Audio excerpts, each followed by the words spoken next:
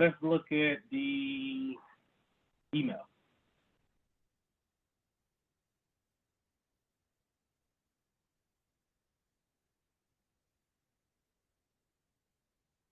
All right, so this came from the service desk, which I had it set up to do.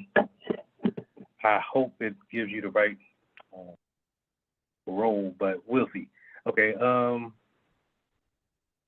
that you're now registered at a hot desk. So yeah, you're gonna use the email for your username, and then copy and paste that password in.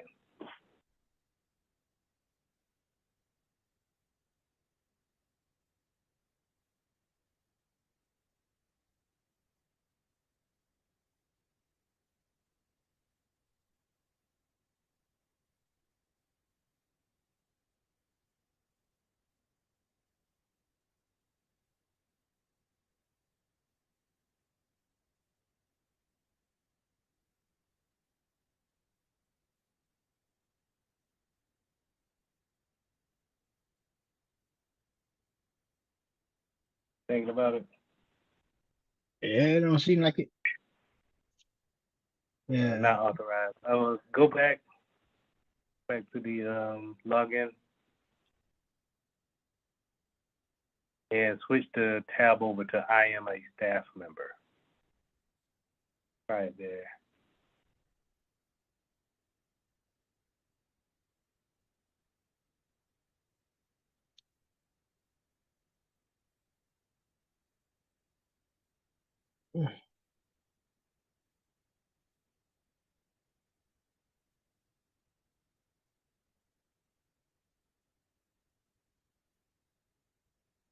Crap. Go to my tickets at the top. I don't understand that.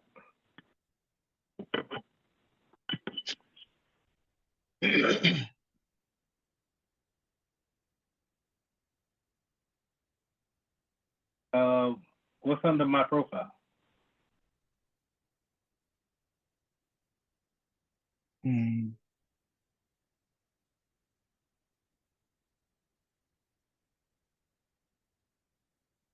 It seems like it already registered you. Let me refresh it on my side. I don't see you in the staff. That's what I wanted you at.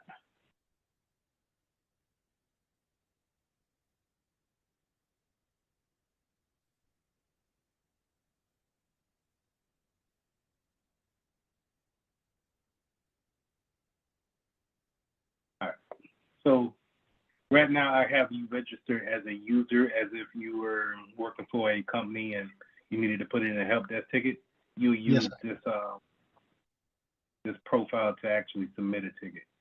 You'll see that at the top. I'm gonna go ahead and stop sharing your screen. I'm gonna share mine and try to get you set up as a staff member. Yes, sir.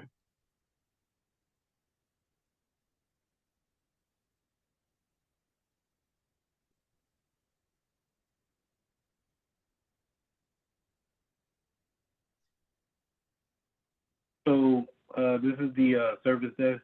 This is what I'm trying to get you to. This is the regular version. Can you see it? Can you see my screen? Yes, sir. Okay. So this is what I want to set you up with, so you can get that service desk experience. So you can see how I do tickets, open tickets, tickets that are actually assigned to me. We were going to go over this one today, unassigned tickets, and then these overdue tickets. But what I want to do is be able to add you on as a staff member.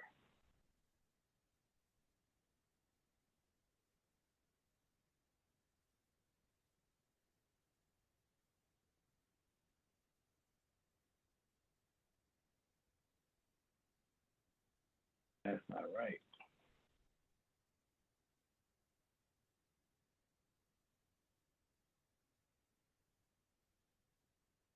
You know what? Let me just add you as an admin. Let me see it. So I'm someplace up here. It just ain't Apparently,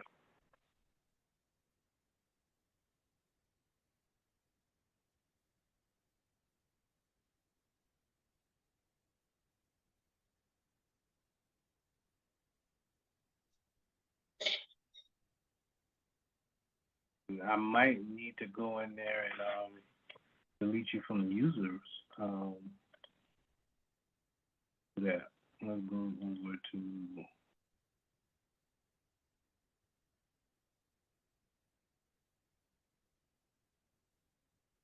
victory.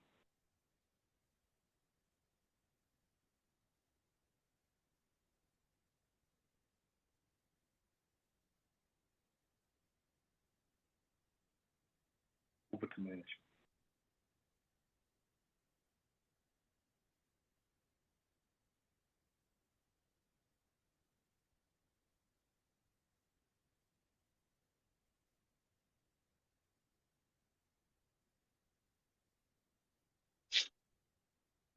Maybe they want to add you as a staff member if you was a user. Maybe I'm still trying to learn it myself. yes, sir.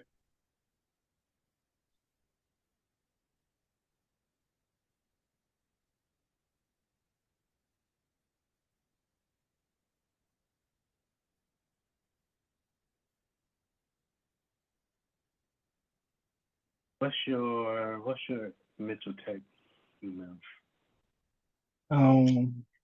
Hold on. I think I got it on my phone. Um, been a while since I I, used that one. are you able to get to it on my email just to see the It's um Harmon at mitchelltech.org. I think I can still get to it. Um, I put it on my phone, so it should be. Let's see. Oh yeah. oh, okay. So hopefully that's in your Mitchell Tech email. Don't know why I didn't want to add that Gmail, man. I try to remember how to get to because it's in the other Chrome browser. Okay. There you go. Now, do I even remember the password to that? um, let's see. Might have to forget it. I mean, I think I forget it. got it. It's been a minute. Give me 1 second.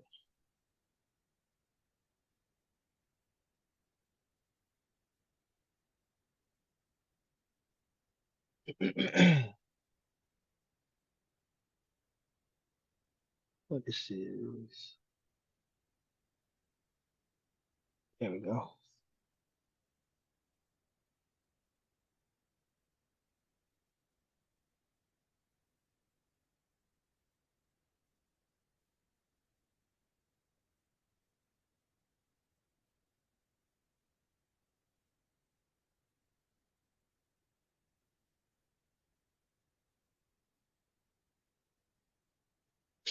All right. I'm in there.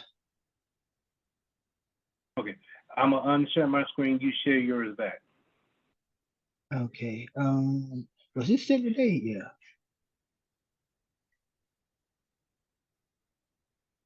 Okay.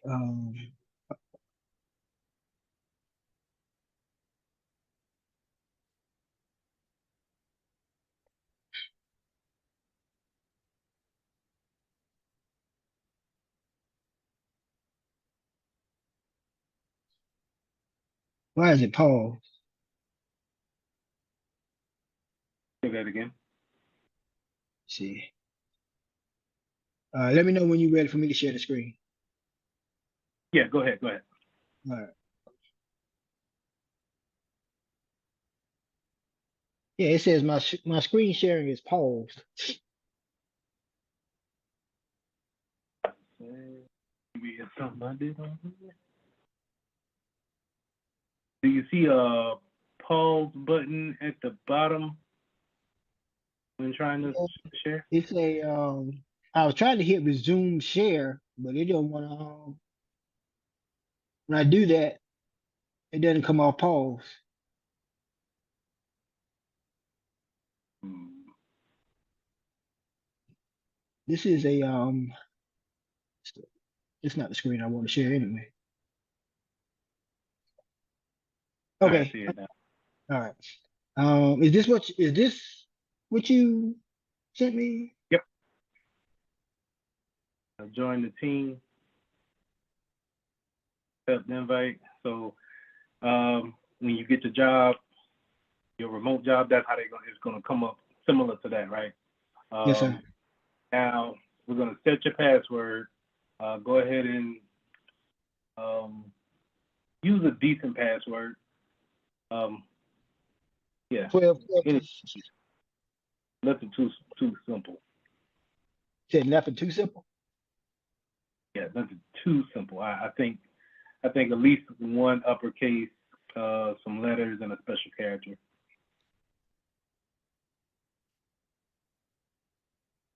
But this next part, I want to see if we need to walk through it or not. But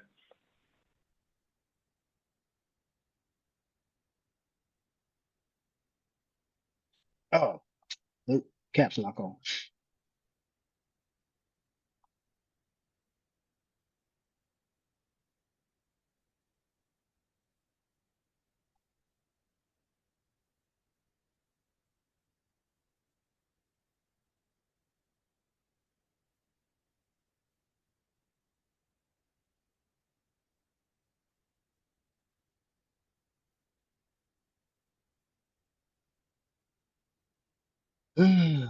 um, it's the Mental Tech email address, right? yeah, Okay.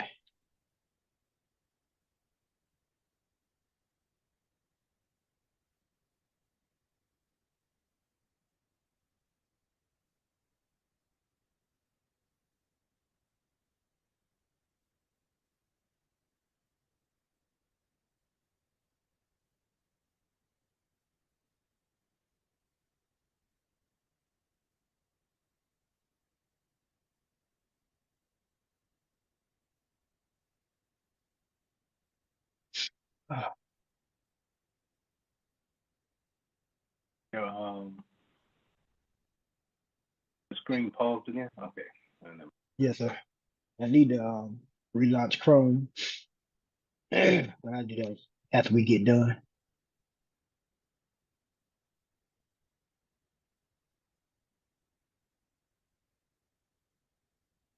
All right. Now, two-factor authentication. This is what I have set up on it. Do you have a authenticator on your phone? I do. I had to have one for Ori Georgetown. Okay. So go ahead and hit configure authentication and set that up real quick by scanning that QR code.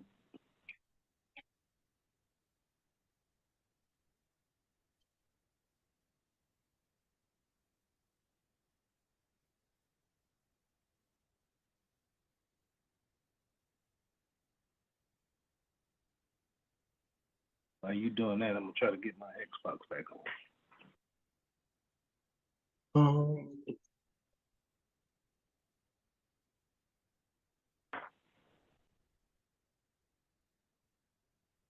oh, this is different. Say it again. Said this is it's not generating the code.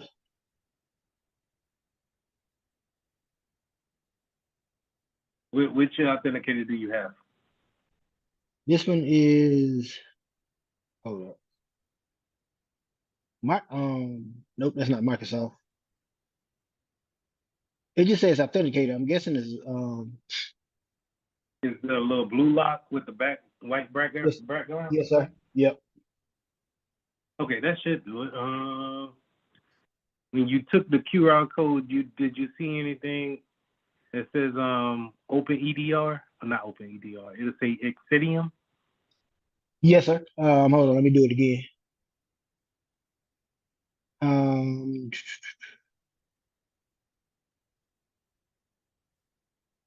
Says O2, I guess PA. So anyway, yeah, it's taking me to open with. Let me try Duo. I used that before too. There we go.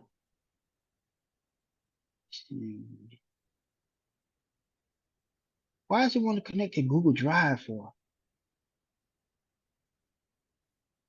Mm.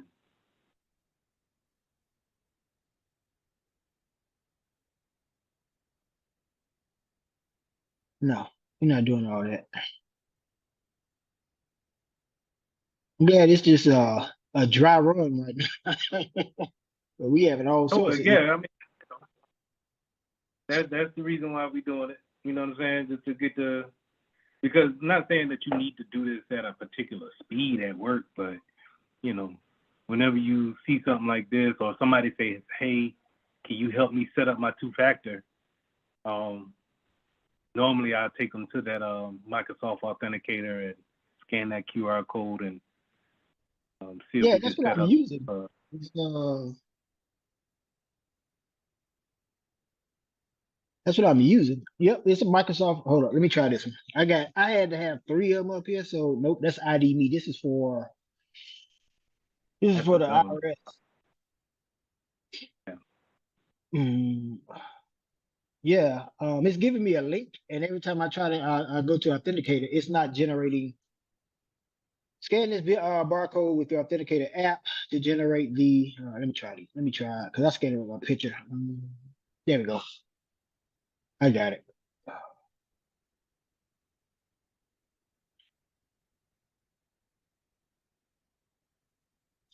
Took long enough, baby. All right, here we go. There we go. Man, they ain't want to play with me. Nope. Now that's tech, man. I'm talking about even play. I don't know why it's like you got too many. You ain't got enough dashes for the lines. Yeah. It's weird. 1, 2, 3, 1, 4. Let's see what happens. Nope, because it ain't gonna light up. All right, It here we didn't go. five digits. You ain't got. You don't have 3 and 3. It just gave me that just now. I don't know why it All right, now this is the backup codes, right? So what you want to okay. do is you want to download this to a text file and put it in a place where you can find it. The reason why is that if you lose your phone or you lose your app or whatever the case may be, and it's asking you for a two-factor and you don't have it, you can always go back to these one of these files codes and put it in and be able to authenticate and then set it up somewhere else. Okay. All right. 6, 7.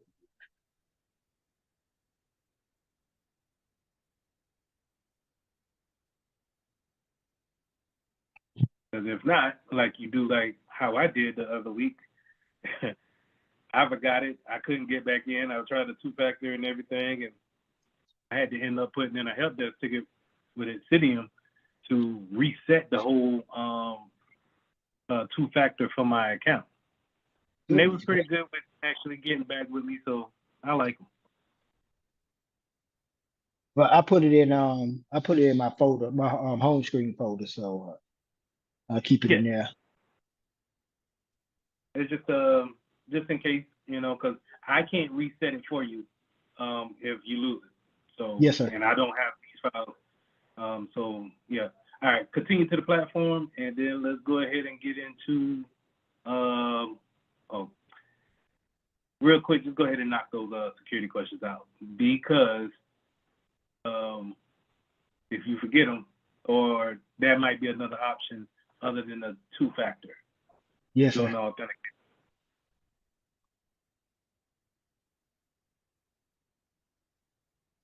Like I said, man, I tried my best to make this platform as intuitive, it's not intuitive, but engaging as possible over the holiday weekend.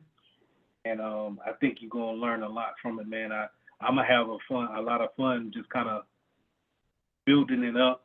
So it's something that me and you can go in there and check on a daily basis, just to kind of get things going. So Yes, sir.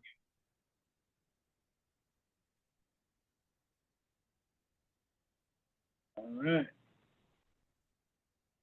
welcome to Mitchell Technology Service Center. My name is Lee. I will be your guide. All right, so go up to applications at the top,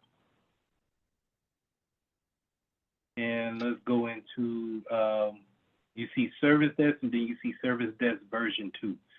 Yes, sir.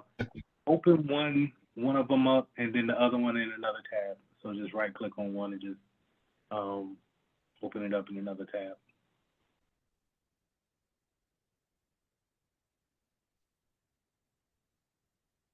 I'm using what am I using? The MacBook. Where my mouse Okay. is? Yeah. No And problem, no problem. We could just, because it's going to be the same thing, just one looks different, right? yes, sir. But this is what I was saying, how you got the open tickets, the unassigned tickets, and then all your other categories off to the left. You got different categories at the top that you can use and navigate to. And I'll let you just, whenever you get free time, just go through everything, see what you got questions on, and just let me know. Yes, sir. But this is just typical help desk, service desk, Q. I think it's CUE, Q. So if they, you get into a business and they say, hey, we done put 2 tickets in your queue, this is where you're going to go at and check those tickets, update those tickets, and then close those tickets. Yes, sir. All right. Now go to version 2 real quick, just to kind of show the difference. It's just an updated version. It looks a little bit more appealing to the eye with the little user icons off to the left, but nothing. It doesn't say anything different. So either you'll run into one or the other. You'll run into ones that we saved a little bit of money, so they gave you version 1, or we spent a little bit more money and we get a little bit more features with version 2. Yes, sir. Okay. But it's typically the whole same thing. Now, users normally don't see this side of the ticketing system. They see what you were logged into the first time. Okay. First time. That hey, you could submit a ticket here, and then they're able to check their tickets in that type of platform. But here, this is where IT people, we go and we check our tickets and then we update them. This is what you call the back end. I guess you could say it like that. Some people may use that terminology, the back end. Let me go and check my tickets, things like that. Any questions? No. I like this. This interface, version 2 interface, look a whole lot better than. Well, I'm not saying a whole lot better. Yeah, it's more streamlined, I guess.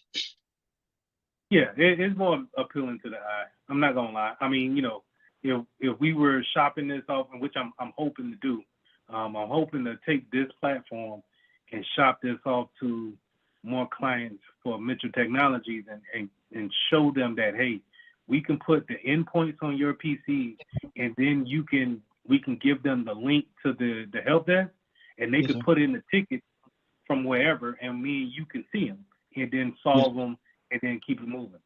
Yes, sir. Now go back to applications, drop that down, and go to RMM.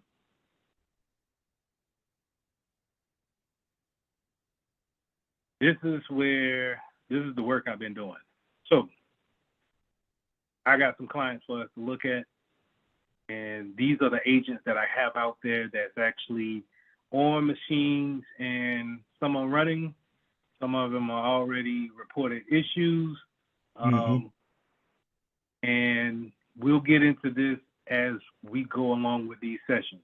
But you can, I got these there, so now you can click on the ones that I highlighted and just look at it'll let you drill so far into like file locations. Yes, sir. It'll let you remote into them, which I would not suggest. But Yes.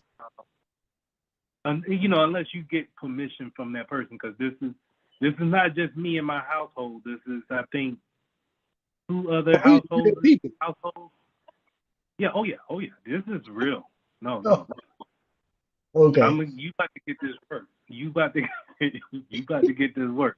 So whenever I say, hey, we have an application out there, we need to make sure this application is off all PCs that's under our care.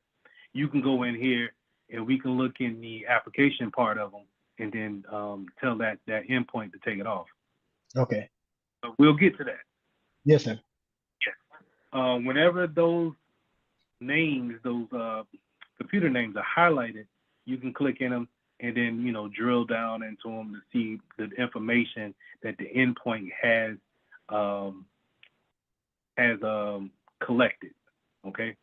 So This is your typical dashboard. Well, this is my dashboard. Your dashboard is at the top, and I'll go over that in a minute. But this is what I go and look at my agent, see what's actually going on. All right, this is what I'm gonna check every morning to see who's out here wilding out, what I gotta do. I got some mobile devices. You see a couple of iPads in there. I even got a couple of Android tablets in there. And I got geofencing on them, so I know the locations of those tablets, those mobile devices. That's crucial for MDM management, mobile device management. So all those things we talked about in Security Plus, this is putting the rubber to the road here. I like this. All right. Now, if you want to put an endpoint on your machine, let me know, or you can just go ahead and download it. I did put this endpoint on some of my virtual machines as well. So, okay. Because remember, your virtual machines are, even though they're sitting on VirtualBox, it may not be turned on. When they do turn on, they're connected to the internet, and they may be up to date and patched. They may not be. So it'll be good if you had an EDR system on it or an endpoint on it to be able to look at it from a high glance, from a high point to see what's going on with it. Okay. What I do then is I use the HP to spin up a virtual machine. Because the MacBook, I don't have enough memory of it. Even with a solid state hard drive, the extra one, I just don't have the extra memory. So I'm gonna spin it up on HP. I think I can create a server and a regular machine, and we'll put endpoints.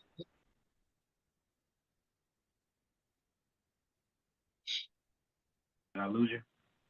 Oh no. I was saying I'll spin those up and then I'll let you know, and we can put endpoints on those two. Okay. All right. All right.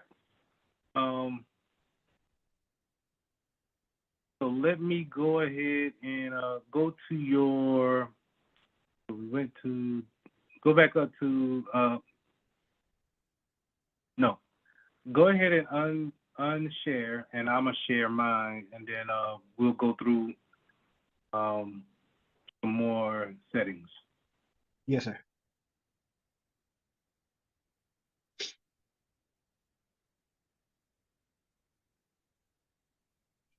All right. So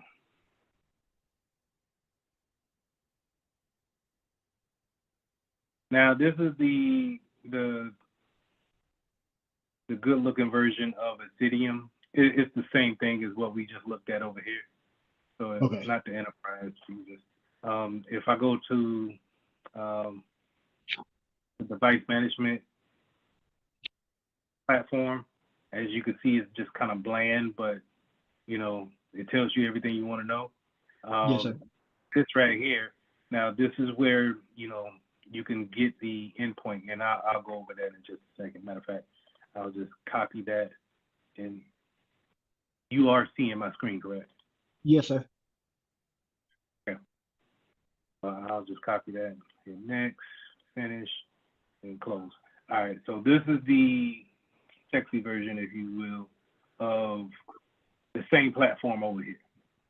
Okay. This is what you would want to, boss walk up behind you and is like, oh, okay, yeah, man, the dashboard looks great.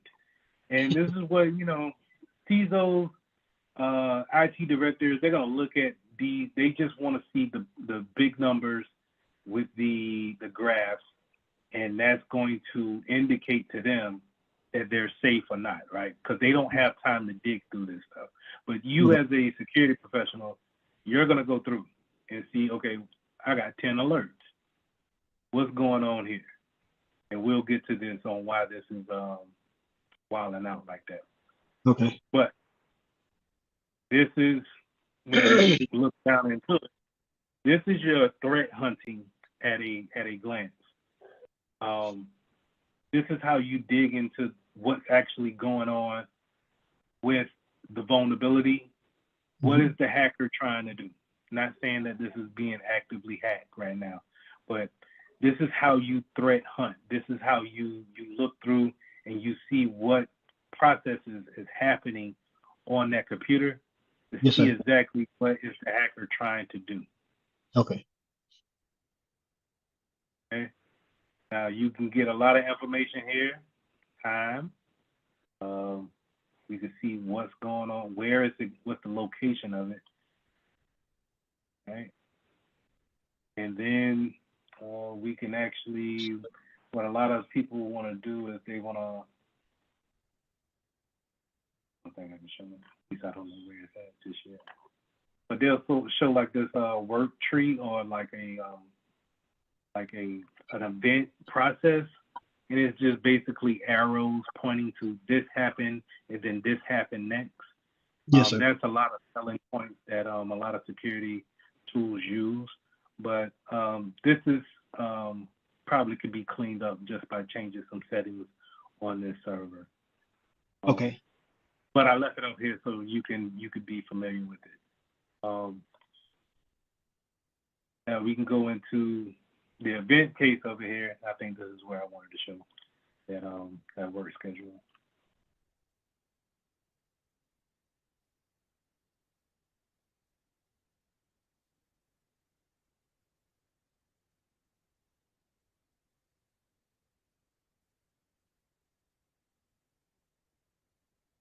I have to find it. But anyway, I'm not trying to go. I will make a session for us to dig deep into this, but just right now, I'll give you a good overlay of what's going on.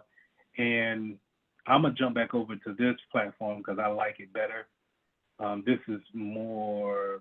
There's too much going on for me. Okay. But if you want to be over there, that's fine too. It doesn't show any less than what this shows. Okay. So the dashboard over here is a little bit different. But you still get your, you get your little nice graphs. Yes, sir. Things to print out to people, getting an overlay of the network overall. So in our network for Mitchell Technologies, we got 2 Androids, at least 5 iOSs. Not at least, but we have 5 iOSs, at least 2 iPhones. I'll say that, and mostly Windows machines. But I like this that it also breaks it down over here into device types too. Yes, sir. When people ask you what's in your network, it's nice to say, hey, take a look at the dashboard and say, okay, yeah, man, no, we only got 1 server in the that we're tracking. So if you see another server that's out there on the network, then we need to take a look at that because we should only have 1. Yes, sir. I'll go over ownership whenever we get to that, but it's basically you could set up different types of ownerships as far as let's say if it belonged to the legal department, HR department, so on and so forth. Yes, sir. And then the all important, what versions are we on?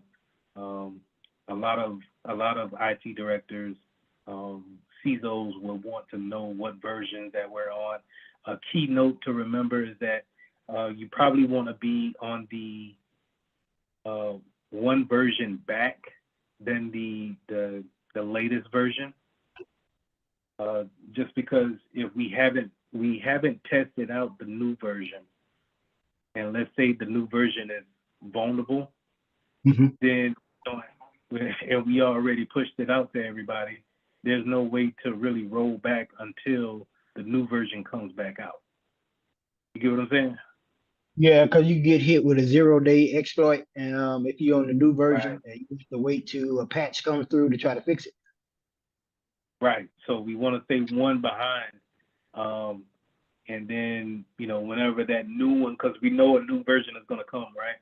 So Yes, we sir. just whenever that new version comes out, we'll make a way and make sure that we're not vulnerable for the one that we're going to jump to. Okay.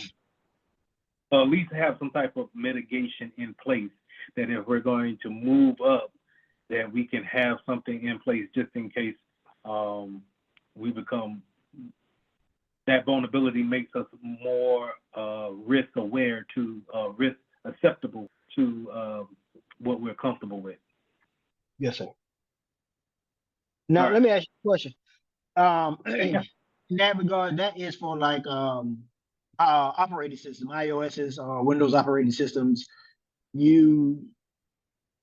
What I'm looking at here is regarding Android, Windows, and Mac OS operating systems that you want to stay one version behind. Is that what you're referring to? No, no, not in regards to that. But you can look at it. So we'll have a conversation about it, right? So if we're like in our network here, let's say we call this give me a business name. Harmon Enterprise. Okay. So for Harmon Enterprises, we got these clients out here right now, and we're saying that, hey,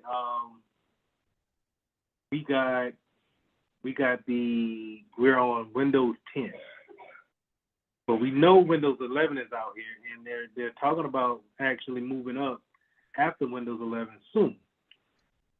Well, me and you will sit down and take a look at it and say, hey, all right, can we move up to 11 because 11 is more secure? You'll say, yeah, we can. Any applications that can't work with 11? No ally applications can. Okay, then it'll be better for us to just go ahead and eliminate the vulnerability of being on a later version of Windows and just move up to Windows 11. Yes, sir. Now, in certain cases where, like, I'm working for the industrial industry, a lot of our equipment, those conveyor belts, a lot of machinery can't work with anything but Windows XP. Yes, sir. So what do? We don't want to move, but yeah, we can move up to Windows 10 or Windows 11 and leave XP up behind, but then we can't use the conveyor belts no more. Mm-hmm. So me and you will sit down and say, okay, all right, since we have to have XP, they can't be on the internet. All right, because the application could probably work without the internet. The application just needs to tell the conveyor belt just to move to the left, left. That's it. It doesn't need the internet for that.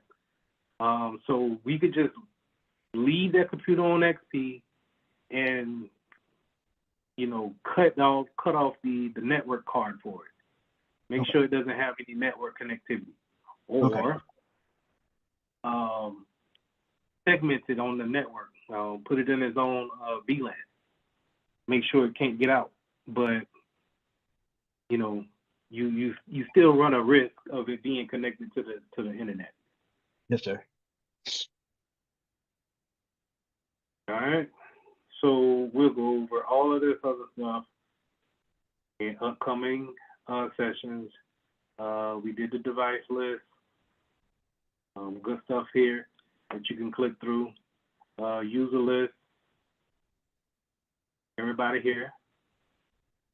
All right. Now the configuration templates. This is like GPOs.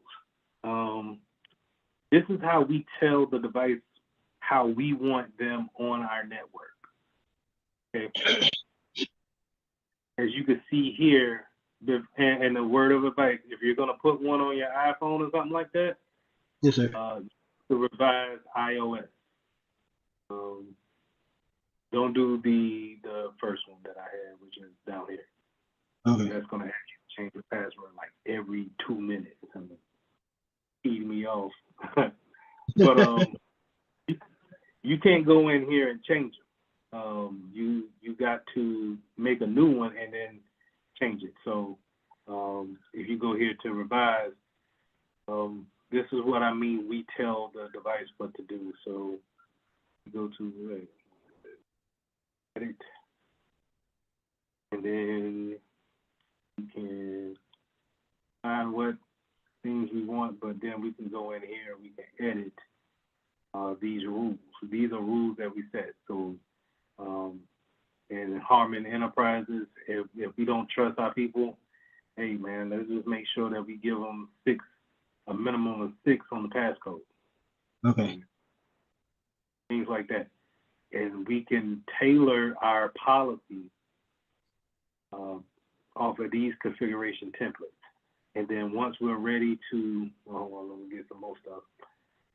We can even do this. We can lock it down if we really wanted to. No, you can't install nothing. No, you can't uninstall nothing. No, don't use the camera. No FaceTime. None of that. I don't want no hotspot or nothing. We can do all of that here by editing and pretty much just unclicking.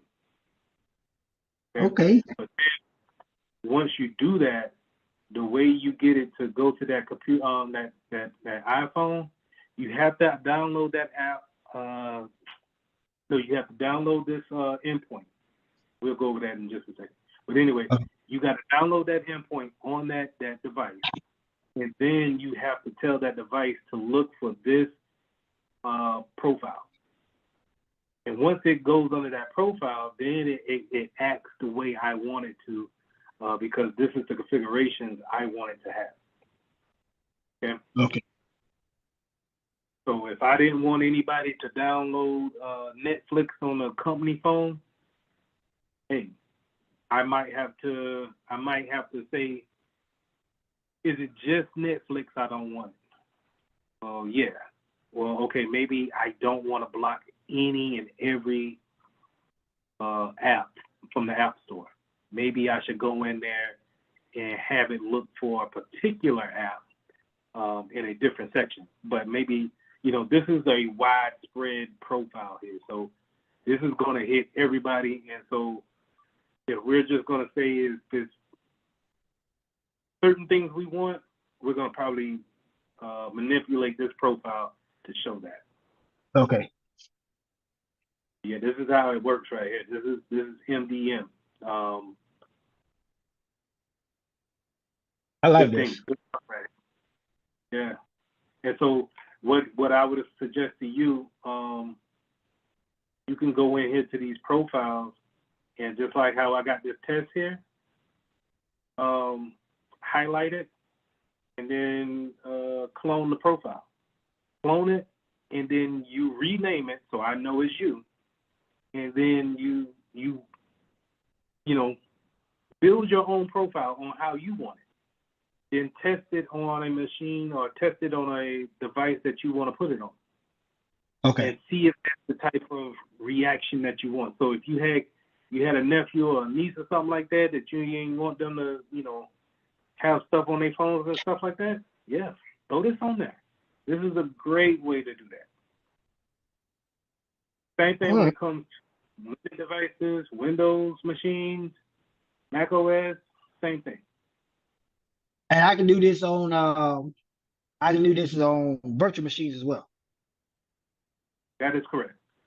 Okay. So And let's jump to, go ahead. you can you go back one screen? I want to make sure I get the right profile that I'm supposed to use. You want me to use the revised iOS profile as the template, or it could be any of those? You can do any. Once you clone it, it's yours. I don't Okay. care. All right. It doesn't matter because what you're gonna do is you're gonna come in here and do this. Let's say we want to clone this Linux one, right? We're gonna click this little. We're gonna select it here in order to give us the options at the top. Okay. It's great out here, so we're gonna select it. Then I say, okay, I clone it. It's gonna automatically drop that down. I say this is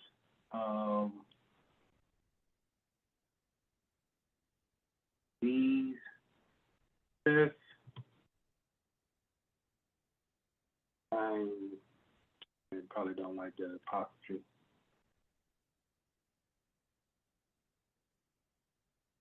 Testing out this new clone it. Now it automatically throws me in, but now I can go through, and if I had me a Linux box that I wanted on this profile, I can go ahead and throw it in here. I can go ahead and configure my antivirus to scan whenever I feel like it. This is what I'm going to do. Schedule scan. Real nice stuff. Go to my updates.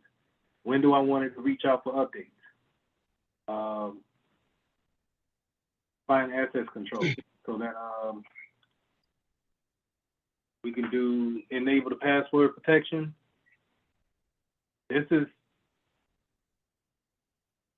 what we do whenever we're gonna, let's say we got a new client. Let's say, yeah, like you just joined the company. This is what I'm gonna do to your computer before I send you the computer. This is why you can't just do whatever you feel like doing once I give you the computer. Yes, sir. Because this is what we call locking down or hardening. I'm going to set the configurations up to what's the standard of the business. And then once I give it to you, and let's say you put in a ticket and say, I can't install iTunes on my my MacBook. Well, yeah, that's because it's not an authorized application for the business. I prevented you from doing that from the get-go. Okay. And it's done all here with these profiles. All right. All right. I like this right here. We'll get into data loss prevention too. This is good too. Yes, sir. But yeah, play around with these profiles whenever you feel like it.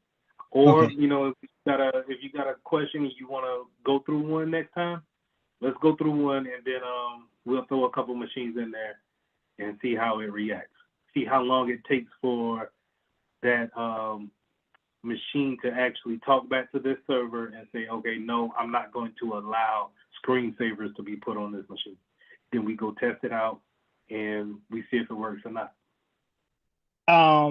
When do you want to do the next recording? I asked because during that time I already have the servers and the Windows virtual machine configured, but I would also like to put the endpoint up there in real time and then create the profiles for them. Walk through it. Do it. So you want to put the endpoint on there and do a walkthrough of it? Yes, sir. At the same time. Okay. Yes. When you want to do the next one? We do it on Sundays, right? Yeah. Let's do. I was looking at the wrong month. How does the seventh sound? Is that good? Yeah, that's fine. That's fine. Okay. At the same time. Yes, 3? sir. Yes, sir. No, we did 4 today. Yeah, yes, sir. Okay. Yeah, that's fine. Right. Let me finish running through this real quick. Okay. And yes, then, sir. If we run over, is it cool if we run over a little bit? Yeah. That's fine. Um, so the security part of it, the endpoint, and this is where the antivirus is highlighted here the most. I think this is a highlight of this Exidium platform, just because it's a response tool that not only can it scan and look for a virus, it can also respond to it and isolate the machine and so on and so forth like that. People are paying hundreds of thousands of dollars for companies just to have this type of technology on their machines. So having that endpoint there, man, it's a big thing. I think this is if I can get this into a school system or a small business, and we could see this on a larger scale, you'll really get to understand where I'm coming from when it comes to the value that comes along with it. Let me ask you another question then. I have Trend Micro and Malwarebytes on both my computers, laptops.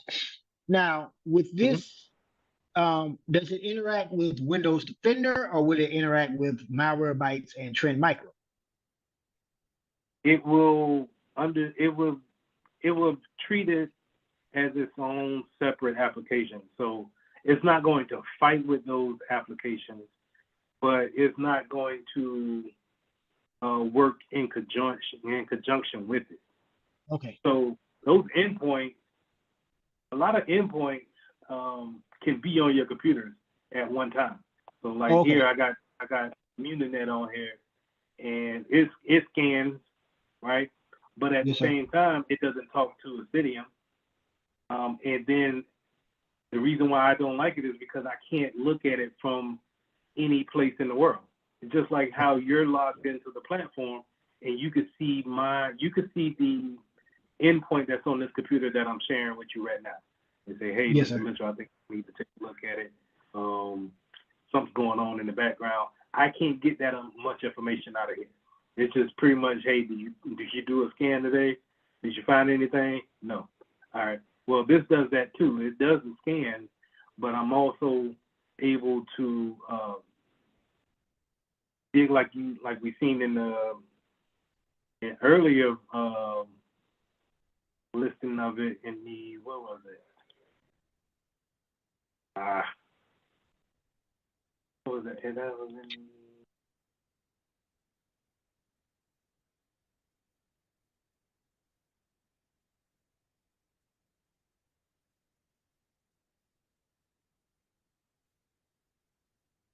my bad for the silence. It's all right. We're learning as we go. I just seen it. We were just on it, right? Yes, sir. But I'm trying to. Is it endpoint stats? No, I was talking about the where it showed the threat hunting piece. Oh, is that not the? Is that not one of the other tabs? It was over here. Yeah, you're right. All right. So like your regular EDR, Malwarebytes, things like that, the company of, whoever works for Malwarebytes or Microsoft Defender, they will see something like this that could be able to dig further into the files. But us being able to see this type of stuff right here, gold, man. And then you can investigate. And once you start putting all this stuff together and, you have a case on, you have a hunch, you see something in your firewall rules that says that, you have some strange activity, and then you get to, isolate that one machine. Let's take a look at the strange activity from the logs. Let's see if we can look at it here on the endpoint security portion of it. What did the endpoint see? And start digging down into it. Because more than likely, your regular your regular AV scan is not going to see this deep into the files of, Okay. hey, you actually got a memory leak, or this doesn't look, this, for some reason at some point in time,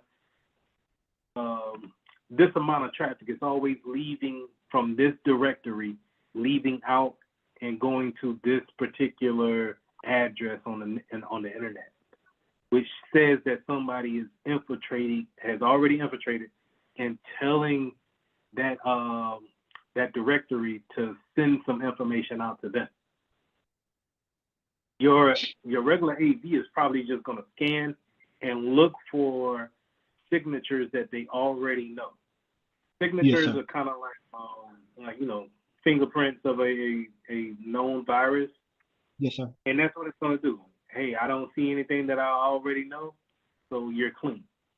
This looks a little different. This looks deeper into it, and then if you had some people that know what they're looking for, then actually start to realize if you've been infiltrated or not.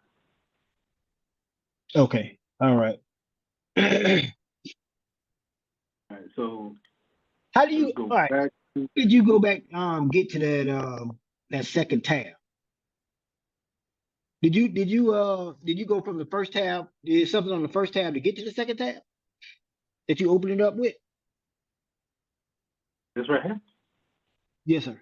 Is there a tab on the first tab or a link on the first tab that opens up the second tab? What tab? What tab are you talking And about? so go back to the first tab, the on top, where they say edit meeting Zoom, and then the first one. This Yep, one? that one. Yes, sir. So what did you How did I click? get to the enterprise? Yeah. Okay, hit right here, Exidium Oh, Enterprise. okay. All right. Okay. Let it do its thing, and then once it generates, you'll be able to go through. Okay. All right. Thank you. No problem. All right.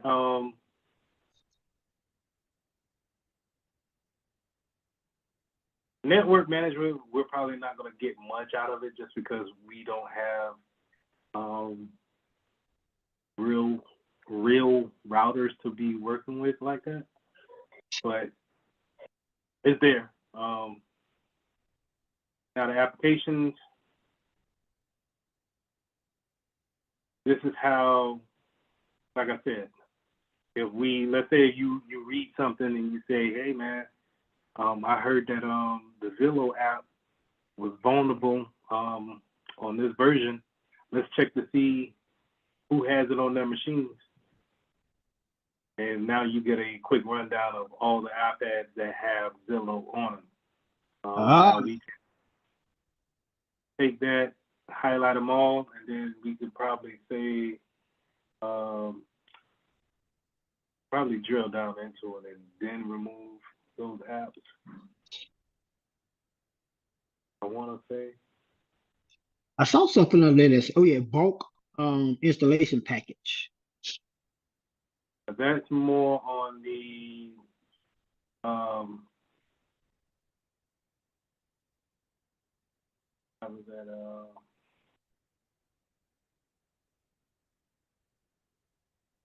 this bulk installation package is okay. Let's say if we were working at a big university.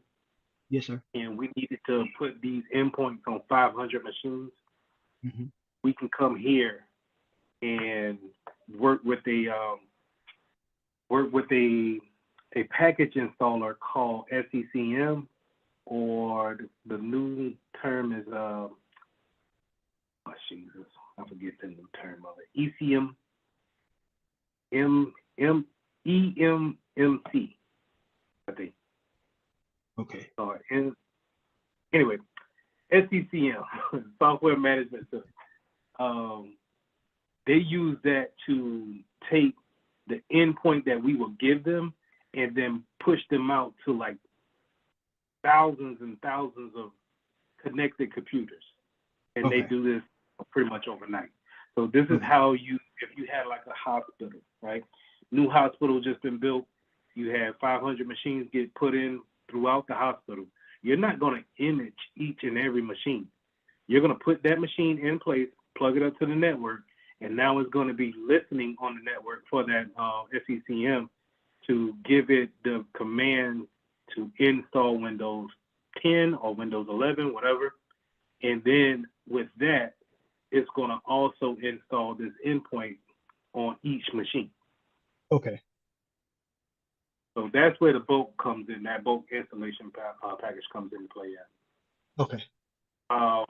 But with this, these applications, we could possibly go into each device and then probably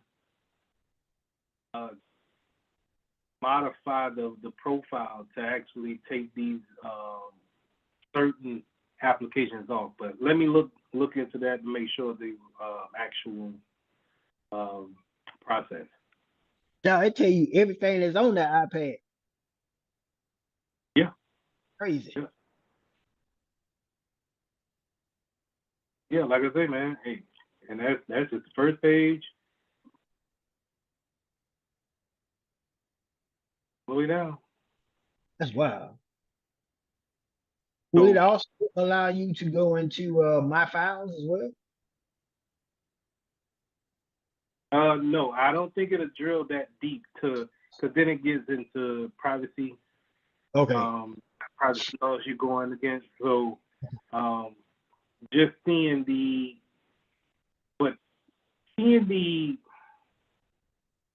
being able to see that much information is already intrusive enough. Yep. But to actually go into a particular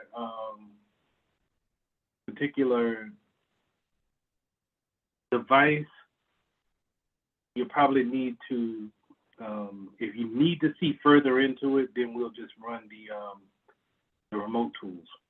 Okay.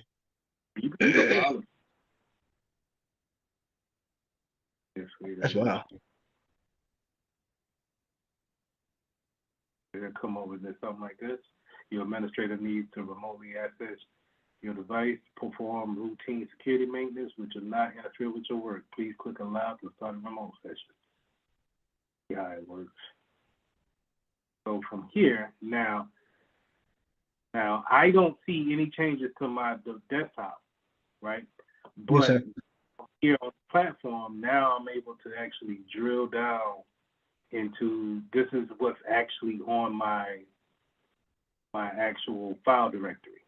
Okay. Let me show you here. If I were to go to, let me see, there is program file. So see, you'll see how these kind of match up with each other. Intel, OEM. Yes, sir. Oh, this is how, if I wanted to see those files, but I don't know if I can actually open those files. Okay.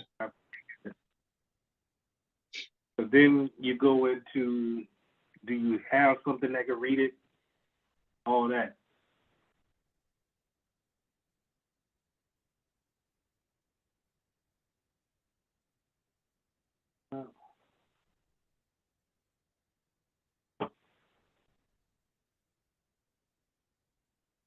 I can download the file.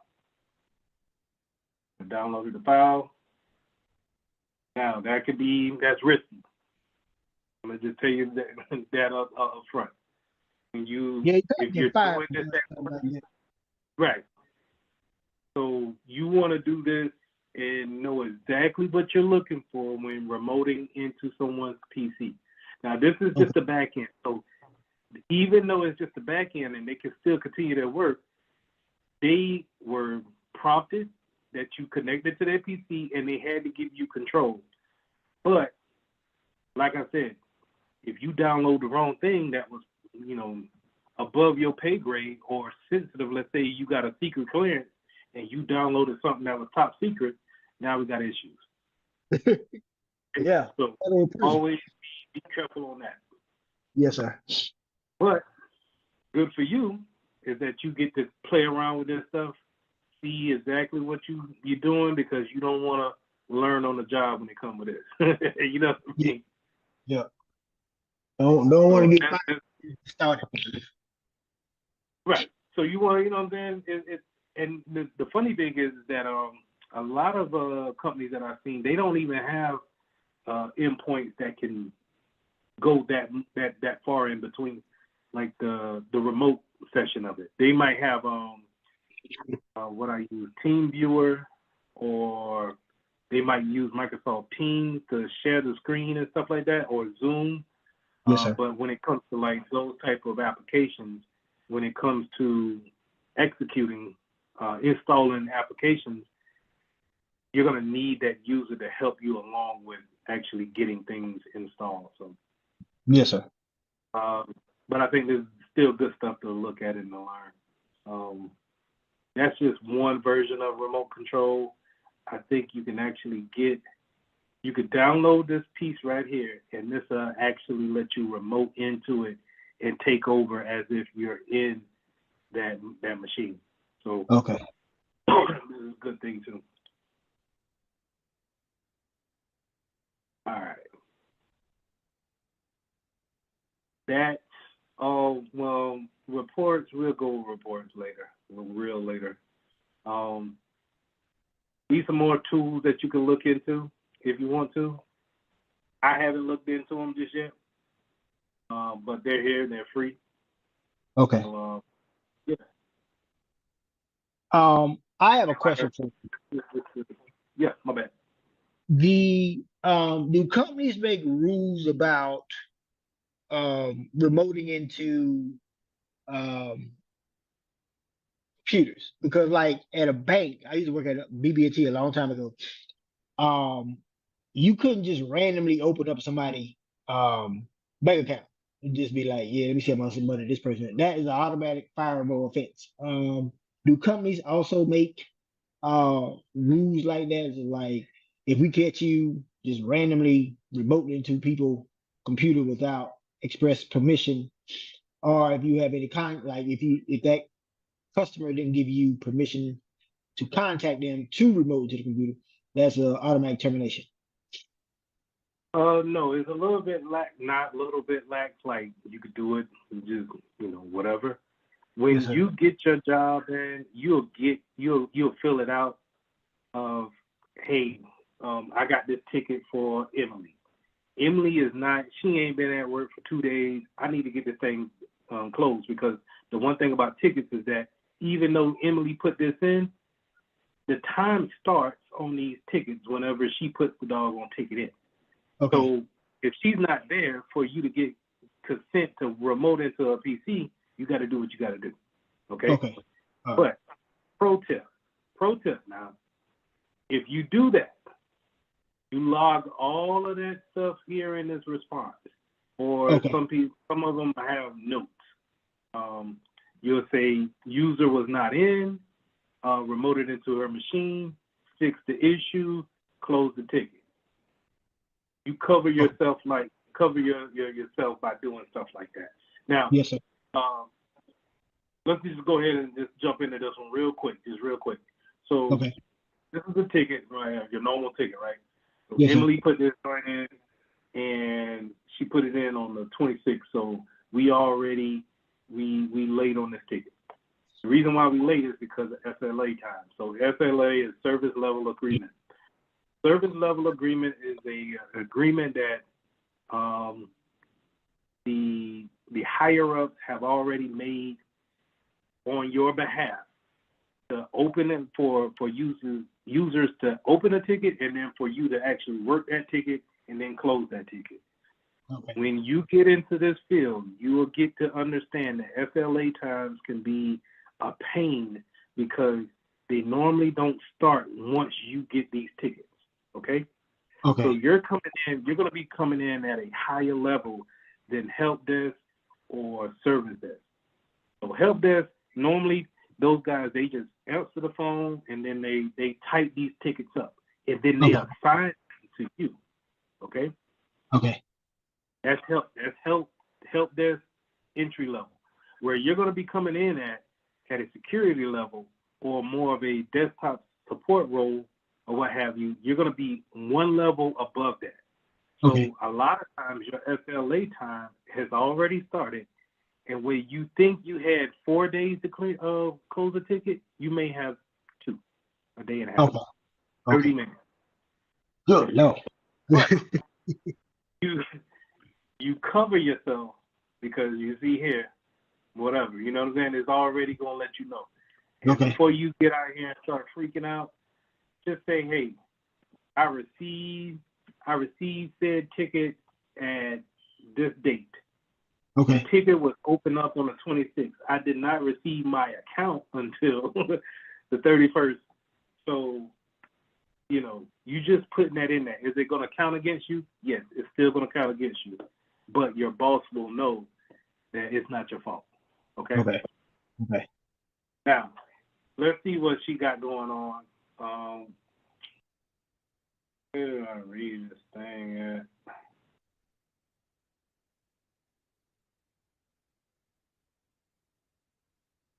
Did I not do it for her? Oh, okay. So you go down here. This is the issue. I'm having trouble setting up my work email on my iPhone using the mail app.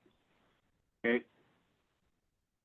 All right. Now, that's just troubleshooting it.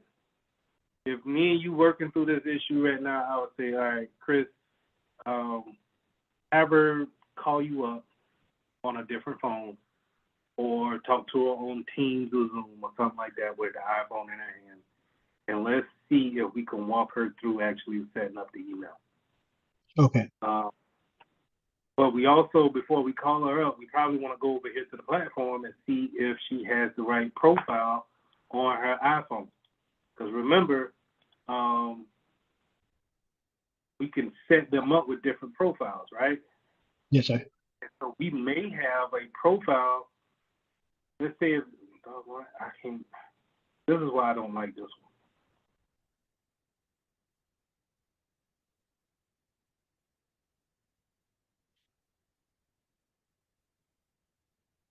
We set them up with different profiles here, Will.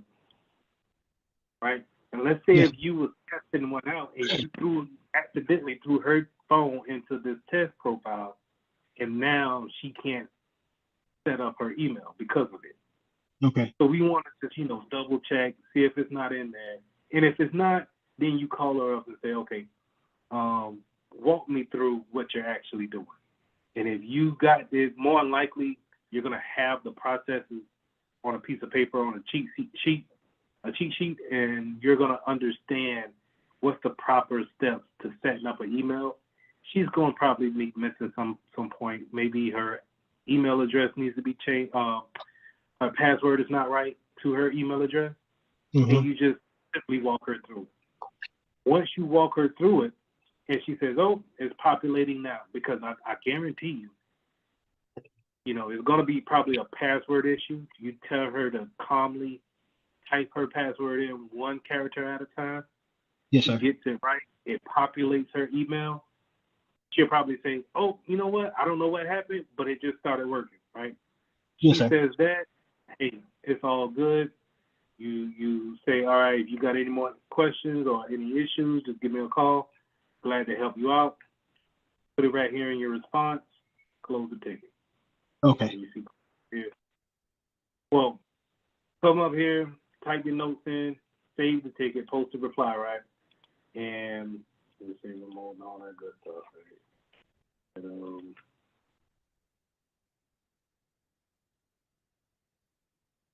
right. Then close on reply. Post. You can just go to your next one. That's Sarah. We overdue for this joint. What Sarah talking about. I wish it showed here. I'm gonna see if I could change that. Because normally I just scroll down a little bit and then I see the issue right here in the middle. Okay. This is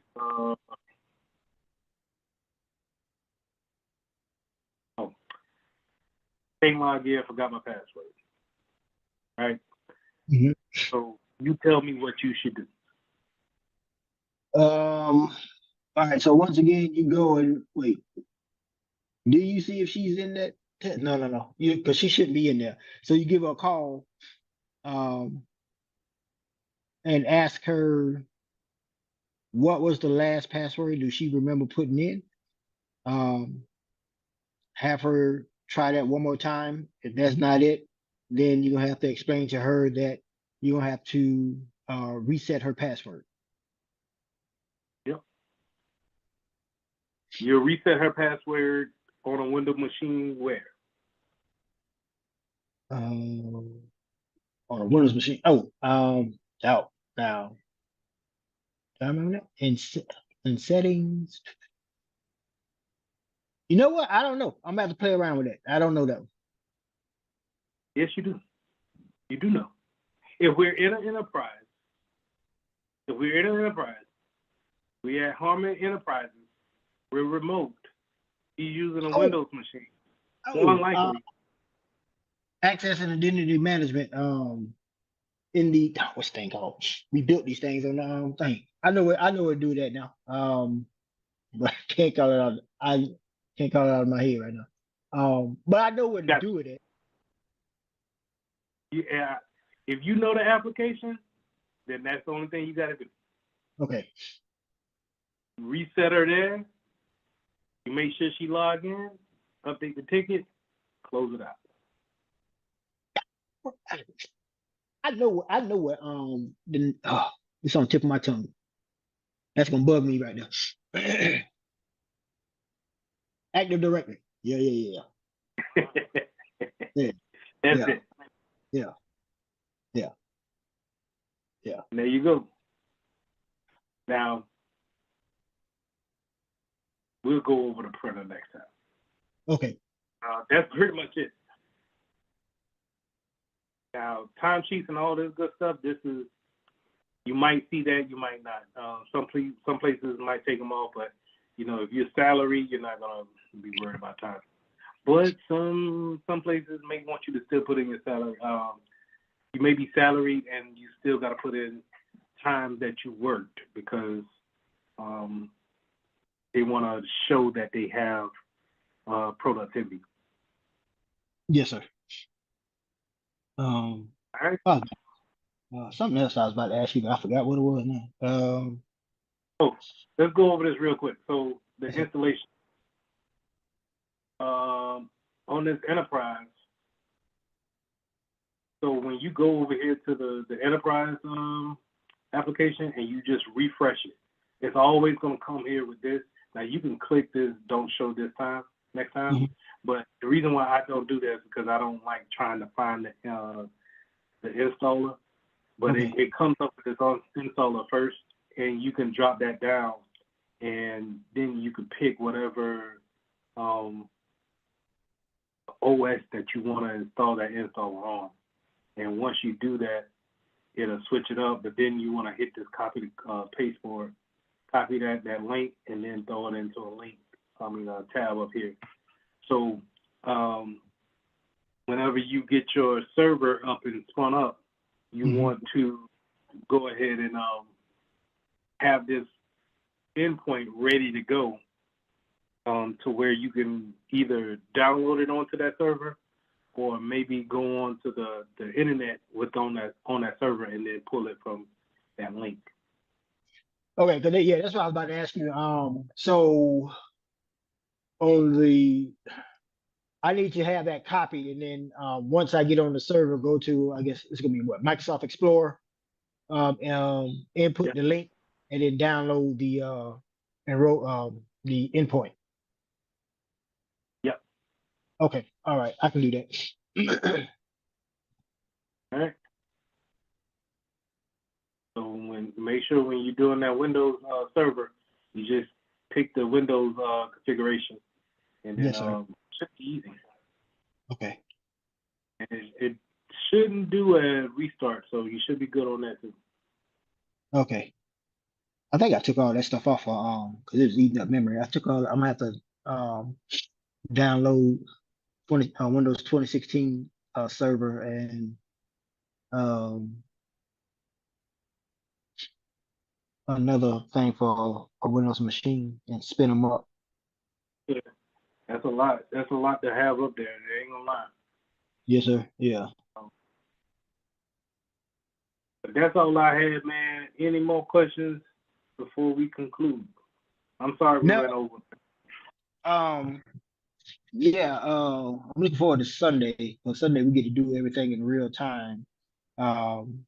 And the more I practice with it, I think the better, the more comfortable I feel about doing everything. Yeah, I Yeah, like this. This is a gold mine right here. You just happen to find yeah, this? yeah. I don't know. I forgot how I came across. No, I was looking for open source applications to do videos on, and I've seen Ethereum before, but then I was just like, something just said, man, just dig into it. And when I opened it up and went into the platform, I said, oh, this is it right here, because I was looking for something else to replace Astra with, Yes, sir. and Astra went there and changed up the profile. I was like, nah, I don't want to go back with them because I.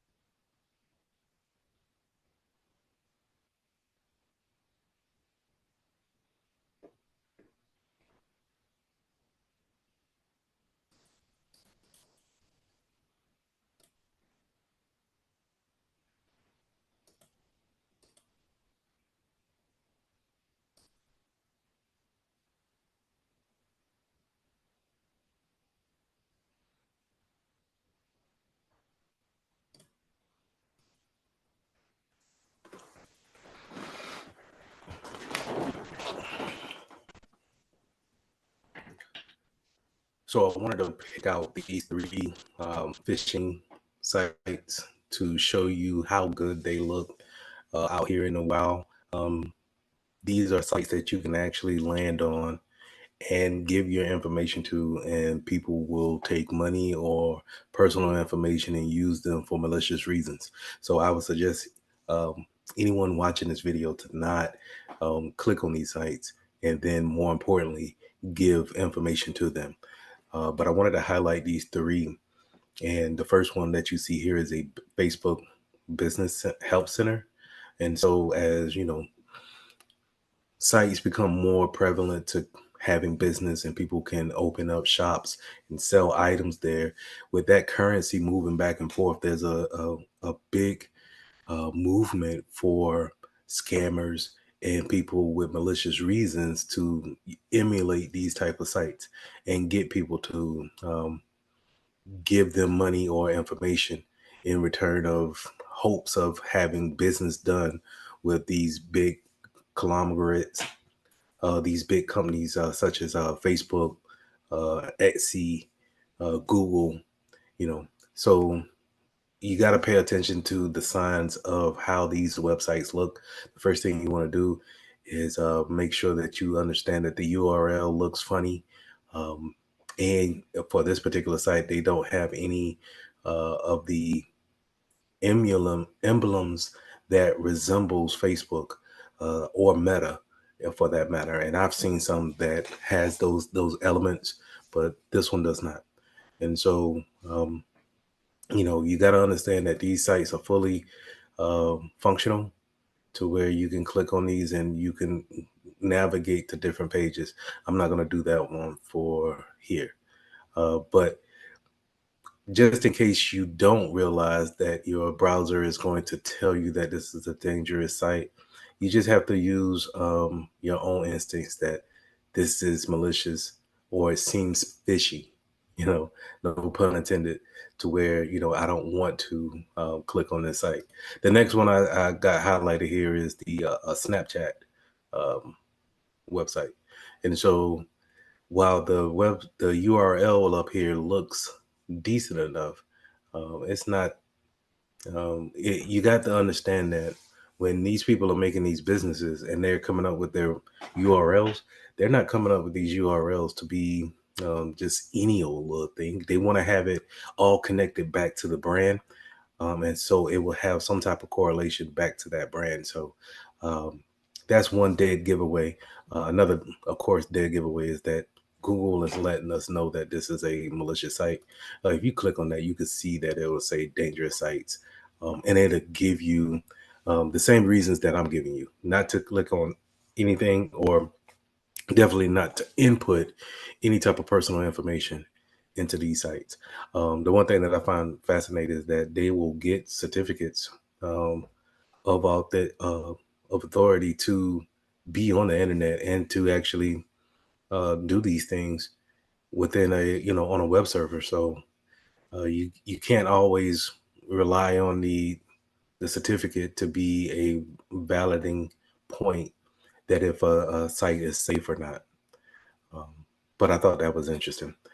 So yeah, they want you to put the username or email into this box, and then you're able to click on and see what's next. Which I, again, highly suggest that you don't. So you see how that happens, right?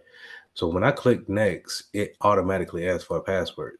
Now, for most sites, when you don't put in a username or password, I mean a username or a email address, some type of identifier, it does not allow you to just put in a password. But for this site, it automatically did. So that's on their developer part. To their developers who kind of skip that step to to get the first part. They just really want the password, and I could see them, kind of trying to just get any password, and then maybe trying to brute force a different list of usernames that they may have. But I'm clicking here on the I to try to see what I typed in, and I can't see it. So that's another flaw. Um, and I'm just typing in random characters, so no need to worry there. But let's see this. I'm going to right click here and try to open up this in a new tab. And I want to see if it's still, you can see open up in a new tab, and it's still, Google is still letting us know that this is a malicious site. So it goes deeper into a website. It's not just one page here. It's another page where you can set up an account. So let's go and let's take a look at it. Okay, so you get the full for not found error, which is good in our case. Let's go back and see if we can. I want to show you guys how sometimes they would even have points back to the legitimate site. So let's go to support down here in the bottom. Does that do anything? Careers, maybe? Nope. Maybe the privacy center. So none of these links down here are active. So another dead giveaway that the website is not working. Maybe you shouldn't, go up there and give personal information. So just to let you know that even Snapchat, a social media site, will be, uh, a good place for a hacker to actually set up their phishing scams. So let's go to the last one. This one looks really good. And it tells you here in the URL, it's a Netflix clone, done on my code wave. Um, yeah, I mean that looks really good, right? And if we can see if we can type in a Netflix legitimate account, very similar. So this is the real site here, as you can see, Netflix.com.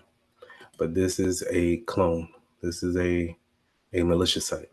Now the thing about that is that Google doesn't tell us that this is a malicious site, right? But would you trust going to something that do you think that Netflix, the company, will have their URL say that it's a Netflix clone here in the URL?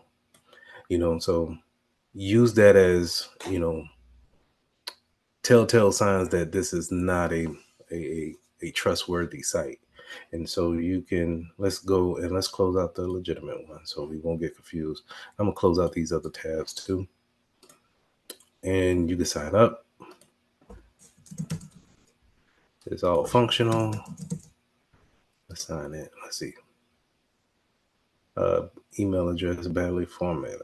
Okay, no problem. Let's put an @ sign, and let's say it's a Gmail. See what we got. There's no user corresponding with the identifier. The user may have been deleted. Okay. So let's put a more believable one. Let's say it's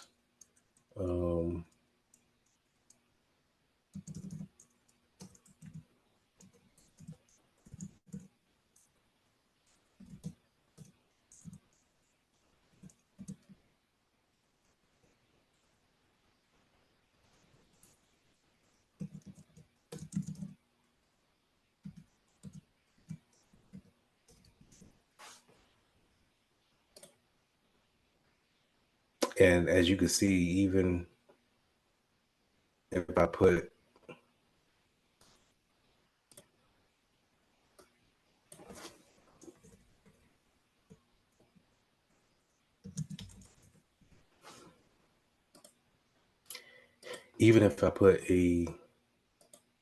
as you can see, even if I put a believable email in there, it's still giving us that error that, hey, nothing in our database is showing that this user exists. You may have a problem. And so if you see that error the first time, let's say you fell for this type of phishing scam, you fell for that, 9 times out of 10, you're going to constantly put that email and the password in there, try to do different variations of it, right? Because that's a human natural thing to do. Well, on the back end, what they're seeing is that there's entries coming in, and they're going to take those entries and then try to use it wherever they think. So yeah, we could go back and use it on your real Netflix account, and maybe go to your account settings and see what type of credit card that you have linked up to that account. But why stop there? 9 times out of 10, you're probably using that same password for other accounts too, right? So if I can get a little bit more information on you, maybe I can figure out and use that same password on different accounts that you have. And I think that, those are clever ways that hackers find out how to get information from us and then actually use it against us because of our humanistic nature, just you constantly be in a repetitive mode. So those things I just wanted to highlight in this video, and I hope that you guys take advantage of stuff like this and just kind of look at, make sure that you pay attention to the sites that you go to, especially on your mobile devices, your tablets, and your phones. It's hard to see the URL on your phone or on your tablet. So it can just look like this, cropped out with the URL and just it looks legitimate, but you're constantly getting the error that you're in the wrong spot when it comes to signing in, right? So just be careful, be mindful of those type of things, browse safe, and we'll see you in the next video.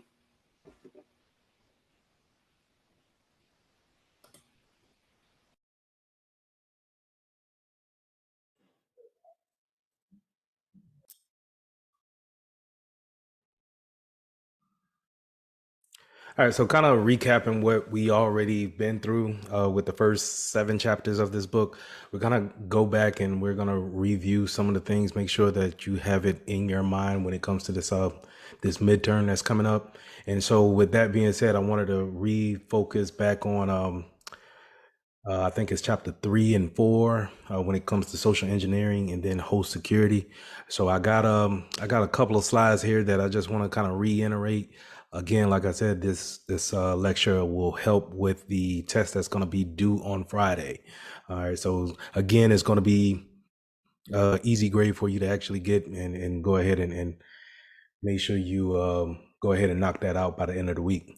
So let's get started talking about ransomware. And I got a couple of articles here that were published not too long ago about ransomware that's in the real world, that's actually being applied to different types of settings, retail stores in this particular manner, where people are clicking on different things when they're at work, right? And so I want you guys to really think about that it's not just your corporate jobs or your school settings that ransomware is applied. It could be working at Chick-fil-A or Foot Locker or any place really that has a internet access and could get access to any type of malware that can apply the ransomware. Okay, so let's go over what ransomware is. Ransomware is just applying encryption to the data that we already own, right? So just like how for the homework assignment, we took that document that we created and then we applied a password to it, it applied encryption, and therefore now no one can get into that document unless they have the password. And that's exactly what ransomware does. It's just with the different factors that it applies the password, it applies that encryption, and now they're asking for a ransom of whatever that they want to charge to release the password or release the encryption that's held onto those documents. So that's ransomware in a nutshell, and it's run rampant as far as how it's distributed out. So they can, send you a phishing email, and then they have you to click on a link, which in turn applies the ransomware malware to your actual PC. Now it locks up your whole hard drive. Remember in earlier sessions, I said that you can actually encrypt your whole hard drive, and now you need to know that password in order to look at different files that's locked onto that hard drive. And well, ransomware works the same way, where it locks up that whole hard drive, and now it's just asking for a password to actually release the information behind it. So it's actually doing exactly what it's meant to do. It's just used in a malicious way of saying, hey, I'm going to trick you. I'm going to use social engineering to trick you to click onto this link. And then now I'm going to install ransomware onto your computer and be able to ask for $40,000-$50,000 in Bitcoin in order to release that password. Okay, so here's another case of it where the U.S. government kind of warned schools, that being from grade school up to higher education, technical schools, any type of school system that is now online driven, that there are probably going to be more ransomware attacks upon your schools, right? So let's look at it from different standpoints, where if I'm Harvard and I don't really train my staff and faculty to be aware of ransomware, I could be at Yale and apply some type of ransomware to Harvard's files, right? And I can apply that attack to my to someone that's in my sector competing with me. And now, since I have applied ransomware, that school needs to come forward and says, "Hey, we have been attacked, and we need to pay a ransom of $250,000 in Bitcoin to the attacker." And what that does is that um, not only does the school miss out on the actual financial piece, but they miss out on the integrity of the school.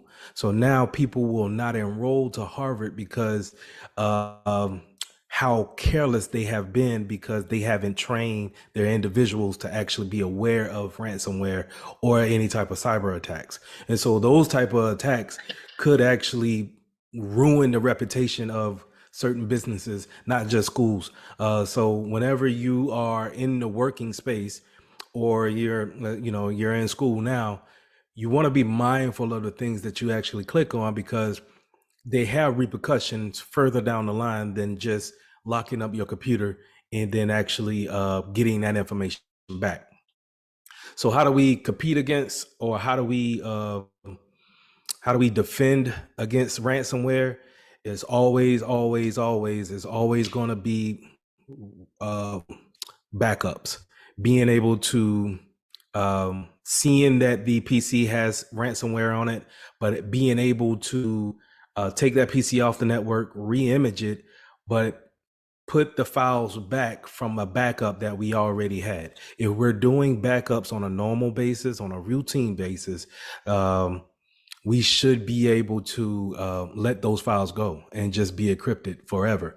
But the thing is that we're going to take it off the network and re-image it. When you re-image it, you're taking it back to a factory setting. So it's just like kind of like doing a factory reset on your phone right before you sell it. Same thing can happen to your computer, and we wipe all the information that's there. So if someone puts a password on it, locks it up, we can wipe it, factory reset, quote unquote, re-image, and then now we can say, hey, let's put the files back on, because we have it offline. We can put those files back on, and we'll act like as if nothing really happened, right? Now, in a business standpoint, that's all fine and dandy, but when you have a ransomware attack like that, you need to inform the public. Okay, so that goes into the more legal side of things, and you actually need to let your customers know that, hey, we have been under attack and we have fell victim to this attack. Okay, so remember, the way to defend against a ransomware attack is always re-image, and then, well, I'm sorry, it's always replenish from a backup. Okay. All right, so moving on to a hoax. A hoax is just basically misinformation of a type of a story or some type of information that people are looking for. And what we're going to basically do is just mislead them. We're going to give off some type of indication that this is not true, and then make them believe that, right?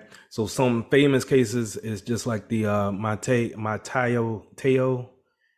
Menteo, I'm sorry, story. I think that was in 2005 when that kind of happened. You know, catfishing was really big back then.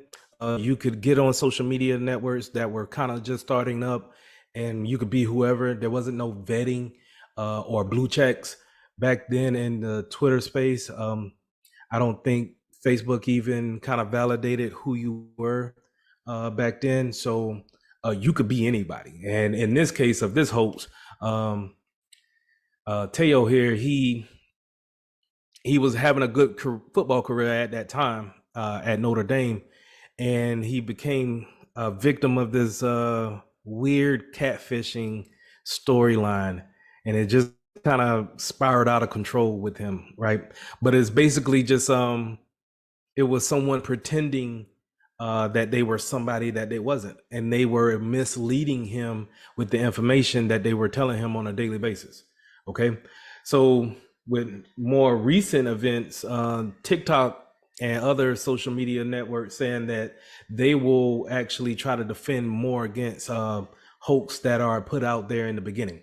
So a lot of times we will see, and kind of lately with the presidential elections, where we having this fake news come out, or just stating fake facts plainly, right? And these are just kind of like just these hopes that's just stirred up in people's mind and then just spewed out in order to see who would actually buy into it. And so now a lot of social media social media platforms, they understand how many people they actually reach on a daily basis, and then how many people actually believe the whole story versus getting the actual facts from regular news outlets. So in order to really kind of defend against that, is you need to go with a reputable source when it comes to knowing if something is true or if it's a hoax. Now, if you're a reputable company and your business is to actually tell the truth, that's what you need to actually go and see if they're reporting the same thing. Because a lot of times on social media, we'll scroll up and we'll see things that's actually put out there, but they're put out by blogs and smaller outlets that are kind of just looking for what we call clickbait, or they're looking for traffic to come their way. So they're giving you an enticing story, title line, in order to get you to click. And then if you actually read the story, they will tell you, hey, it could be, or it this is leaning towards the title, but it's not necessarily it, right? So they're kind of misleading you with that type of clickbaitish titles. But all of these are kind of lumped in under hoax. And so whenever you guys see hoax, I want you to think of, just misleading information, in order to just kind of get people to believe something that's really not true. So moving on, we got typo squatting. And this is a type of attack where attackers go out there and they'll register that website to actually be a domain name that's close to a reputable website that's already out there. So as you can see here, some of the common techniques is, they may drop a letter off of the domain name. So you see here in the middle where it says apple.om. A lot of times we make those mistakes whenever we're typing them in, especially on the smaller keyboards on our phones. Sometimes we may fat finger something and we miss a letter, or we add more letters than we should, right? Or we mistype a letter. So like here, I got on the example here, Facebook.com, where if you look at the M and where the B is on your keyboard, they're kind of close. So if you have a fat thumb, maybe you might hit M instead of B, right? Or let's say if you're trying to go real fast and you may mistype that letter in. Now, if I'm an attacker and I have Facebook set up as a website, a legit website, let's say if I have it as a malicious website, then I could take all the traffic that should be going to Facebook, but when I take advantage of all that traffic that mistype Facebook.com, and now they come to my website. So let's see if we can actually plug in, this is supposed to be apple.com, but it's missing an A, right? Let's see if I could take that. I'm gonna copy it, and then I'm gonna throw it over to my website. Not the website, the URL. So let me share the other screen. Where am I at?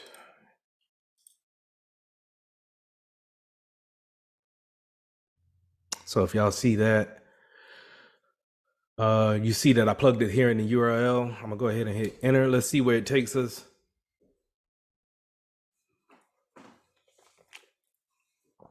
Now, I would suggest that you guys don't try this on a PC that you care about. Anyway, I don't necessarily care, but you see that it redirects us to a whole different website. They actually want you to plug in your email here, and they got some enticing things, but I'm not going to plug in anything here. But you can see how they have this registered. Apple missing the A, .com registered to them, and IO I think is somewhere overseas. Let's do this. Let's see if we could do an NS lookup on it, or who is. Dang, Lee, get it right. Copy. And then let's go to who is. Let's plug it in here. Let's see where does it go. And as y'all can see here off the last class that they have registered it, someone knows what they're doing it. So they put all this kind of generic brand stuff. So we can't really do any kind of research on who it is. Only thing we know is that their servers are hosted by GoDaddy.com. So interesting.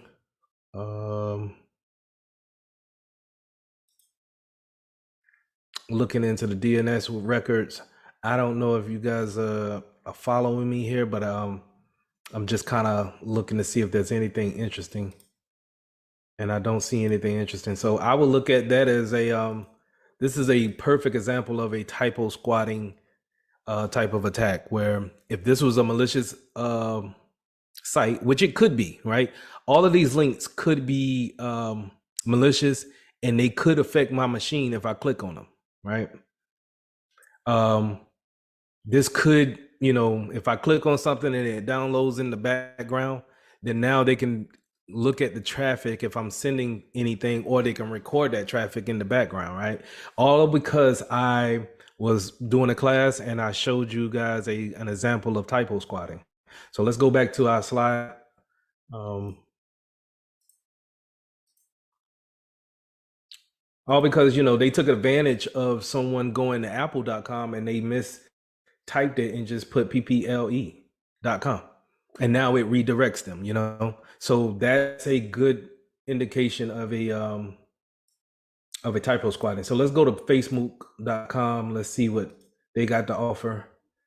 Let's go back to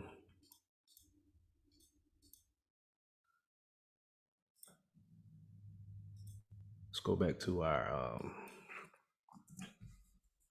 we're gonna plug Facebook into the URL here. See where it takes us. Look at that. I hope y'all seeing that. That's pretty nice. Now, when I tested this out, it did not do this, but now it's giving me hey, your computer's been affected with the Windows Defender. I have a Trojan spyware located, and it's giving me a Windows support contact number to actually call. Right now, we could do some research and say that this is probably not a 8100 number for Microsoft, but this is a good indication of a kind of like a spoofed website where, look, if you look in the background here, they give you the Microsoft page that's could have been, screenshotted, and then they will write the code to actually make the windows pop up and make you feel as if, oh snap, I made a problem. Now here's the problem. I could really have something now that I mistyped and I was a victim of typo squatting. I could have something installed in the background of my computer right now, but I'm not gonna really fall for that. If something would have been installed on my PC, my antivirus would have already kicked on an alert and would have said, hey, you downloaded something that was really weird, or what do you want us to do with this? But for you guys to see, can y'all see this, what I'm saying? Somebody give me a thumbs up in the chat if you can see this.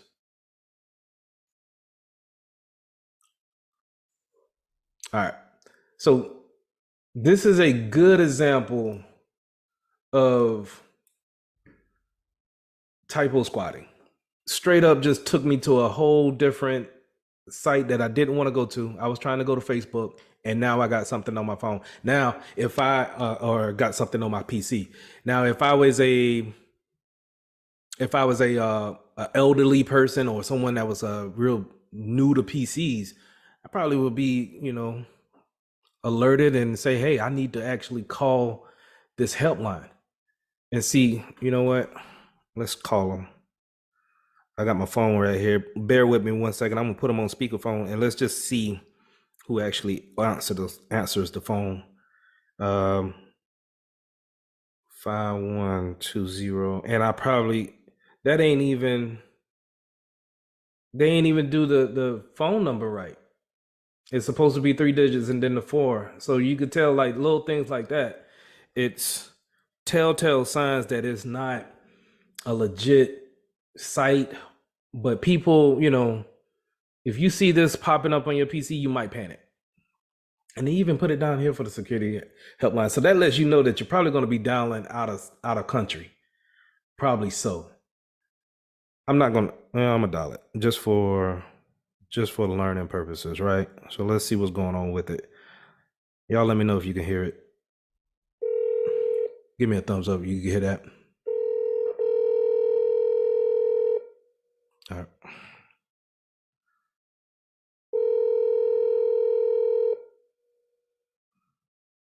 Thank you for calling Coach Support. This side, John Lee. How can I assist you today? Hey, John, my name is Lee. I got a some type of message on my PC that actually says that I downloaded a Trojan spyware. What's going on with that?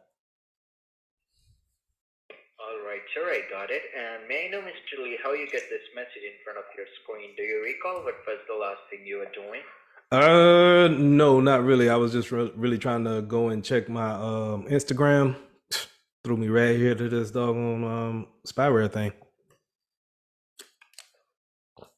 All right, but I can see here with this number we have several registration. One is coming under William R. Myers, one is coming under Caleb J. Myers, and one is coming under Duke Gollier. One is Fernando Lopez. Do you know any of the person? Caleb. Beg your pardon? Caleb? You said Caleb, right? Yes. Okay, yeah, I know Caleb. You know Caleb. Who is he? Look, I'm trying to get the spyware off. And Caleb is not here, so can you help me get the spyware on? Like, I got important information on this PC. I need to get it off immediately. Like yesterday, I needed to get it off. What's up? Let me tell you, sir. So I hung up, right? So now that was actually pretty good. The reason why he took so long was he was trying to run more likely a reverse lookup on my phone number. The wonderful thing about my phone number is that I'm cheap, and I went to Cricket, right? And I got me a Cricket phone, and for some reason they won't put my actual name on my phone. They put Caleb's phone number. They have his name associated with my phone number. But anyway, he was looking for that. That's why, he was actually able to pull some information off my phone number, right? But he has no type of connection to my actual PC. But what he was going to lead with is that, hey, let me go ahead and remote into your PC since we already are, checking that you have this type of issue. And if you guys heard, his accent is not of this nation. Well, it could be. Let me take that back. It could be. More than likely, it's not. All right. More than likely, I dialed over there to somewhere in the Middle East. More than likely. All right. Just basing off of the phone number that I called. So with that being said, let me go ahead and X out of here. Go away. Go away thing. I don't want to click on nothing. Security message. Your computer has been locked up. Y'all hear this? You heard what she said, right? My computer has been locked up, which is going back to ransomware, right? But if this was ransomware, you guys would be disconnected. I wouldn't be able to see anything or do anything, and they'll be asking for money right then and there. All right. So I think that was a good example of typos and just how effective it could be, right? All right. So let me get back to my slides here. Slide.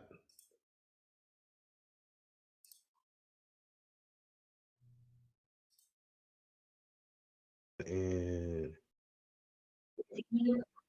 hit the record button. So mobile device security. And this is where we're going to start talking about devices that you guys actually hold every day. Mostly smartphones, tablets. But now we're starting to integrate those watches into play.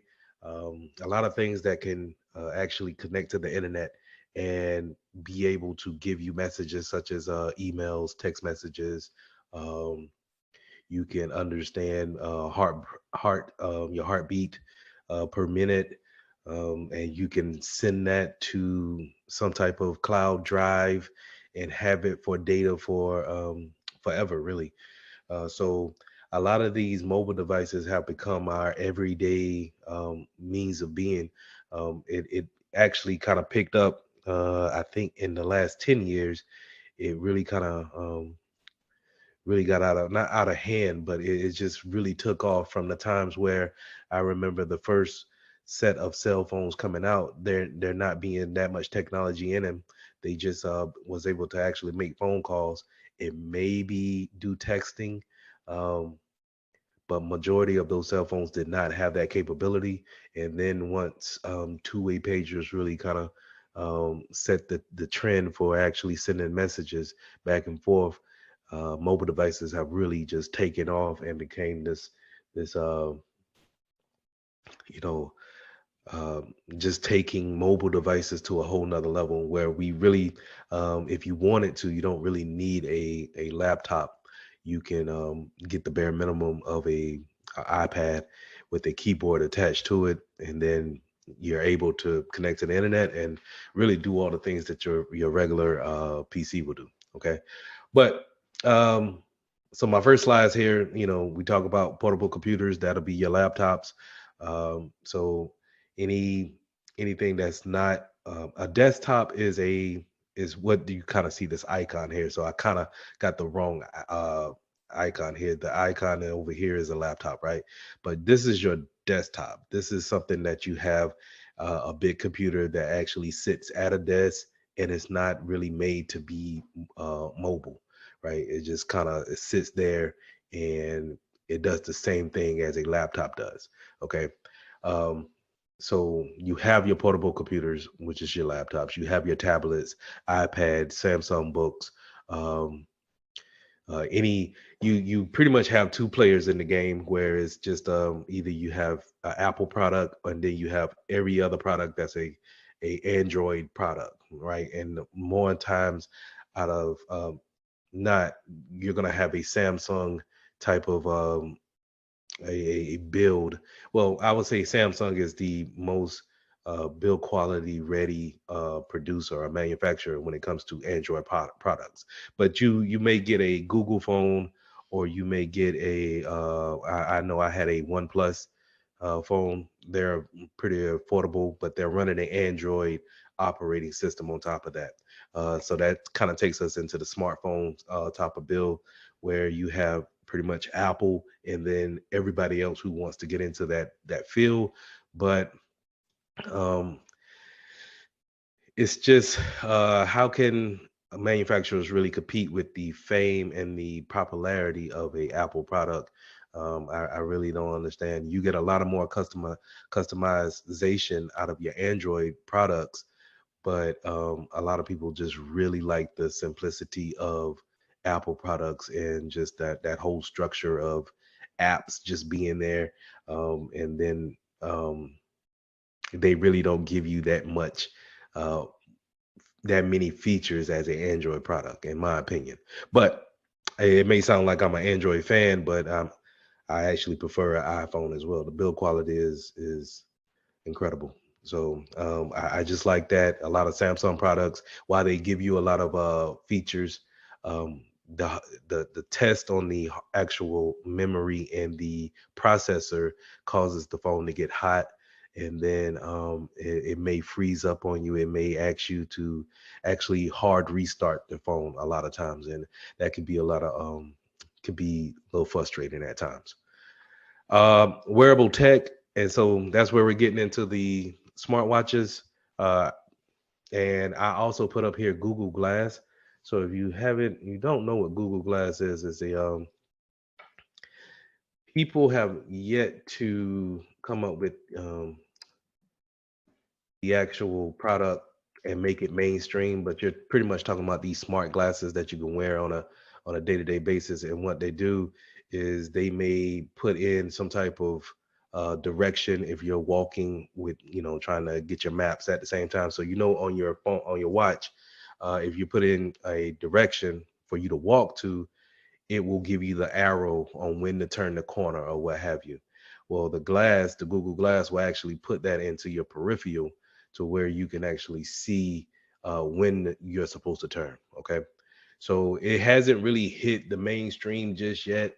Um, I think some manufacturers have given up on it and actually are starting to turn the VR type of products. So actually going into virtual reality, putting a whole goggles over your face and taking away your peripherals to where it's putting you into a virtual world.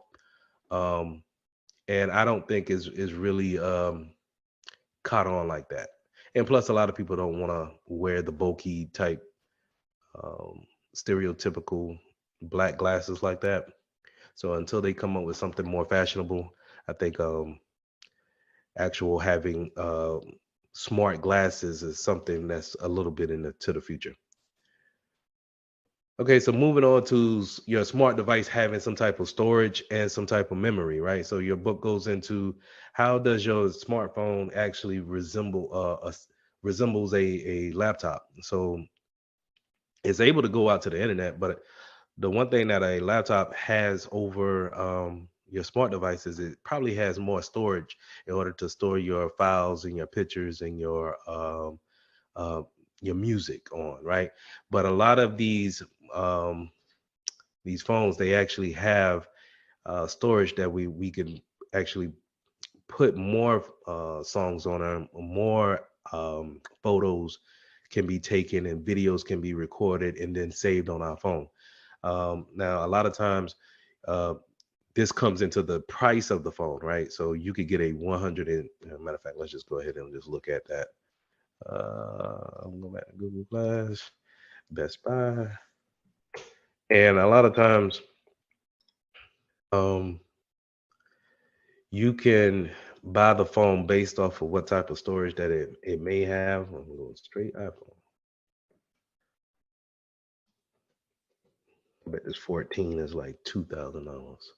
But anyway, so you could get like when you see the Apple 14 Pro, and you see a max of 256 gigabytes of storage.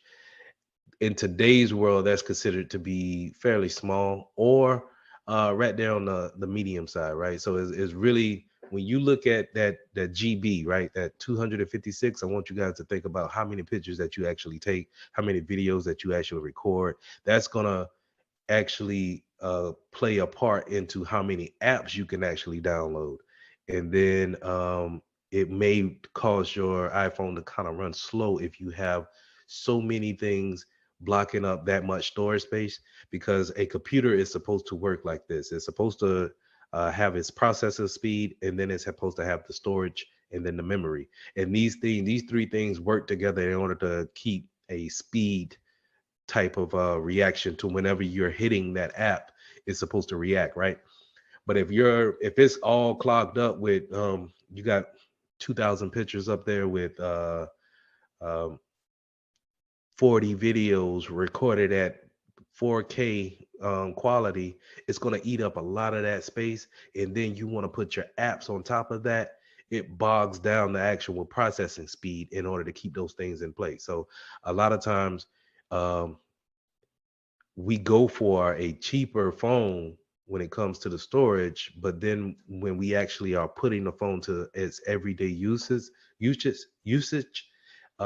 end up maxing out the phone more quickly than we actually bargained for. And I'll go on later in the lecture today and say how can we actually get maybe a cheaper phone, but then start putting things out there in the cloud, right?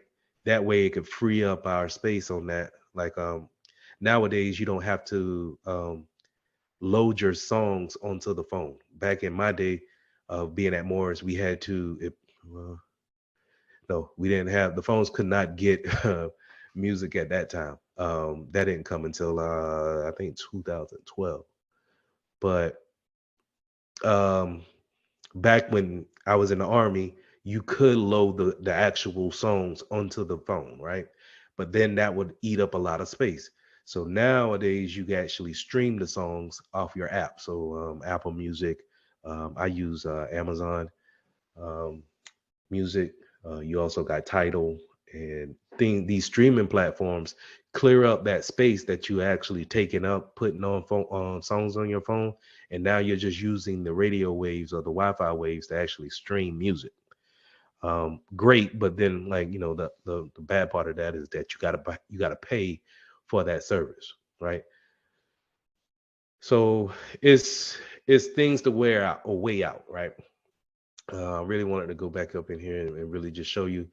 So when I said that 256 was kind of like the medium of it, your internal memory could go all the way up to a terabyte, 1,000 gigabits, and that's OD in my opinion is too much. I mean, I don't think you're ever gonna use up a terabyte worth of storage or have that many photos on your phone uh, without clearing it out, or the phone just breaking, or you upgrading the phone maybe in 2 or 3 years, right? Unless you just take pictures every day. But anyway, 512 is a little bit OD as well. I don't think you need to pay that much for it. I was sticking to 256 and use my cloud applications in order to offload some storage space in order to keep that freshness about my cell phone. Now this also applies to tablets as well, right? Right. So your tablets work the same way as your phone, and whenever you have that storage space kind of gets loaded up, then you need to offload those type of photos and videos and documents that you have saved on your phone off to a cloud solution or onto a some type of static solution. So with that, I'll transition back to the slides. Just to kind of finish this off, I would probably go with a 256, maybe a 128, because a 128 is pretty decent too.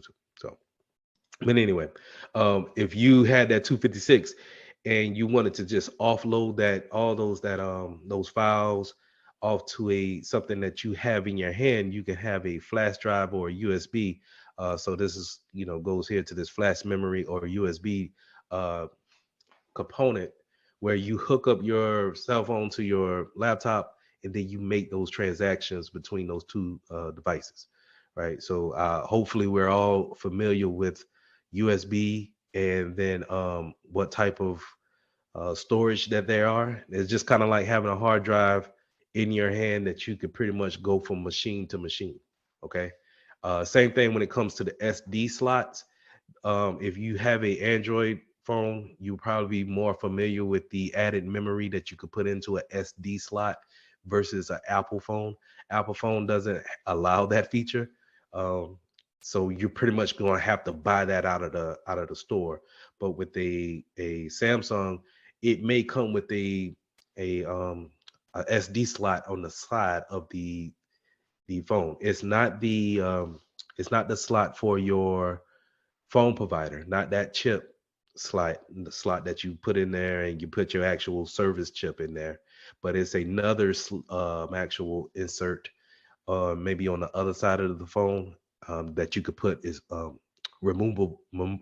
You could put extended memory on that side and actually get more storage. And so maybe if you had a lot of pictures on one side in a folder, you can actually just put a bigger chip or SD slot card in there that's maybe 256, and then load all your photos on there and then put that in storage, right? And take it out and then put a new one in there that's blank and then continue to go on with your daily activities. So that's removable storage. Now, from a security standpoint, we want to make sure that if we're telling someone to be mindful of our media or of our removable storage, we want to make sure that we don't lose our USBs, we don't use our SD cards. If you see one just maybe laying down on the ground, uh, do you want to actually pick that up and plug that in to see what that is? Hackers will purposely put viruses on USBs sticks and just leave them out there for people to actually pick them up. Okay, and it's a known. I've I've seen that type of attack just because we have penetration testing at my job, and we've seen that tactic happen to where people are curious by nature. If someone sees a USB drive that's just kind of sitting maybe in on the counter at the restroom, someone may pick that hard drive, that actual USB stick up and put it into their laptop, and now they have been affected by some type of virus.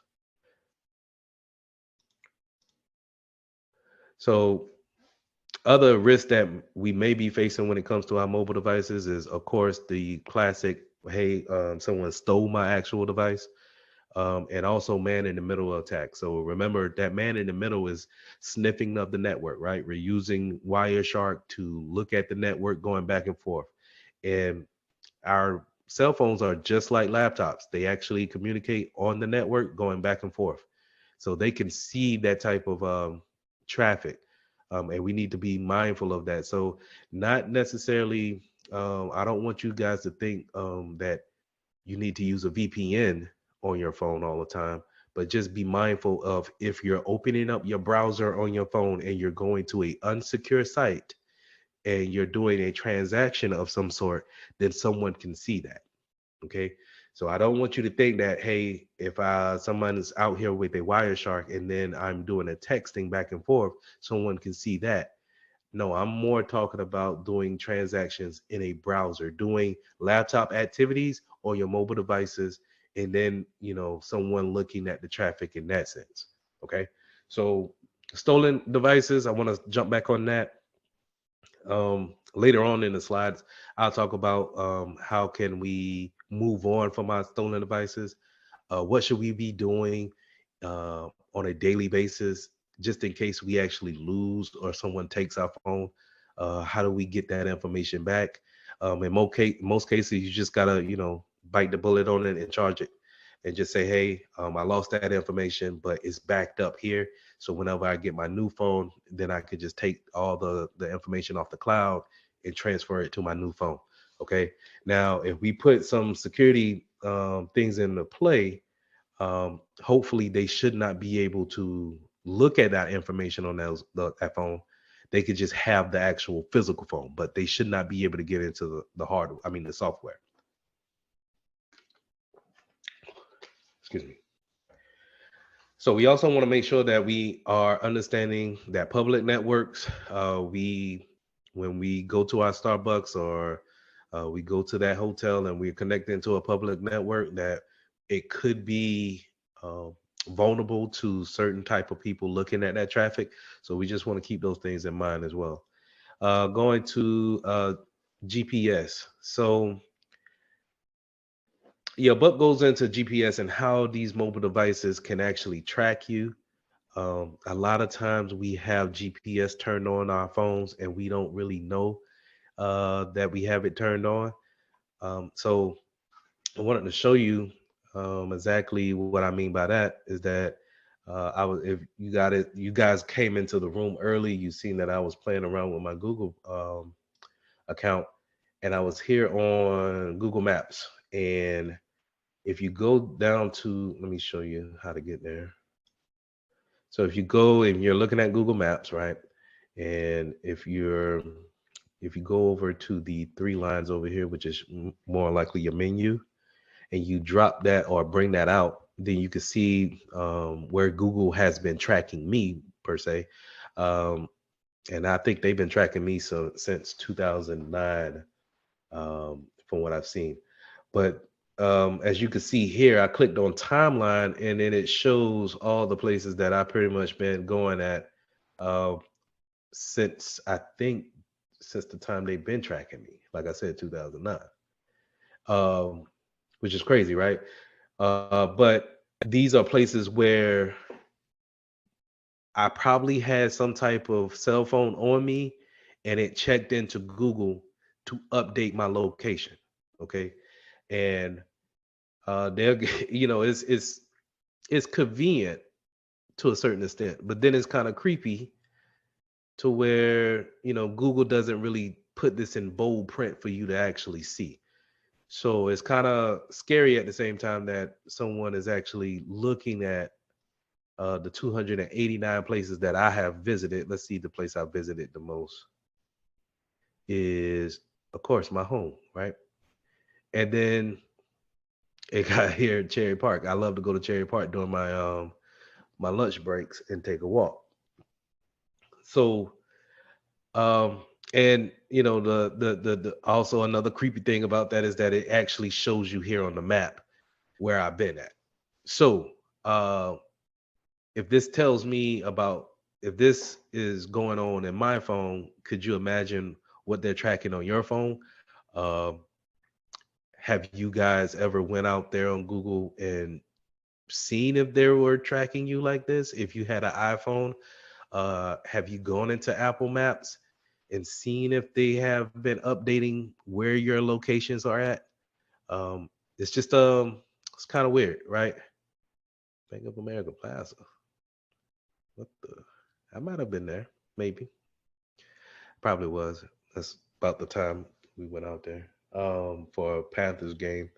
But anyway, I thought it was kind of, cool, but at the same time, imagine if someone got this information about you, right? And now they could see, um, well, I know Lee lives here, and then um, he goes here. And let's see if we can go to the place details. Let's see what else information they can give us about it. They ain't showing that right now. Last time I visited.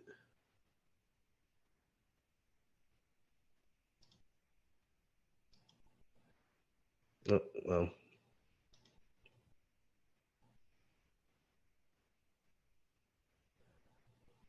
they're not really giving me anything that I really want. But still, these are all places where it could be used against me, such as the daycare that I visit because I got to go pick up my son every day, right? So you can imagine how hackers could actually get this information and tell a lot about you just because Google is doing its due diligence on its customers. Now, let me explain what I just said about Google. Google is not just your favorite search engine. Um, it is a search engine that relies on you to give it information in order for them to sell your information to others to sell you products. Okay. So whenever you get Gmails or whenever you're going to YouTube or to really look at it, whenever you click on this ellipses over here and they show you all the good apps that they have, um, all these things are free, right? They don't charge you for nothing unless you want YouTube premium, so they don't have to give you ads. They don't charge you for none of this. They don't charge you for no emails or let's say Google Drive, where this is kind of like that cloud solution. I'll go back into that a little bit later. Google Photos. This is where I upload my photos when my cell phone gets full. Right? They don't charge me for none of this unless I want more than what they're actually giving out. Right? I got a calendar here, all this stuff that I can use to my benefits. Right? And they don't charge for none of that. But what they do in the in replace of that is that they may read my emails. They may look at what I've been looking at on YouTube. What have I put in here to search? Right. And then they'll take that information and say, hey, Lee is looking at electronics. More than likely, he's a techie guy. Let's sell to him more tech stuff. That new technology that came out with Meta and it's the new virtual reality headset. Let's start putting the ads on his search engines so he can be more inclined to actually buy that product. That's what Google does. And it's kind of it's a give or take, right? So you don't like that, but at the same time, that's how they really make money, and they actually give you some good products that's actually for free. But on the flip side of that, they may be looking at where you go at all the time. So it's kind of yeah, bittersweet, right? So that's GPS. So what I would suggest to you guys is take some time and go into your settings on your phone, on your tablets, in your laptops. See if there's some type of GPS system actually tracking where you're at. If you don't like that, if you don't want that to happen, then turn it off. Um, and what I don't mean is on Apple when they ask you, hey, don't allow this app to track me. That's something totally different. That's something is more looking at your cookies on that application versus you actually leaving the campus and going down to Walmart. All right. So just take your time, see what's in your settings. Go into your settings on your Android or your Apple products and see exactly what's looking at you. And then is it recording those type of times where you're making stops?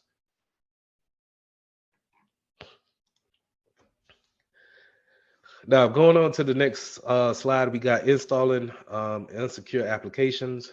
This is kind of simple, just because we all have been pretty much we know where we want to get applications from, but um, your book goes over it. And what I want you guys to understand is that uh, Apple has a way of having authorized applications to be installed, and that's only in the App Store on their devices. And Google Play Store is the way you want to get authorized applications from the Android side.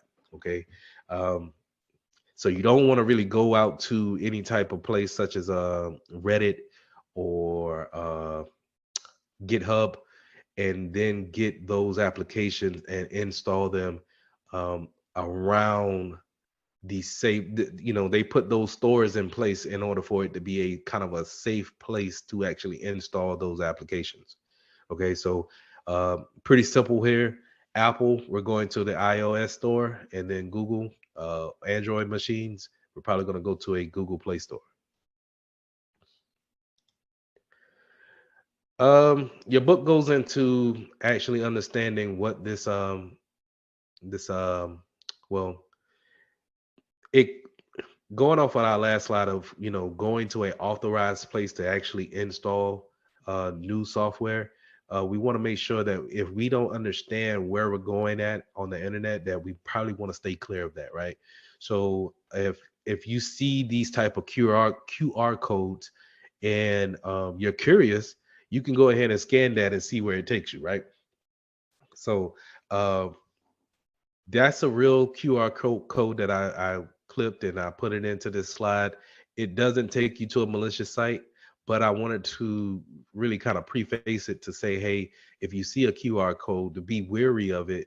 9 times out of 10, I would feel more safe if it has some type of logo here in the middle. I'm sorry, had a logo here in the middle that kind of gives me an indication of where I would be going. So if I had a Facebook page that I would normally go to, it would be kind of centered in the middle to where, okay, I know I'm going to a Facebook page, but I just don't know which one that I'm going to go to. So just be wary of the QR codes. They're actually very convenient in actually showing or giving someone a link without actually giving them the actual phrase in order for them to type in. They could just scan the QR code with their camera, and then the smart device would actually take you to that actual website. But imagine if I was malicious, then I could have a QR code go to a malicious site, right? So we just take it as for what it is, and then we scan it, and someone hacked into my machine just that easy. So just be wearful of those type of untrusted content, QR codes, and things of that nature. Moving on, we started. The book goes into bring your own device, BYOD, and this is a big topic for IT departments, just because it's bringing in devices that they are unaware of. And so to give an example is that you just started a new job and the new job doesn't give you a new cell phone. They don't give you a company issued cell phone. They say, hey, you could put our email, our personal emails that we get within the company onto your personal phone. Okay, so now you have your personal emails on your personal phone as well as the company emails on your personal phone. Now here's the thing about that is that the risk comes in is that let's say if you downloaded a application from GitHub and now it affected your personal device. Well, and while it affected that and now it's reading all the material on your phone, it's actually reading into the company's email. And so now the company is under attack because you personally went on to GitHub and installed something that you shouldn't have done personally. The problem is that the company has no jurisdiction over your personal devices. They just have the jurisdiction over their actual data that they put on their email. But since they said, "Hey, you know what? We will allow you to have that on your personal device," they have taken that risk on to say, "Hey, if you get affected, then we don't mind. We will accept that risk that if you install something that you shouldn't have, we'll accept that risk if our information leaves that way of it being on your personal machine." So a lot of IT departments, they try to stay away from bring your own device, but in some cases you don't have enough budget to give everyone a iPad and an iPhone or a Samsung product just because it's not into the IT department's budget, right? So a lot of times we want to keep people informed within the business, but then we will have to say, hey, we just want to get your personal phone number so we can call you, but we don't want you to put company email onto your phone.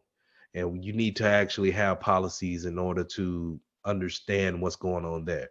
Um, so bring your own device is sketchy. Some people don't like it. From an employee standpoint, it's easier, right? It's easier to have one phone on you and actually check your emails and actually get work done on your personal phone. And then when you're done with that company, you could just easily discard of the application. But from a IT standpoint of it or a cybersecurity standpoint, it's very easy for that information to leave out on doing a personal uh, on a personal device. So different ways we could secure our mobile devices. Again, like I said with the GPS slide, I said, hey, if you're not using that GPS or you don't want that on, see if you could disable that feature. And that goes for any other features that you see on your settings. Go in there, see if you're actually using them, and then if you're not using them, just turn them off, right? That way you're not having a the more features you leave open, the more features you are vulnerable to an attack. So if you're not using GPS on your device, but I'm a hacker that I specialize in looking at uh, the Google Maps to see exactly where you've been, then I can use that. But if I go ahead and shut that down as a user, then that takes away that vector. That takes away that avenue of me as a hacker getting into your information. So if you don't need that feature on your phone, go ahead and disable it. Now that goes into the second one, right? A lot of times when I say that, people think that I mean disable face unlock or fingerprint unlock. That doesn't mean that. You want to have those personal biometrics on, in my opinion. You at least need a pin, right? Even if you don't want to be quote unquote in the system because it takes a outline of your face in order for you to unlock your phone, you at least need a 4 digit to 6 digit pin, maybe an 8 digit pin in order to open your phone. Because if you lose that, and you don't have a pin or you don't have those features to actually open your phone, then someone can actually have access to everything, right? And then there's no saving it after that. But at least if we have a fingerprint or if a face recognition or a pin, then we're able to say, hey, okay, at least they shouldn't be able to get into my phone. Um, they shouldn't be able to get into my phone just because I have these things lined up, right? So when I say disable features that you don't use, I don't really mean the facial and the facial recognition as well as the fingerprint um, unlocks. Also, when we're upgrading a phone, going into our last section right here, and you're upgrading a phone, it's very important to set it back to factory settings. Go ahead and erase all of those features, that data that you put in there. Erase all of those things. Just because you don't know if you're going to sell that phone, you don't know if you're going to use it again. But just from a security standpoint, you want to reset all of those things back to a factory setting. Now, when it comes to Apple, Apple is very stickler to signing you into iCloud in the beginning. So you're probably already locked into iCloud. And in order to sell that phone, when you reset it back to factory settings, you need to know that password in order to unlock that phone to set it back to factory settings so someone else could actually get it. So just keep those things in mind. I know iCloud is it's very cumbersome to actually remember those passwords and then get a new phone and set it all up. But it's actually, if you could keep up with those passwords, it's very seamless in order to go from uh, device to device. Okay. But setting it back to factory settings is always, wiping that data is always something that I would suggest. Now, mobile device management. When we're talking about being in a enterprise setting, and we're talking about companies giving out mobile devices, they're going to need some type of software to manage each one of those devices and actually see exactly what you're putting on your device.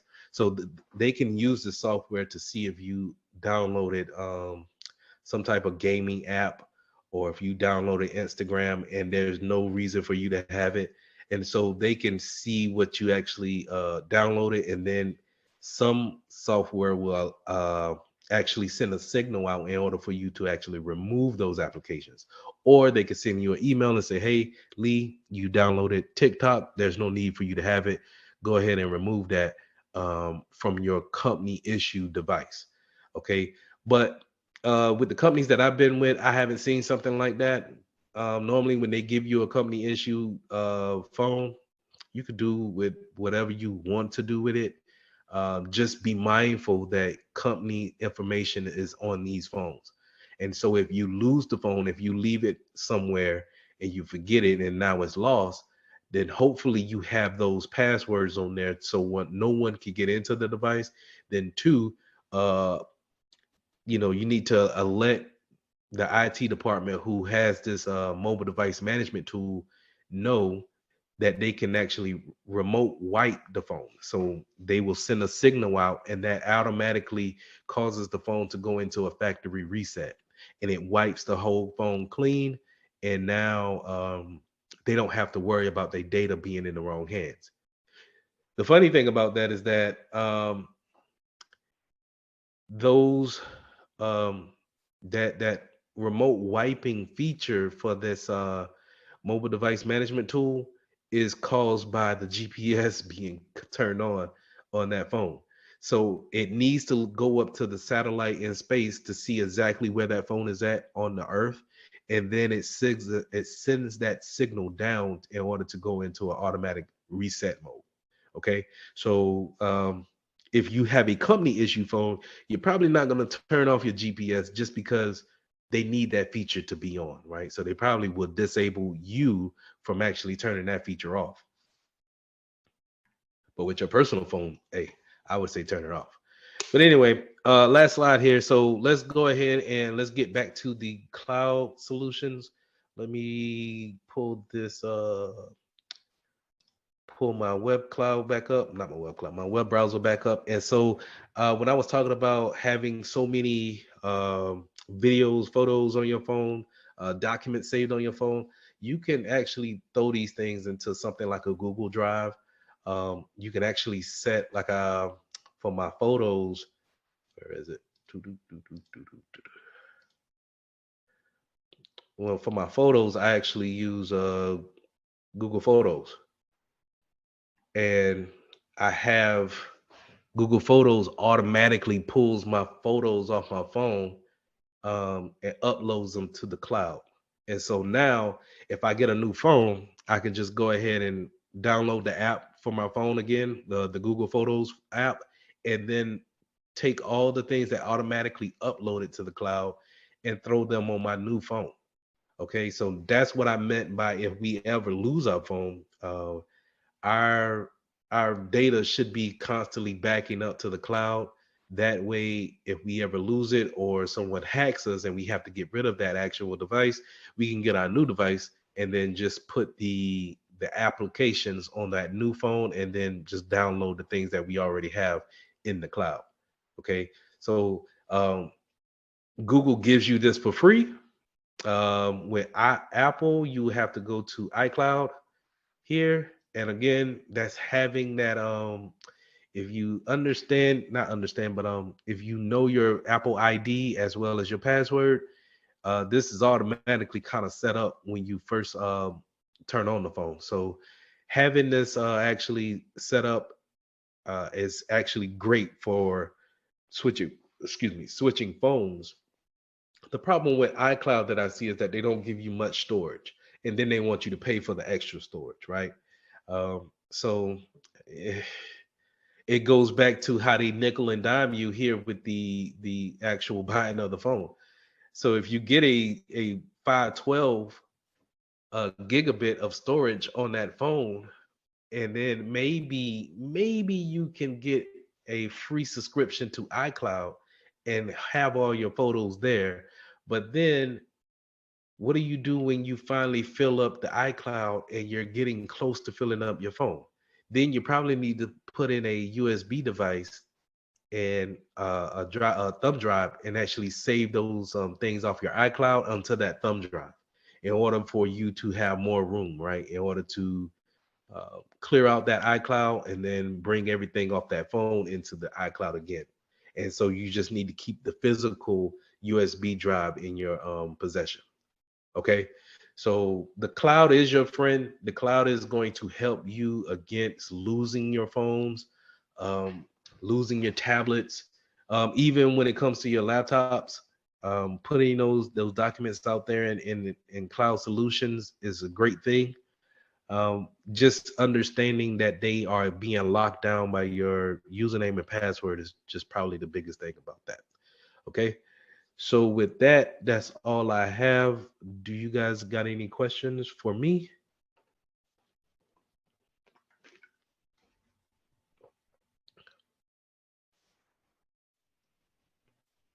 This meeting is being recorded. All right, so what I'm going to do here is just to check my task manager.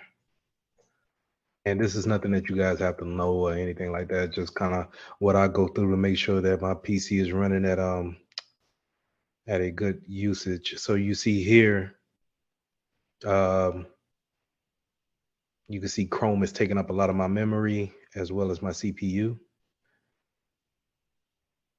And that's because we're doing a stream. And so when you're doing a stream, remember that we're connecting all devices into one application, and packets need to be delivered from my place over to your place, wherever you're watching me at.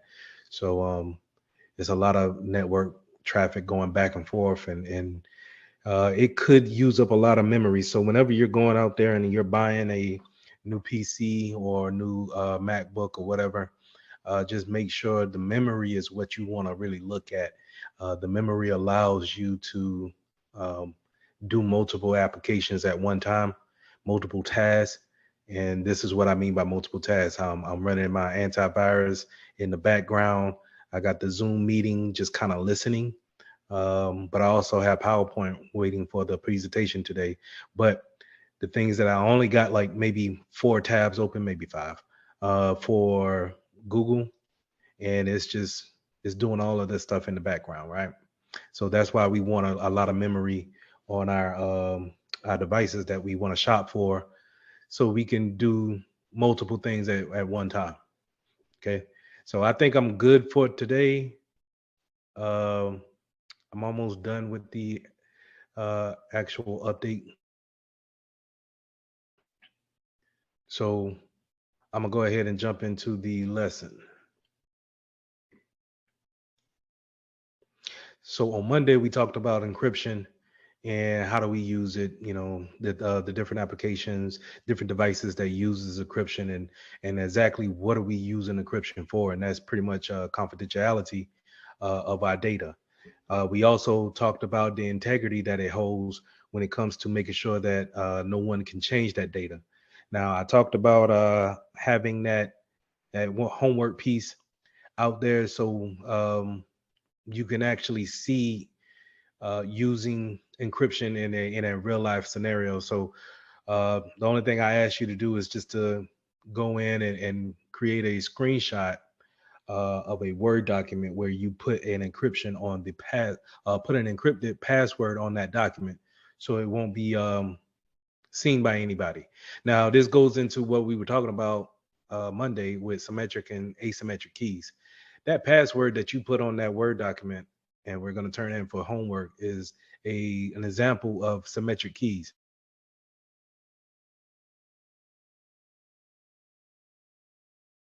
Document, and then in order for me to see it as a teacher, you need to give me that same key, right? And that works in any scenario. When it comes to symmetric keys, we're using the same key to actually lock it, and then the same key to unlock it. Okay. Now I'll get to asymmetric in a minute, but I wanted to go over and show you um, the screenshot how I wanted it actually submitted, because on the LMS it's going to ask you to upload a file, and in order to upload that file, we need to um, no, get out of that.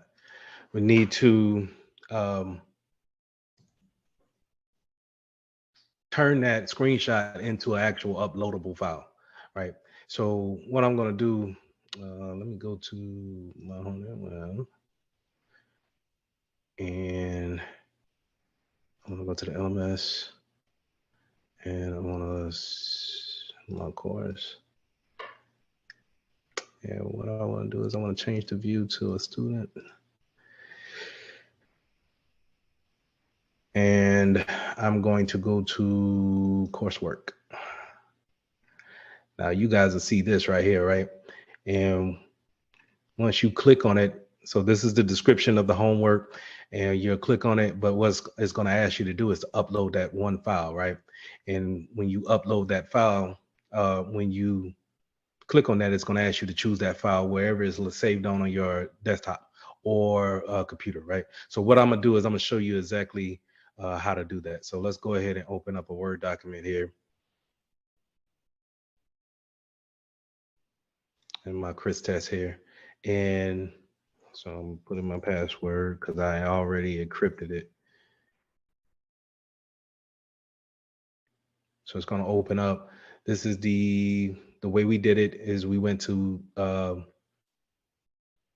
the file option, info, and then we put the password on it, right? So what I wanted is you're going to bring out your snipping tool. So you're going to go back to your start menu and type in snipping tool. And this is how we're going to create that screenshot. Gonna bring up snipping tool, and then we're going to hit new. And that allows me to make my screenshot here. Boom. And what I can do now is I can take this, copy it, go back to my Word document here, create a blank document, do a Control V, paste that in there, or you can right click. Let me show you that. You can right click. Oh, Jesus. And you can paste that in there like so. Okay. It's somewhere up there. There it is. So, okay. Now, what we're going to do in order to upload it to the LMS, we're going to save it as whatever you want to save it. But the more important thing is how you're going to actually find it. So you want to make sure that you click on this PC. Okay. And what I like to do is click on more options and go and navigate to your desktop. That way, whenever you save it and you close that window, it'll be on those folders and documents on your desktop. So we're gonna save it as homework 1. It's gonna be on my desktop. I'm gonna save it. All right, so it's saved to this PC. Now I can minimize that. Let's minimize all this, right? And y'all see my desktop here is full of stuff, but that file document is right here. Okay, so now I can go back to my LMS and upload that file. I'll go to choose file and do upload. I want to go to my desktop and I want to look for that file that I actually saved, which is homework 1. Hit open, that uploads it, and you're gonna hit insert. Okay, label as you don't really need to put a label, but just add the file, and that what's upload. It uploads the piece for homework, for the homework assignment that we have. Okay, so if you need a rerun, I'm recording this session. Just go ahead and play this session back, this lecture back, and that's how we're gonna upload it to the LMS for a grading point. Okay, so I'll make sure I upload this video by the end of the day, as well as the one from Monday. Okay, all right. So I'm glad I was able to show that. Let's get back to the symmetric. So taking that screenshot again was a great example of symmetric keys. You know the key, which is the password. In order for someone to open that document, they will need to know that same key. Now, when it comes to asymmetric keys, we're putting, remember, those are 2 keys that are mathematically joined together. And we're going to put one key out there for the public, but yet we're going to keep our private key. Okay. And a great example of this is just having that HTTPS on our URLs. So a lot of times when we go to, when we're on a desktop and we're seeing, we're going to our favorite website, we may see HTTPS :// with this little green lock, or it may be gray, right? So let's go back to,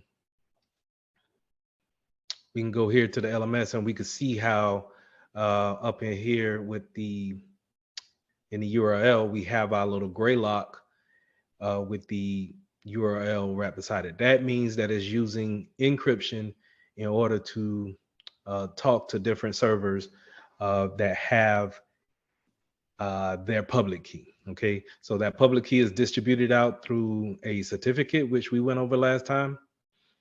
So remember, whenever we see any kind of out of date certificates, there's a good chance that they need to just upgrade or update their certificate, but it doesn't mean that it's compromised yet. It stands a chance of being compromised. Okay, so just keep that in mind when it comes to those certificates. I had a website that I could show you, but I don't have it saved, so let's not jump into it. But this is a good chance, a good way for you to see HTTPS displaying asymmetric keys in the real world. Okay. So jumping on to the next slide, we got the different type of protocols that encryption uses. So 9 times out of 10, well, let me explain protocols. A protocol is the way computers talk to each other. That's how, you know, they just don't trade packets just to trade packets, and it knows exactly how it wants to read that packet and then perform the action. it's different types of ways that computers want to actually talk to each other and then perform different tasks. You could have a task where I want to send you a file. I want to send you an actual, just like how we just showed uploading that file to the LMS.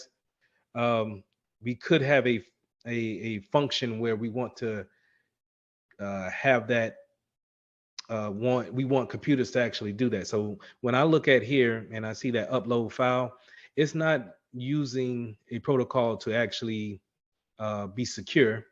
It's using a protocol to actually say, hey, send this whole file over. Okay, and that file is called FTP.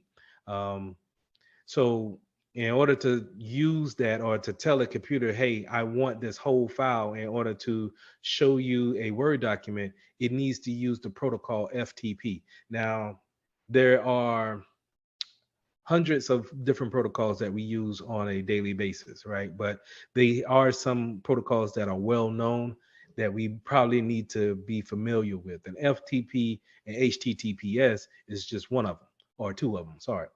But protocols are the way that we want to have a computer actually perform a different task. Now, going back to our slide here, HTTPS is a way that encryption uses that protocol in order to have encryption incorporated with it. So whenever I go to a particular website, I'm going to use HTTPS in order to apply encryption in order to be secure, in order to have that confidentiality, and making sure that if someone is snooping on my network, that they're not able to see the actual traffic that's going back and forth. Now, IPsec, the first protocol that I have here, is a different protocol where it doesn't use the web browser to actually apply encryption. It uses more of the whole traffic of the network in order to wrap it around a tunnel. And what I mean by that is that um, whenever you're communicating with a different PC over the network, and I'm sending, let's say we're talking about Zoom here, and I'm sending traffic to Kareem's PC, then that traffic is wrapped around a IPsec protocol, which allows it to be confidential going over the network. Okay. Now that's different than HTTPS, but it can have, those two can work in conjunction. I can use IPsec to send traffic to Kareem, but I also can use HTTPS when showing him a web browser, right? And so I'm using two types of encryption within one communicating factor. Okay, so IPsec wraps around the network, wraps around the traffic of the network, and it creates a secure tunnel. HTTPS is going to make sure that those web browsing public and private keys are actually secure. Now, your textbook also went into hard disk drive encryption, and that's where we're encrypting the whole hard drive with encryption, and we're making it unreadable for anybody who doesn't know the code to get in. So think about your homework assignment of actually encrypting that one file. We are actually doing that for the whole hard drive, and it could have some benefits of it, but it also could pose us some problems, right? The benefits of it is that if we having some sensitive information on that, then we want to make sure the person who's in charge of that PC, they understand what password is needed on that in order to get into it. And then we also are keeping that data secure from anyone else from actually getting to that PC, right? So if they accidentally leave it somewhere and someone opens it up and tries to go into it, they're faced with the password off of the boot up. Okay, but the bad points about that is just the same, right? Where if I leave it somewhere, um, then or I'm sorry, if I forget the password, then it's just as good as me leaving it somewhere, right? Where I can't get into it. So now potentially that data is lost forever until I'm able to recover that password mentally. 9 times out of 10, whenever we're doing a hard drive disencryption, there's no way of recovering that password or doing a I forgot password option and then resetting that password. It's pretty much, hey, this is the password. Either write it down, which is not advised, or just remember it. And so it becomes a, how much of a risk factor do you want to actually take with this option? Um, Now, in the real world, this is often used in ransomware. This is exactly what a ransomware attack would do to your computer. Once you, if you click on a false link or a vulnerable link, and then the attacker is able to attack your hard drive, what they do is they encrypt your hard drive with a password. That's the only thing they do. They encrypt the put an encrypted password on your hard drive. Now you're not able to open anything because it's requiring that password, right? And so that's where we want to avoid that altogether, because if we never get the password from the attacker, we will never get that information back, right? But even if we pay the ransom and we're able to log into it, again, there's no guarantee that the attacker would um, put that ransomware back on, because the ransomware needs to install onto the hard drive in order to encrypt it. Well, there's could be a it could be a place where they're putting in.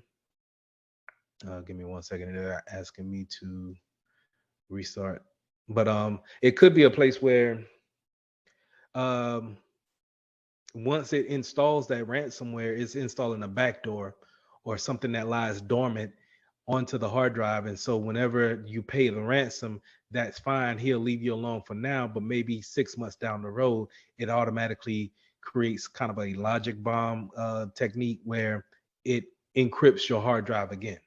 Okay. And he asks you for another ransom. Okay. So when it comes to ransomware, we always want to make sure that we use backups, and we just take the PC off the network, and we just we get it back to working a working order with the backups that we have.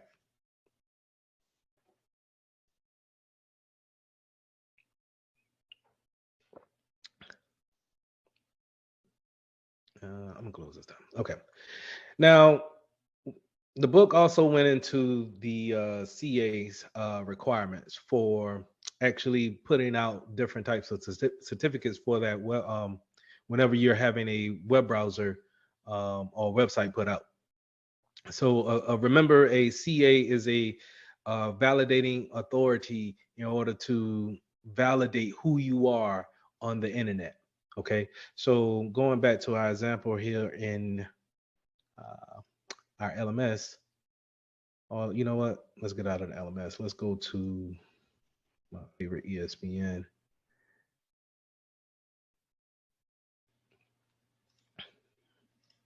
And we go and we open up their certificate. We can see that the CA is an Intrust. Intrust is a company that is one of the big companies that actually hands out certificates for companies. So if we do a copy and a paste there, and we open up a Google search for them, we can go to their website and we can look around. You see, as it's asking me for cookies, but anyway, you can look around to see exactly what Intrust is about. Why is it a trusted partner when it comes to being a CA for certificate distribution? Going back to our slides here, now that CA is going to ask for different things when it comes to validating you on that network or on the website. They're going to ask for that common name. A lot of times you'll see a fully qualified domain name. And what that means is that you certain protocol called DNS, and DNS is the way that computers are able to see. They can compare your IP address to your actual web address. So your IP address is numbers, right? But a computer doesn't know how to go to Disney.com. It knows how to go to the IP address that's associated with Disney.com.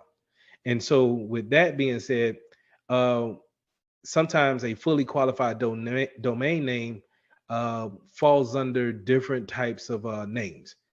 And in order to have those names matched up with the IP addresses, a CA will want all of those domain names that you could be going to. So you may not just have a web server, you may have an email server that's giving out emails under Disney.com.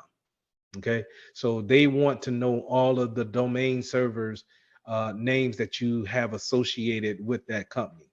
Of course, they're going to want your business name and the division of the organization, but they also want to know the city and state and the country, right? So they're not just dealing with people in the US, they're going to deal with people in Asia, Africa, so on and so forth around the world. They're also going to want to know that email address, right? So remember when I did that NS lookup and we saw people's names for Claflin University. Remember when we're registering with the CA, we want to give them some type of generic name. We don't necessarily want to give the actual person to that that web server to that CA, because they're going to put it right in there, and now it's public knowledge whenever we want to do an NS lookup. So we want to do a kind of a generic name, support.claflin.edu, right? And we want to make sure that we have that and have that email set up to go to different people who work at that particular organization. Now, overall, when we're talking about encryption, encryption is just making something, making plain text into encryption. I'm sorry, into unreadable text. So we're going to take plain text and we're going to make it unreadable. But sometimes we don't want to necessarily encrypt it. We want to make it hidden, so to say, right? So just kind of putting a veil over it, not necessarily showing you exactly what's actually being put there. And that's called obfuscation. And a lot of times, obfuscation, we see that when it comes to logging into different websites. So what I'll do here is I'll go to USA.com and I can go to log on and I could put in my username. But here's where obfuscation comes into play at, right?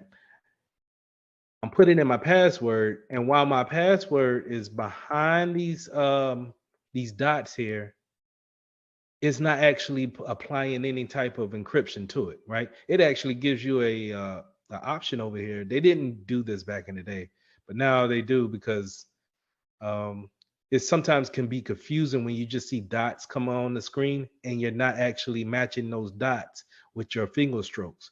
So you kind of mess up your password a lot of times, and then you mess it up enough time to where you're locked out of your machine, out of your username.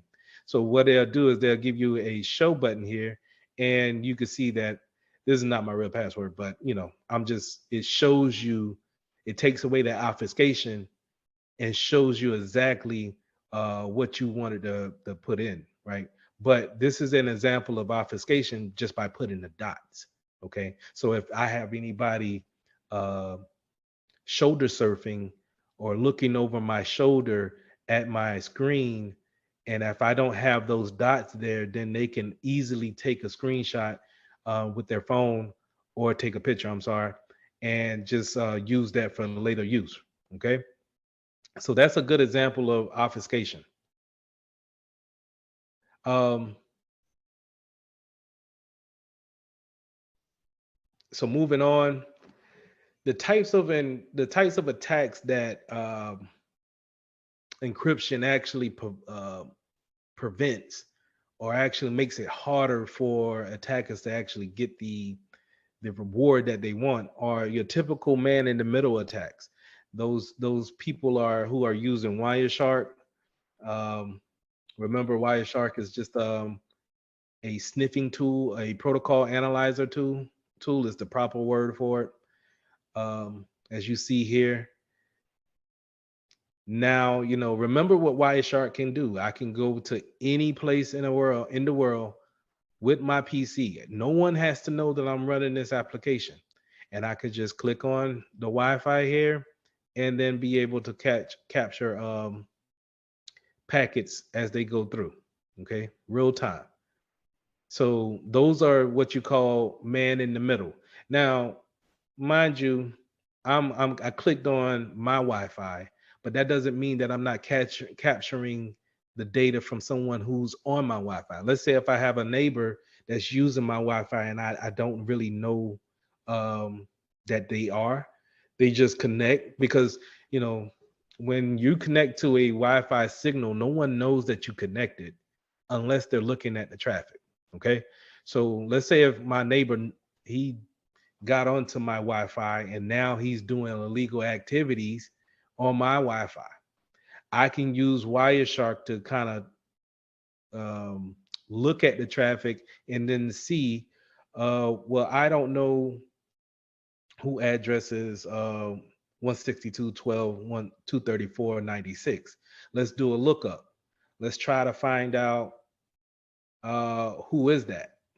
Let's see if I can do a quick. So this is a CMD, which is a command prompt. And what I'm gonna do is I'm gonna say, I wanna do, sorry for a second. What I wanna do is I wanna say, ns lookup, all one word, enter. Let's put in 162.12.234.96. That is Zoom. So that's it came back to, okay, Zoom is doing all of this traffic here. That's the source, right? So it's talking to 192.168.0.148. Now, more than likely, that's me, my PC. So let's check it out. I could do 168.0.148. And yes, that's the name of my computer. So I can see here that this is the data. This is one packet or anything that's coming from 148, this IP address is my PC. So let's go into it. And we can start digging into, you see how it's encrypted, right? Because we're using, remember, let me see if I could bring that over. I guess, yeah, y'all can see that. So remember, I'm on my website, my web browser doing the screen today. So we're using HTTPS in order to communicate. Okay, so HTTPS is a protocol that uses encryption, right? That's why we have the little gray lock up here. We have our certificate. We're using what? We're using asymmetric keys in order to talk back and forth through Zoom. Okay, so that's what Wireshark can actually, you could start doing some reconnaissance, some snooping around. If you have bad intentions, that makes you a threat actor, right? Now you're going to actually use Wireshark to, uh, you know, go on and look at the traffic that's going across the network and then see if you can find out the victim that you want. Okay. And once you find that victim, now you're going to actually start drilling down into these packets, looking at them, seeing exactly what's going on, what's being sent. Okay. And that's called man in the middle. Now, the man in the middle is not necessarily an attack. It's just you're sitting on the network capturing what's going back and forth. You haven't committed any crime just yet. Now, it could go into privacy laws, but for the most part, it doesn't really. I mean, it's kind of edgy. But anyway, um, encryption always also goes against downgrade attacks, where we are trying to upgrade our systems, or maybe we have systems that are not up to date yet, and they don't communicate on a particular level where we're using a particular encryption level. Okay. So remember when I said in Monday's class, MD5 is a protocol, a hashing function that's considered to be unsecure. AES is unsecure. So say if we run into a issue where a PC only runs AES, well now it's they're vulnerable to that downgrade attack where we can use an attack against that encryption in order to break that the network that we are using Wireshark to see going back and forth. We can use an attack to go against that old encryption method, break it, and then see what's actually the contents inside. Okay. Same thing when it comes to replay attacks.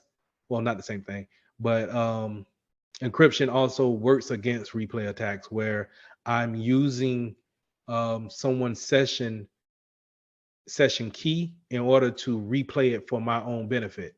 Now I'm using Wireshark again.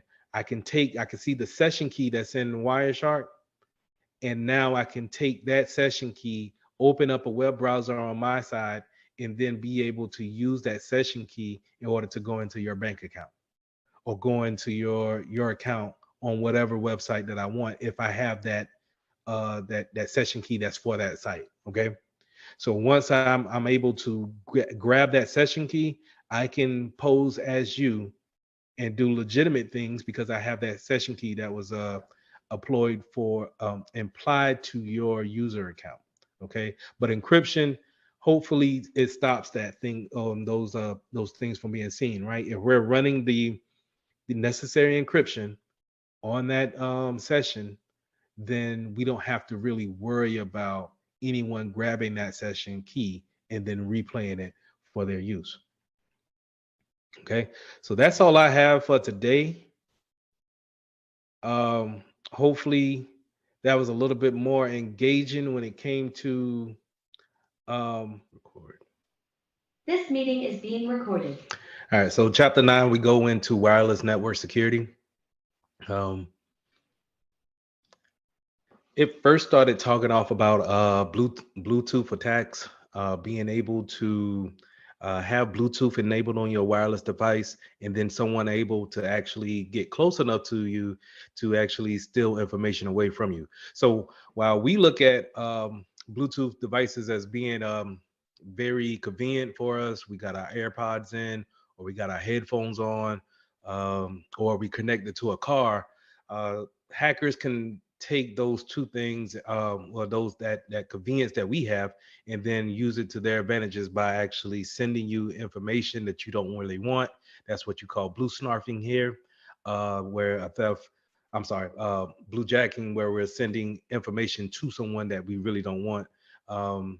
That's blue jacking, and then blue snarfing is when we take information away from someone via Bluetooth. So we're actually able to connect to them and then actually send contacts over, pictures over, videos, anything across the network from your device to my device as being the hacker. We used to see this a lot back in the day when we had PDAs.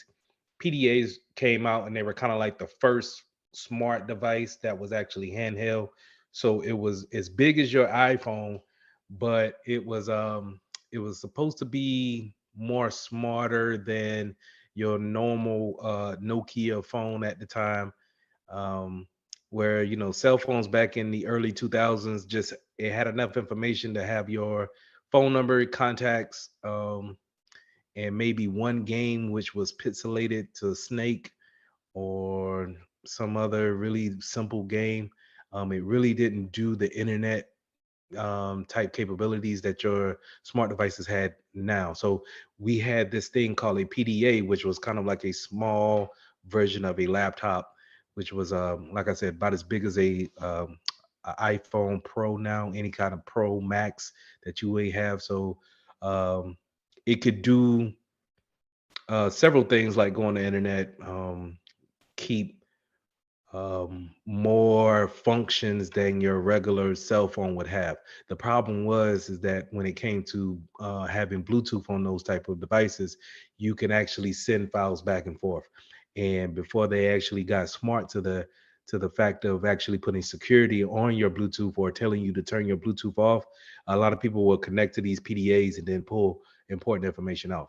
Now, you didn't normally see a regular person with a PDA, but if you would go to a Walmart or a Kmart, for example, you can see those stores actually having those PDAs in hand and actually doing inventory of stock products with their PDAs, right? So we can actually take some of that information off that PDA and then transfer it to ours if we're in the same vicinity. Um, so nowadays you don't necessarily see that happening via Bluetooth. What you see is an attack where you have near field communications, NFC type of attacks.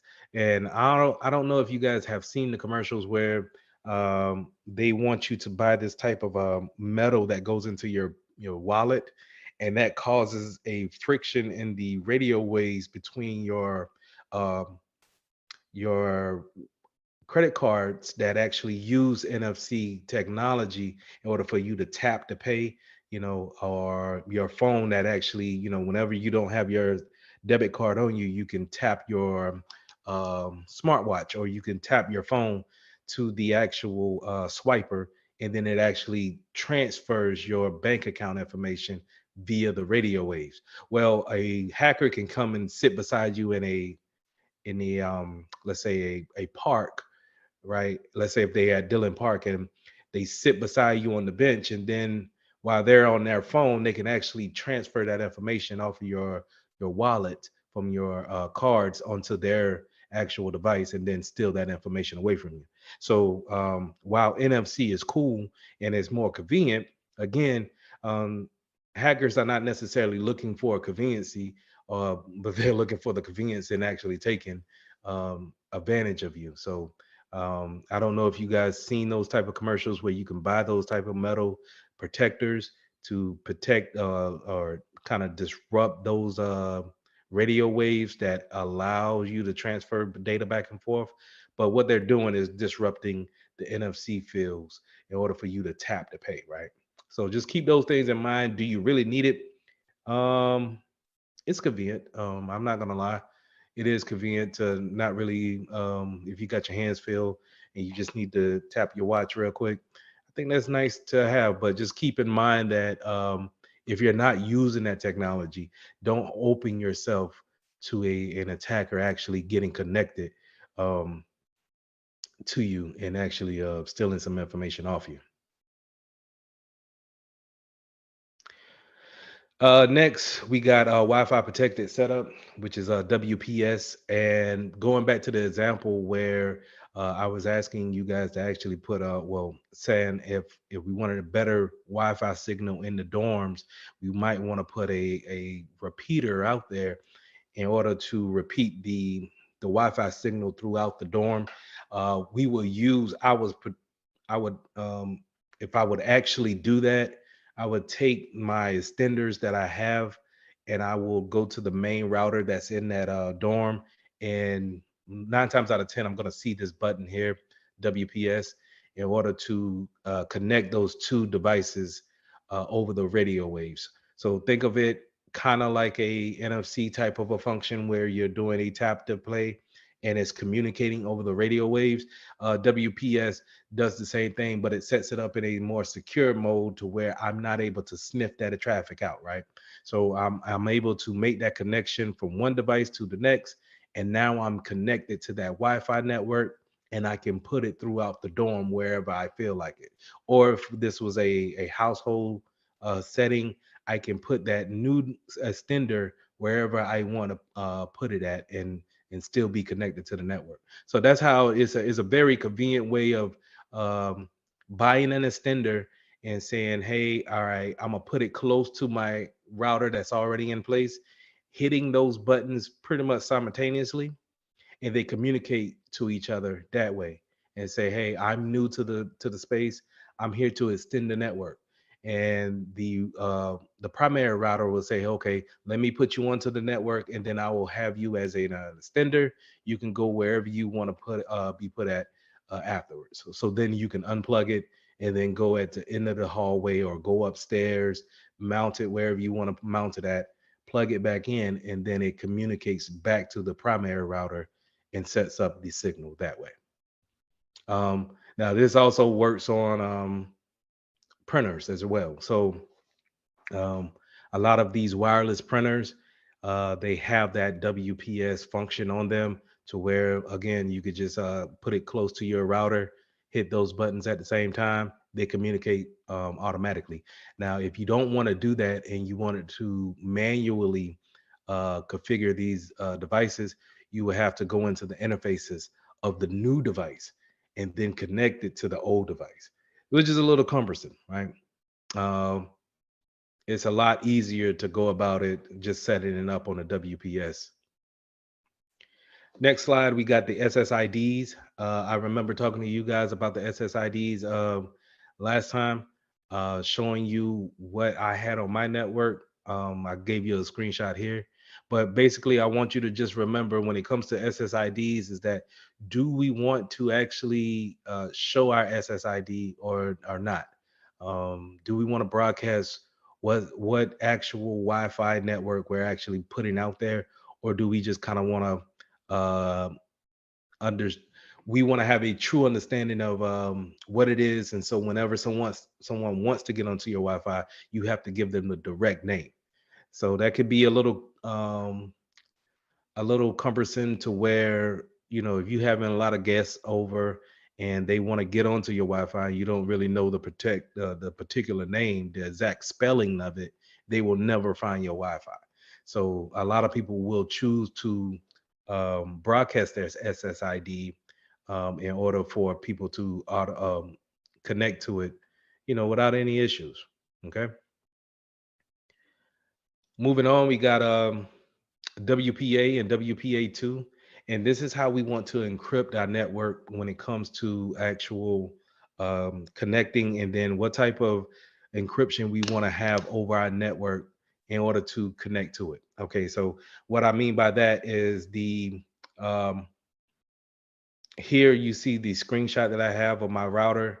We go into Mitchell Main, but then we can set our security mode up to WPA2 in order to use encryption on our network password that we're going to set up. So let me show you that. Let me get to a browser and let's pull up my router.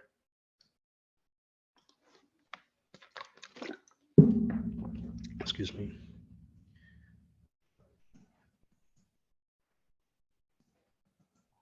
.92, 168.0.1.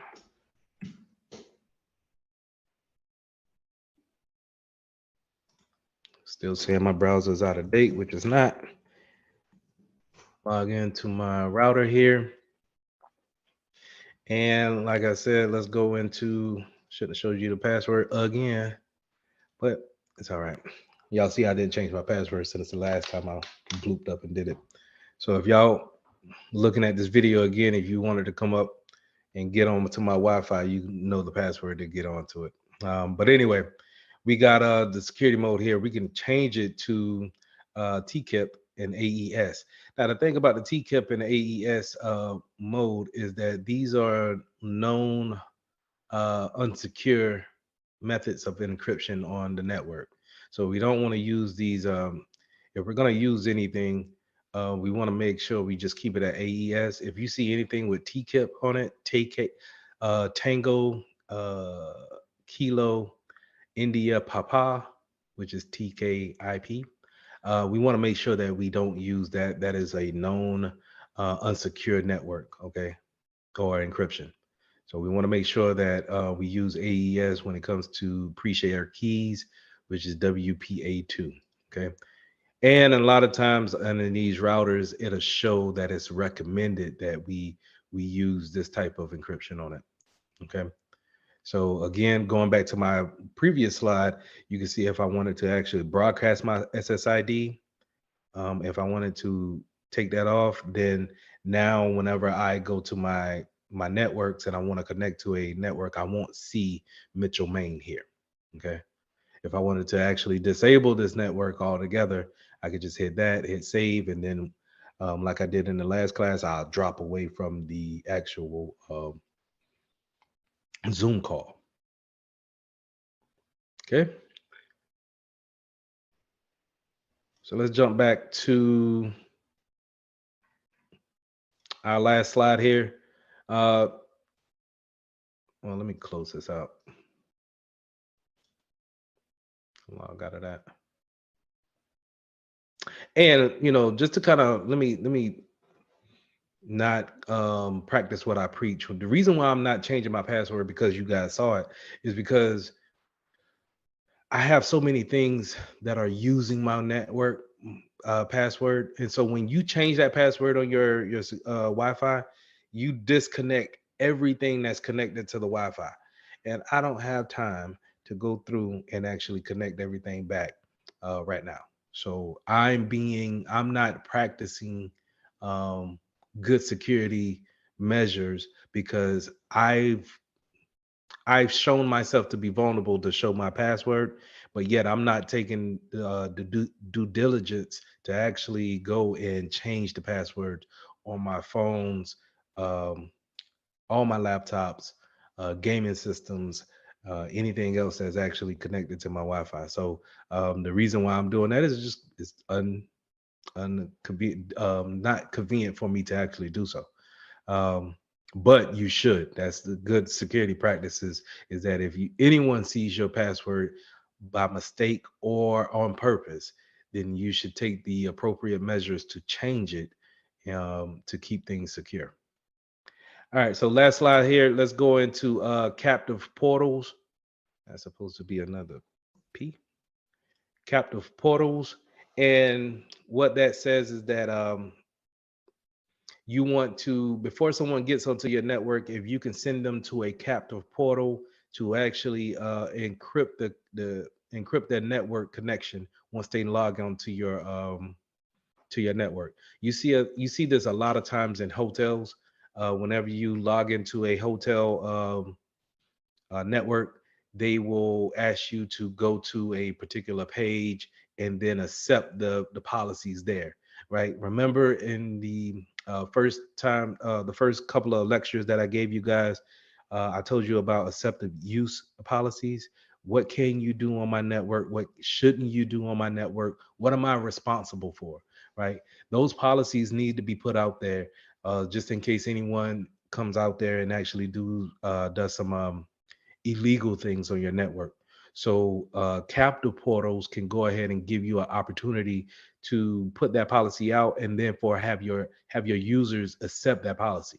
Okay. So again, when you see captive portals, remember if you go to a Starbucks or you go to a hotel and you try to get onto their Wi-Fi, before they actually give you access to any type of websites, they'll ask you to go to this captive portal, accept the terms and policies, and then you're free to roam around the internet after you have accepted those policies. Because if anything comes back to where you're doing illegal activities on their Wi-Fi, then that keeps them from being legally um, not tied to it. So if you do any type of illegal transactions, they're not legally tied to it. They could say, hey, this user saw my policies and they accepted it. So I'm not legally tied to it, but I can give you all their information while they were on my router.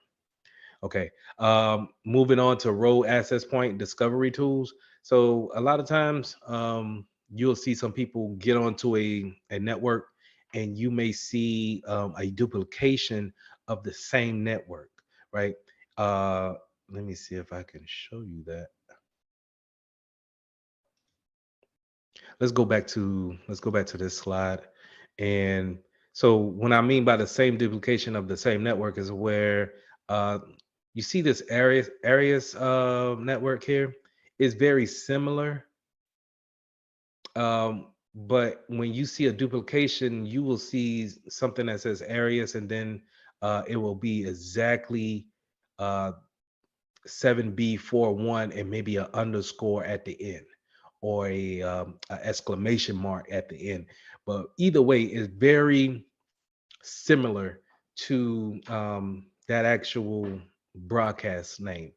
And a lot of times those are hackers sitting out there waiting for you to connect to their network. And then now they're able to sniff the traffic that you basically volunteered for them. That's called evil twin type of attack. Um, we want to make sure that we are aware of what type of broadcast we're connecting to. If we don't have an understanding of um, what Mark H is, if this just happened to pop up on our network or in our vicinity to where we see it, maybe we don't want to actually connect to it. Maybe we want to stay clear of that. So uh, that's what I mean by actual rogue AP access points. So we want to make sure that if we only are aware of these three at the top, and then all of a sudden all of these actually showed up later on, then we could consider these to be rogue access points. Maybe someone has plugged into our network and put up their own router in order to broadcast out. Okay. If going back to the example in the dorm, if you didn't get permission from IT and then you plug into your own router uh, at the schoolhouse, and then you're connected to their router, but actually giving off a broadcast signal under your own particular name, and you didn't get permission from Morris to actually do it, then that's called a rogue access point. And they should be able to detect that and then get you off the network. Okay. But a lot of times people don't have any tools to actually detect it. You have to actually just kind of ride around and see exactly who's broadcasting those names out. um, so again, going back to, if you want to keep your rogue access point, maybe you want to turn off that broadcast name. Last thing here, we got power level controls. So on our routers, sometimes we can well, not sometimes, we can change the power levels of how strong the radio signal is in order to broadcast out. So if I'm thinking, let's say if I have a router in the library on campus, and I wanted to reach the auditorium that's right beside it. Maybe I want to boost up that radio signal enough in order to reach that whole particular building, um, and include the, I don't know if it's still the art class on the side, but where the chorale practice at, and the back when I went, it was the art class. If I wanted to include those two classrooms on the side, maybe I want to broadcast that signal that powerful out. But maybe I don't want the dorm that's right across the street from it to actually get it. So maybe I want to throttle that power level down. And you want to do those type of things. So, going back to this slide here, I'm not reaching out to someone that could possibly connect to my Wi-Fi and break in. So just keeping certain things like the power level down, or in a manageable type of power strength, could be a security factor that we put in order to keep people out, right? If they're just you know in the dorm and they can actually reach the Wi-Fi that's over there in the gym, then maybe it's a little bit too strong. And we want to actually bring it down to where we could just cover the actual building that we're in, and maybe not out to the parking lot. Okay. So having the power level controls of our routers, and actually broadcasting out, keeping it in a manageable point, could actually work in our advantage. Going back over to the rogue access point, remember, if we are looking at our SSIDs and we don't recognize some of these SSIDs, maybe it could be a rogue access point that's sitting out there that could actually be used for um, malicious intent. And then finally, captive portals. Remember, if you're going to a Starbucks or some type of hotel or hospital, and they're giving you, matter of fact, even Morris does it, where there's a free Wi-Fi that Morris, you can connect to that, and then it shoots you to it tells you to get a two-factor of authentication, sends it to your phone or to your email, and that's kind of a captive portal type um, of a system there, where it's actually showing you a policy that you have to accept, and then once you're doing that, they keep you um, isolated from any other network just by going through a captive portal. Okay, so with that, I'm going to stop the recording. So.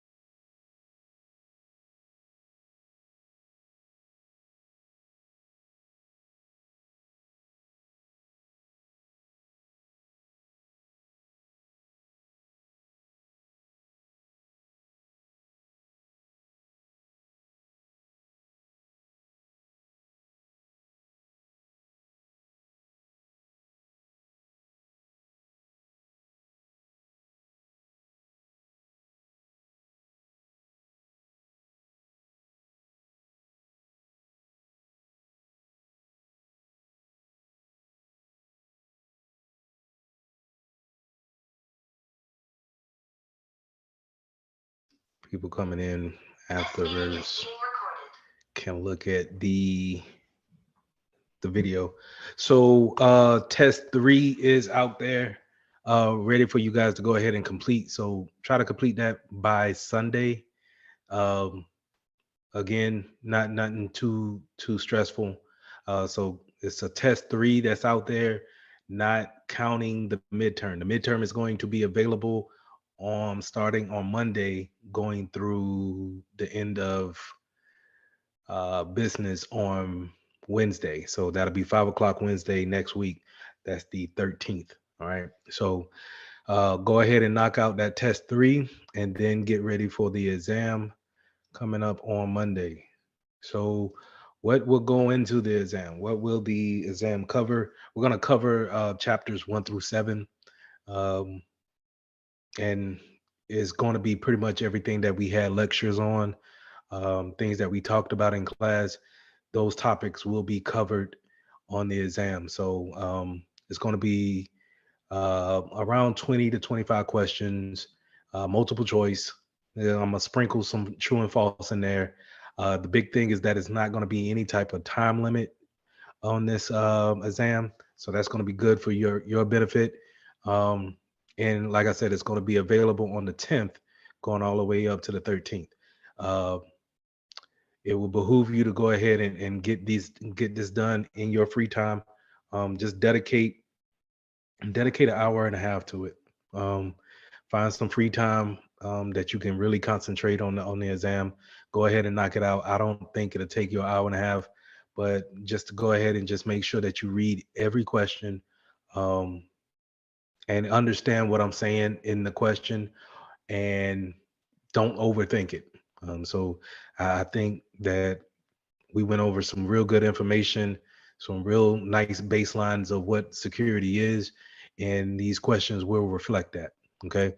Now, in some questions and some answers, I want you to be alert. Okay, that's the only thing I'm gonna say. Um, Pay attention to detail, because I will throw things in there that are similar in the answers, but they may have a different spelling. They may have a different meaning, right? And just understand what I'm asking you, and then trust what you heard in your lectures, and then what you've read in the book. So trust those things, and you should have no problem with the exam. Also, I will not extend this exam. Okay. On the 13th, I'm going to turn in grades. Okay. So I will not extend it at all. Um, Grades will be turned in. So y'all can go ahead and get those reports. So just make sure that we have everything turned in by the 13th. Again, going back to test three that's out there, make sure you go ahead and do test three, which is on social engineering and host security.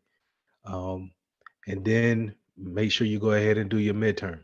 Okay. Again, it will behoove you to go ahead and do the test three sometime this week, going into the weekend, and then uh, starting on Monday to the Wednesday, go ahead and knock out the midterm. I'm turning in grades on that Thursday or Friday. Okay. So some of the topics that we're going to be covering um, on the midterm exam. Now you can play back this lecture, and I think it should help a good bit.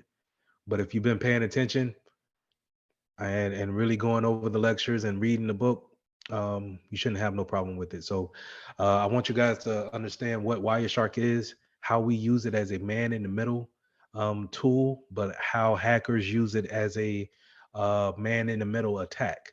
Okay, so remember, Wireshark is that tool that I'm going to take and get on the network and be able to see the traffic going back and forth. Okay, I'm using that as a reconnaissance tool. I'm using that as a protocol analyzer. Uh, this is the way I can sniff the network. Okay, that's the technical or the jargon that we use in the informational security world, is that we're sniffing the network. More than likely, we're going to be using Wireshark. Okay, uh, patches. I want you guys to understand what patches are, who they come from. More than likely, patches and updates are probably going to come from your manufacturer, whoever made the product. So patches come from Microsoft. They come from Apple. They come from, let's say, if you got a Tesla, the updates come from Tesla, right? So patches slash updates are one and the same. They're probably going to come from a manufacturer, and what they're doing is those patches are there to cover up the vulnerabilities that have been found in the software. Okay. Now, NS lookup and who is tools that we use when it comes to reconnaissance, right? Remember, when it comes to finding out what type of IP addresses that these websites actually talk to and the DNSs that they are associated with, we use tools like NS lookup and who is in order to find out um, exactly who registered those things and what region of the country they may be coming from. So that's where we're using those tools at. Okay. Social engineering attacks. The midterm goes into different types of different types. I'm going to highlight dumpster diving, tailgating, fishing, and whaling.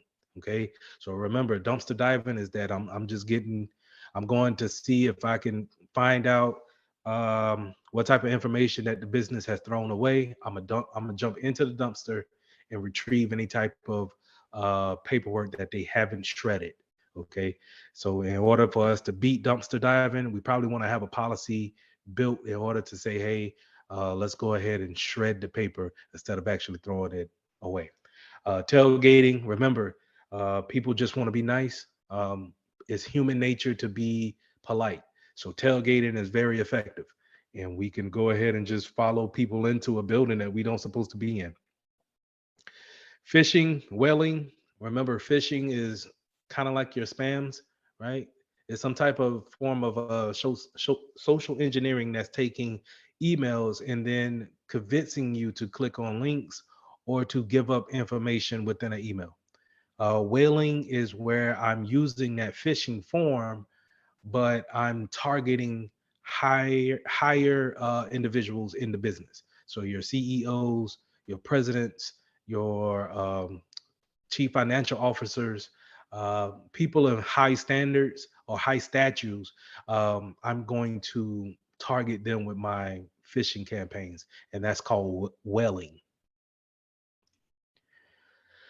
The exam also goes into logic bombs, insider threats, cookies, DOS, which is denial of service, the CIA, CIA triad. If y'all remember that, that's from the beginning of class, one of the first two classes that I actually gave.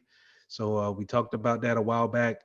We went into script kiddies, APTs, hackers. Remember, those are the type of levels that you have. Script kiddies are going to be your novice, your newbies. APTs, advanced persistent threats. Those are, yes, advanced persistent threats. Those are going to be your more seasoned um, hackers that are state sponsored, actually getting funded by the government. And then you have your hackers, your middle of the ground. They're not script kiddies, but they're not APTs either. So just know the difference between those. We talk heavily about ransomware, getting those viruses on your PCs that's locking up your PC, and then you have to pay a ransom in order for it to be to get the password to unencrypt the data that they have locked up. I want you guys to understand what steganography is. Steganography is when someone is using pictures of some sort to actually send the data out. So they have a regular picture on their desktop, but they have embedded sensitive information, some type of PII in the picture, and now they send it out past our security controls, and we have no reason in to think something's wrong, because they, to us, it just looks like they used a picture to send out information, or to send out to an outside source, right? I want to go back up to logic bombs. Remember, logic bombs are um, viruses that are dormant. They lie dormant until a certain time to detonate, and then once they detonate, they actually apply the attack. They apply whatever um, attack that they were designed to do, whatever malware that they were designed to be. That's when it's allowed to spread out to the network.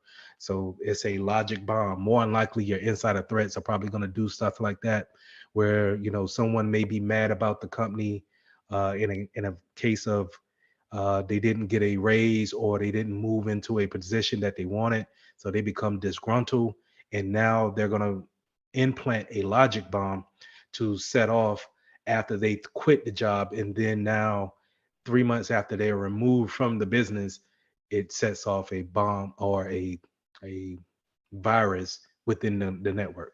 Okay, so your insider threat, I kind of touched on that.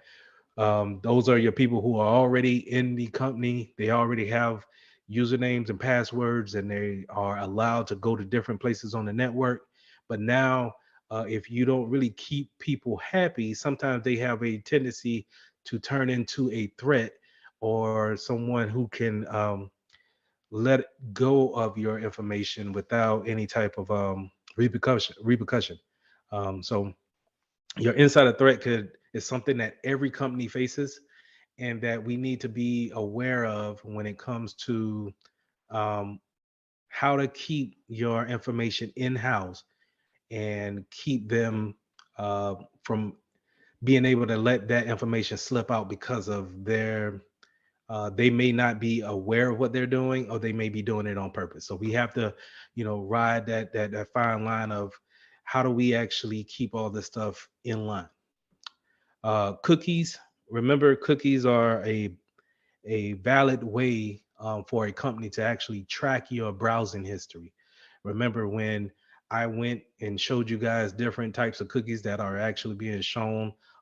They ask you if you want to accept the cookies. So they're asking you, do you want us to track you and your browsing history? They track you that way, and then when you go to a different website, you may see them advertise to you um, off in the corner somewhere. So they're using those cookies to actually validate that you are this type of surfer, web surfer, and they're going to um, use that browsing history to actually give you advertisement. Denial of service. Lastly, is whenever we are wanting a particular service from a website or from a vendor, and we don't get it, right? So this can come in many different forms. It could be, a regular, the logic, well, the the more generic one is just kind of a hacker gives you a malware piece of malware. It's installed on your PC. Now you can't get to your websites. That's a denial of service. But it also could be man-made, where a denial of service could come from the hurricane, like how we had a hurricane watch uh, last Friday. And now that, let's say if the hurricane was way worse than what it was, and it was kind of like Katrina size, that happened in 2009 or something like that. But if it was that type of hurricane and it actually, knocked out power, and um, it put a whole city on hold as far as running business, then that's a God-made, more natural disaster, but it still falls under that denial of service type of attack. And so we need to actually prevent those type of things, and plan for those type of attacks that may be coming our way. So finally, the exam is going to cover firewalls. Remember what firewalls are. They're going to sit at the perimeter of our network, and they're going to pretty much look at the traffic that's coming in, and then drop or block or deny any type of traffic that they deem to be malicious or is not recognizable on the list of rules that they have. So a firewall is going to be on a network side, and then it's also going to be on your host network. So when I say your host, that's your actual PC, that's your actual computer that you have in your lap. But the network, where your routers are, they're going to actually have firewalls as well. We got into a little bit of cryptography. So I want you guys to understand what cryptography is from a very high level. Remember, that's taking plain text and making it into unreadable text. Okay. So taking something that could be read and then making it unrecognizable. That's going to be that's how we're going to explain cryptography. So hashing, when we were talking about cryptography, we also went into hashing on, we're using hashing for the integrity of data. So we'll take a hash. It's kind of like a fingerprint, right? It's taking um, a piece of data and it's making it unique only to that data. And so you remember when I showed you guys how we went to how do we make a hash with the SHA network, or with the SHA family, and we actually took the example that I made of my name is Lee, and then we put it into our hashing converter, and it created a actual uh, message digest of a output of a message digest. So it's kind of like a unreadable text, but it's what it really is just a hash of what that sentence is, right? Applied against the algorithm. And so I want you guys to, for the exam, know that people use that hashing method when it comes to the validity of software downloads. So if I'm going out to Microsoft.com and I want to download a copy of Microsoft Excel, in order for me to know that I'm actually getting the correct copy from Microsoft, I need to look at the hash and say, okay, the hash matches up with the hash that Microsoft is giving. So I can say without a shadow of a doubt that I have the right application from that vendor. And it supports my integrity when it comes to knowing that I got the right download for that application. Now that also kind of goes into our last point here, which is non-repudiation. And non-repudiation is having that cryptography or that hash onto an email, and then now it also promotes the integrity of the email, and it says that, hey, you can't deny that you actually sent this to me. This came from you. Just like how you couldn't deny that I got a different piece of software from Microsoft. If my hashes match up, then it's a high probability that I have the right software, and it's a high probability that I have that you sent me this email and no one else could have sent me that email. So that's non-repudiation. More than likely, um, And I'm going to stop my recording. Our first lesson will be on summarizing the fundamental security concepts. In this lesson, we will learn about summarize information security concepts.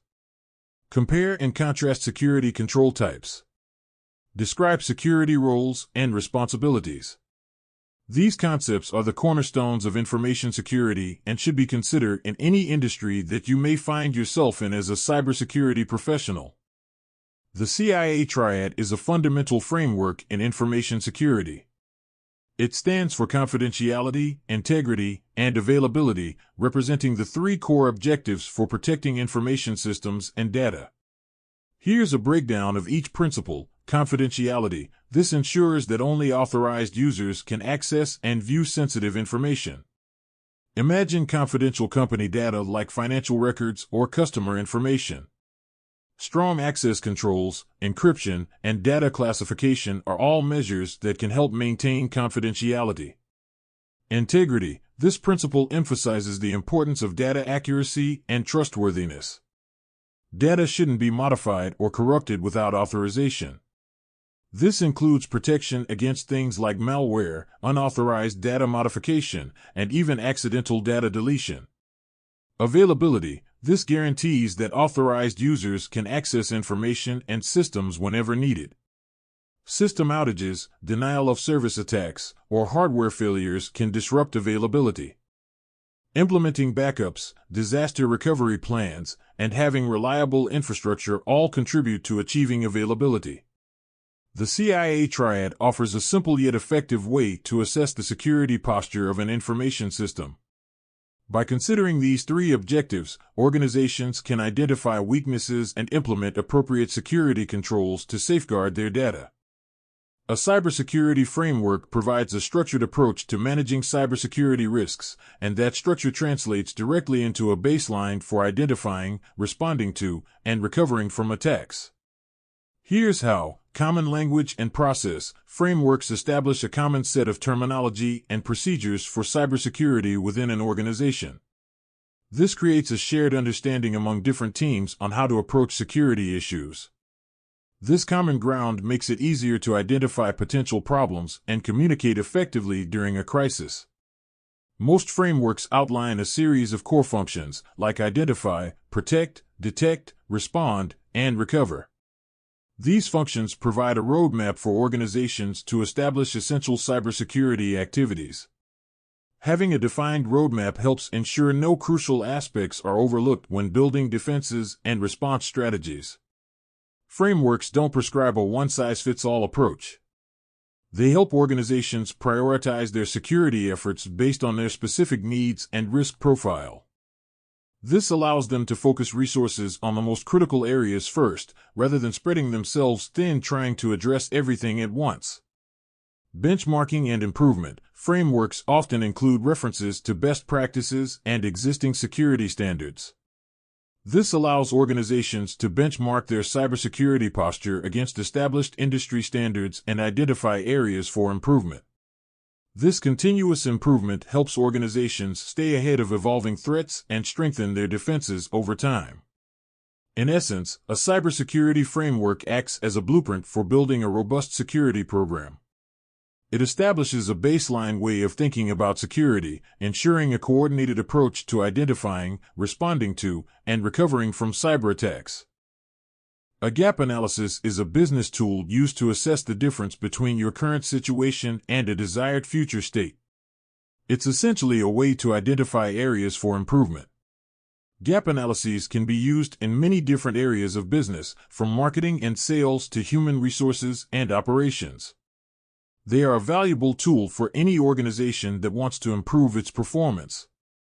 In cybersecurity, a gap analysis is a systematic method for evaluating an organization's current defenses and pinpointing areas where they fall short. It's like a security checkup to identify weaknesses before attackers exploit them. First, you establish your desired security posture. This considers your business objectives and what level of protection is necessary for your data and systems. Then, you assess your existing security controls. This involves reviewing policies, procedures, and tools currently used to safeguard your network, applications, and data. Next, you compare your security posture against industry best practices or regulatory requirements. This helps identify areas where your defenses don't meet recommended standards. By analyzing the gaps, you can pinpoint potential security weaknesses. This might involve vulnerability scans, penetration testing, or reviewing security logs for suspicious activity. Not all vulnerabilities are equal.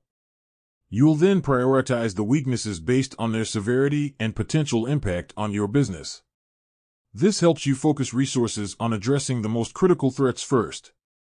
Finally, you develop a remediation plan outlining steps to close the security gaps. This plan might involve implementing new security controls, updating policies, or improving security awareness training for employees. The findings and recommendations from the gap analysis are documented in a report for future reference. Access control is essentially a security system that regulates who or what can access something. It can be used for both physical security, like controlling access to a building, and logical security, like restricting access to computer systems or data. There are two main components to access control. First, we have authentication, which verifies someone's identity. Common methods include passwords, PINs, key cards, and fingerprint scanners. Then there is authorization. Once someone is authenticated, this determines what they are allowed to do. For instance, an employee might be authorized to access their work computer, but not the server room. Security controls are the tools and procedures you use to safeguard your organization's critical assets, which can be data, systems, facilities, or even people. These controls can be broadly categorized into four main areas, each playing a crucial role in building a strong security posture. Managerial controls. These are the high-level policies, procedures, and guidelines that set the overall direction for security within your organization. Operational controls. These are the day-to-day practices and procedures that implement the managerial controls. Technical controls. These are the technological tools such as firewalls and antivirus tools used to enforce security policies and procedures. They will provide automated safeguards. And we have physical controls. These are the tangible measures taken to secure your physical environment and assets. Security control functional types categorize security controls based on their intended outcome. These functionalities work together to create a well-rounded security posture. By combining these different functionalities, you can create a comprehensive security strategy that safeguards your organization from a wide range of threats. Preventive controls. These controls aim to stop security incidents from happening in the first place. They form the foundation of your security strategy by proactively addressing potential threats. Detective controls. As the name suggests, these controls detect security incidents after they have occurred. They help identify suspicious activity and potential breaches. Corrective controls. These controls take steps to recover from a security incident and minimize the damage. They focus on restoring systems and data after a breach. Directive controls. These controls provide guidance and instructions on how to implement security measures. Deterrent controls. These controls discourage potential attackers from targeting an organization in the first place. They make your organization a less attractive target. Compensating controls. These controls are alternative measures put in place to address existing vulnerabilities or weaknesses. They provide an extra layer of security when a primary control might be insufficient. Cybersecurity is a team effort. An effective cybersecurity team works together to protect an organization's IT infrastructure, data, and devices from cyber threats. The CISO is the executive responsible for the overall cybersecurity strategy and posture of the organization. They set the direction, develop policies, and ensure sufficient resources are allocated for cybersecurity efforts. Security analysts are the foot soldiers of cybersecurity. They monitor network activity, analyze security logs, and investigate suspicious events to identify and respond to potential threats. Security engineers design, implement, and maintain the technical security controls that safeguard systems and data. They configure firewalls, manage intrusion detection systems, and ensure systems are patched and up to date. Security architects plan and design the organization's security infrastructure. They consider security throughout the system development lifecycle to ensure new systems are built securely from the ground up. SOC analysts work in a central location to monitor security systems for suspicious activity 24/7. They analyze alerts, investigate incidents, and take steps to contain and remediate threats. These are just some of the many cybersecurity roles. The specific roles and responsibilities will vary depending on the size and complexity of the organization. Imagine a mission control center but for cybersecurity. A security operations center is a physical or virtual facility staffed by security professionals who continuously monitor an organization's IT infrastructure for threats. They act as the central nervous system of an organization's security posture. DevSecOps aims to change that by weaving security considerations into every stage of the development process, from initial design to deployment and ongoing maintenance. By integrating security into the development process, DevSecOps helps to deliver more secure applications faster. Incident response is a well-defined process for handling security breaches. It's like having a fire drill for cyber attacks. An effective incident response plan helps to minimize damage, contain the threat, and recover from an attack as quickly as possible. Having a well-rehearsed incident response plan allows organizations to react quickly and efficiently to security breaches, minimizing downtime and the overall impact of the attack.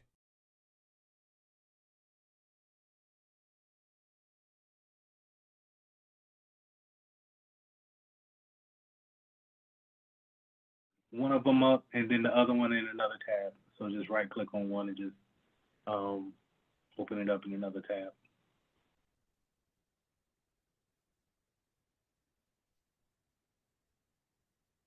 I'm using what am I using? The MacBook? Where my mouse Okay. is? Yeah. No problem, no problem. We could just, because it's going to be the same thing, just one looks different, right? Yes, sir.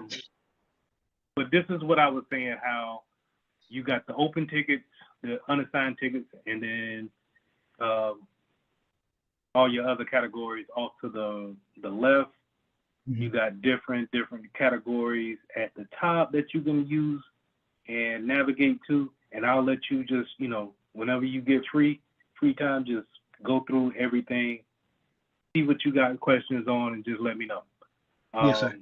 But this is your typical help desk, service desk queue. If they, you get into a business and they say, hey, we done put 2 tickets in your queue, this is where you're going to go at and check those tickets, update those tickets, and then close those tickets. Yes, sir. All right. Now go to version 2 real quick, just to kind of show the difference. It's just an updated version. It looks a little bit more appealing to the eye with the little user icons off to the left, Mm-hmm. but nothing. It doesn't say anything different. So either you'll run into one or the other. You'll run into ones that we saved a little bit of money, so they gave you version 1, or we spent a little bit more money and we get a little bit more features with version 2. Yes, sir. Okay. But it's typically the whole same thing. Now, users normally don't see this side of the ticketing system. They see what you were logged into the first time. Okay. First time. That hey, you could submit a ticket here, and then they're able to check their tickets in that type of platform. But here, this is where IT people, we go and we check our tickets and then we update them. This is what you call the back end. I guess you could say it like that. Some people may use that terminology. The back end. Let me go and check my tickets, things like that. Any questions? No. I like this. This interface, version 2 interface, look a whole lot better than. Well, I'm not saying a whole lot better. Yeah, it's more streamlined, I guess. And go to RMM.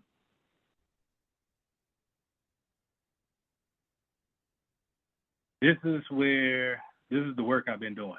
So I got some clients for us to look at.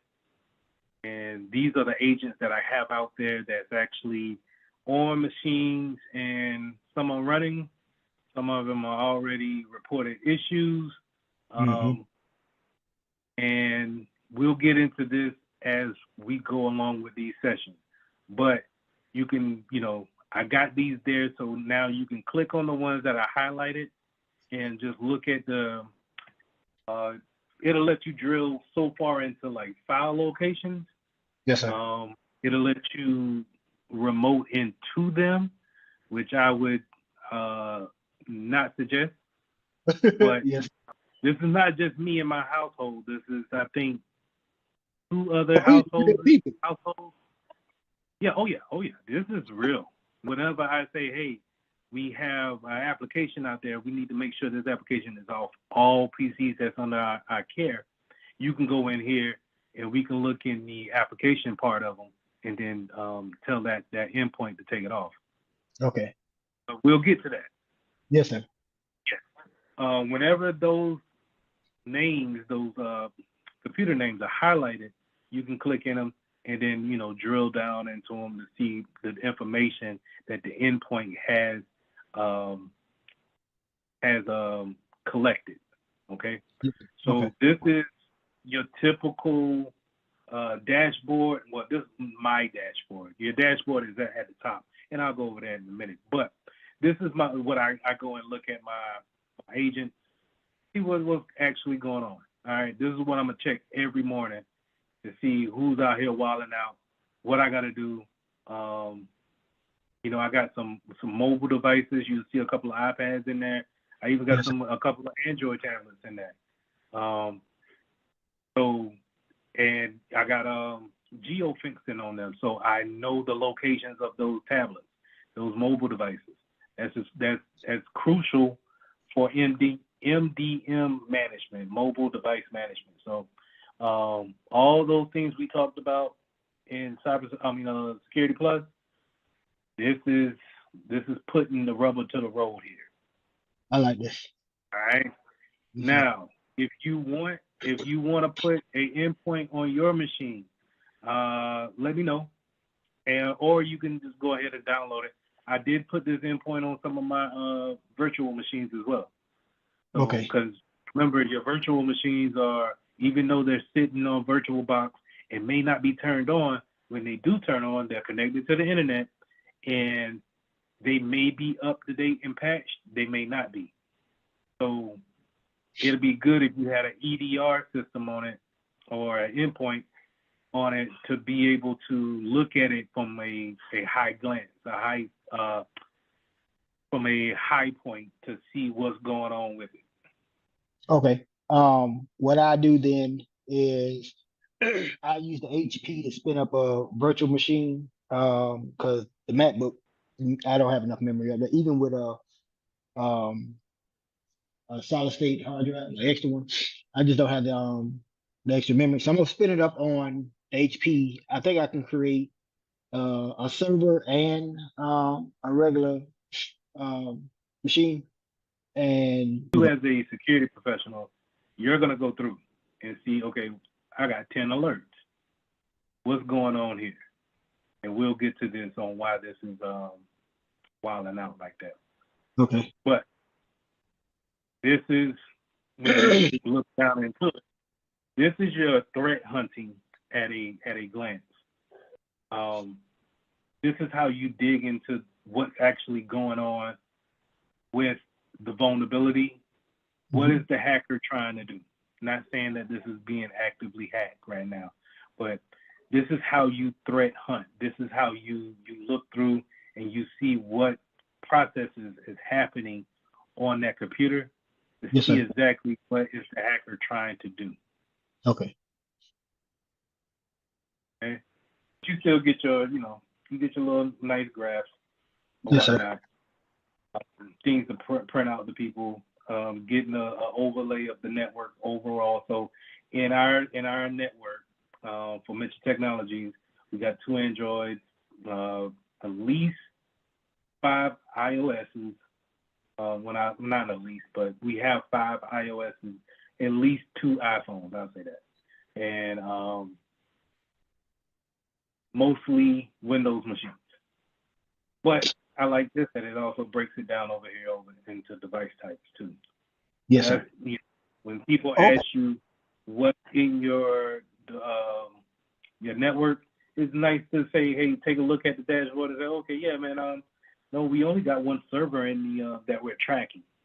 So if you see another server that's out there on the network, then we need to take a look at that because we should only have one. Yes, sir. I'll go over ownership whenever we get to that, but it's basically you could set up different types of ownerships as far as let's say if it belongs to the legal department, HR department, so on and so forth. Yes, sir. And then the all important, what versions are we on? A lot of IT directors, CISOs will want to know what versions that we're on.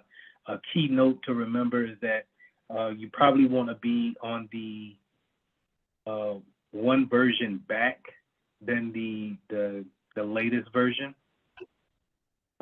Just because if we haven't tested out the new version, and let's say the new version is vulnerable, then and we already pushed it out to everybody, there's no way to really roll back until the new version comes back out. You get what I'm saying? Yeah, because you get hit with a 0-day exploit, and if you're on the new version, Right. you have to wait till a patch comes through to try to fix it. Right. So we want to stay one behind, and then whenever that new one, because we know a new version is going to come, right?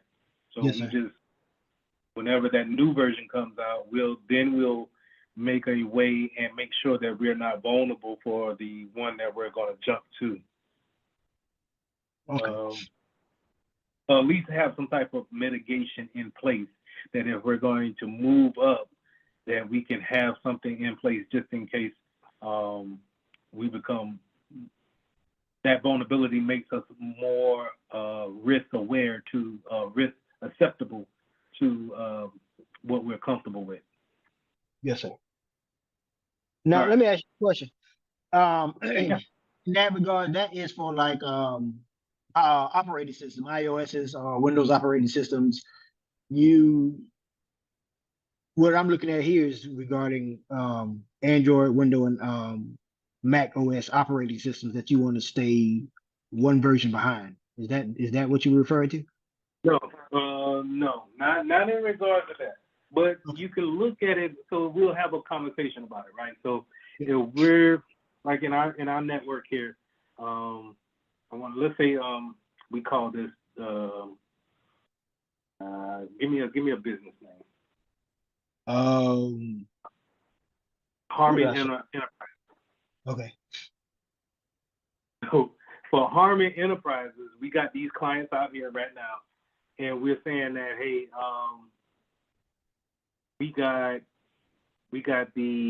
we're on Windows 10, but we know Windows 11 is out here, and they're talking about actually moving up after Windows 11 soon. Well, me and you will sit down and take a look at it and say, hey, all right, can we move up to 11 because 11 is more secure? You'll say, yeah, we can. Any applications that can't work with 11? No, ally applications can. Okay, then it'll be better for us to just go ahead and eliminate the vulnerability of being on a later version of Windows and just move up to Windows 11. Yes, sir. Now, in certain cases where, like, I'm working for the industrial industry, a lot of our equipment, those conveyor belts, a lot of machinery can't work with anything but Windows XP. Yes, sir. But what do?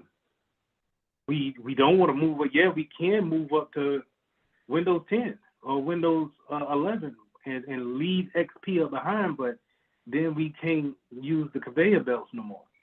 Mm-hmm. So me and you will sit down and say, okay, all right, since we have to have XP, they can't be on the internet. All right, because the application could probably work without the internet.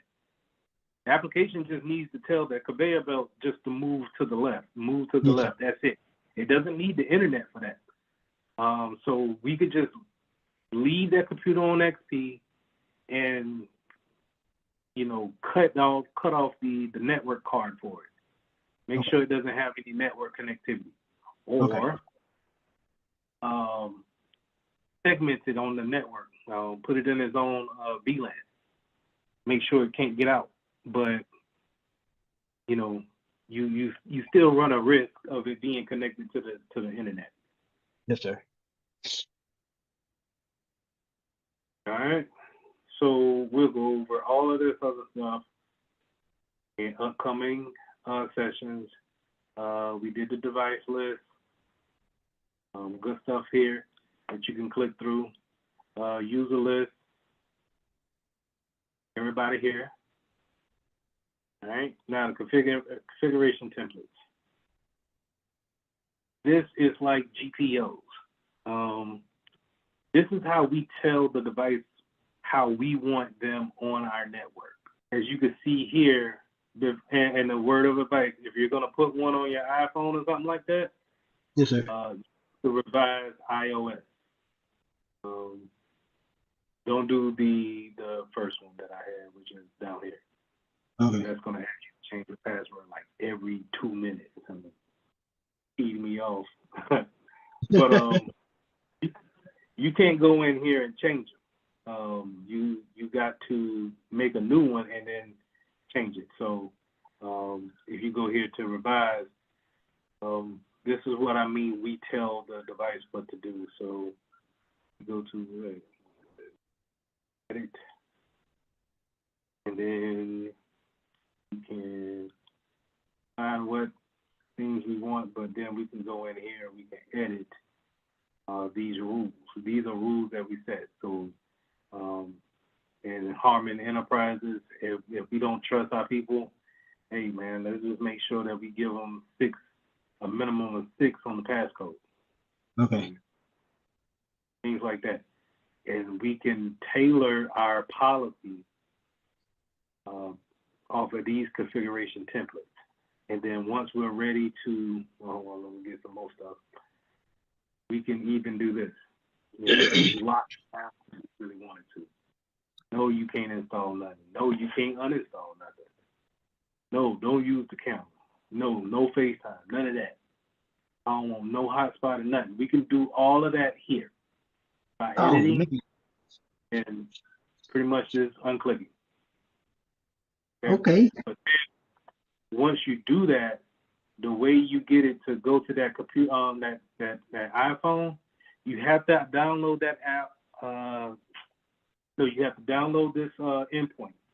We'll go over that in just a second. But anyway, you got to download that endpoint on that device, and then you have to tell that device to look for this profile. And once it goes under that profile, then it acts the way I want it to, because this is the configurations I want it to have. Okay? Okay. So if I didn't want anybody to download Netflix on a company phone, hey, I might have to say, is it just Netflix I don't want? Oh, yeah. Well, okay, maybe I don't want to block any and every app from the App Store.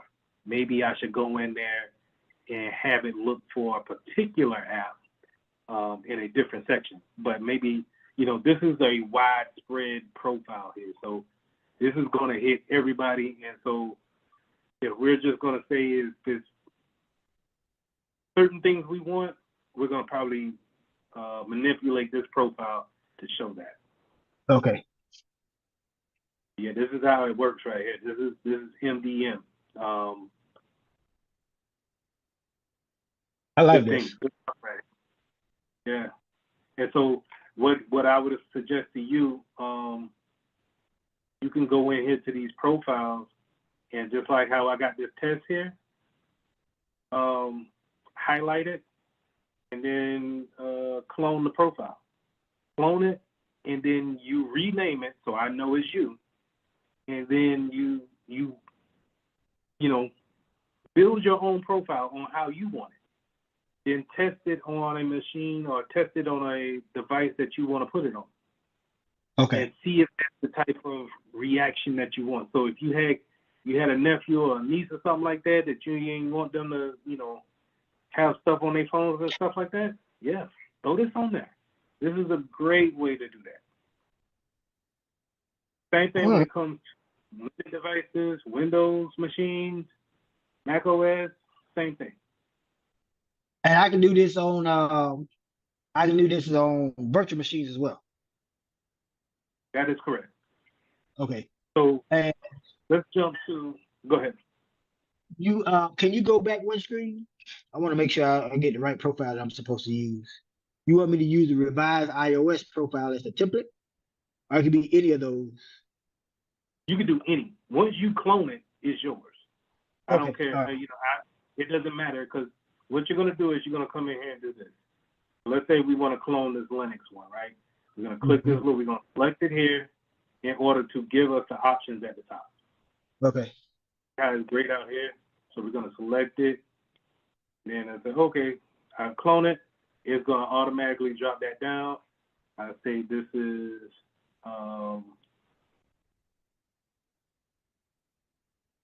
these tests. I probably don't like the apostrophe.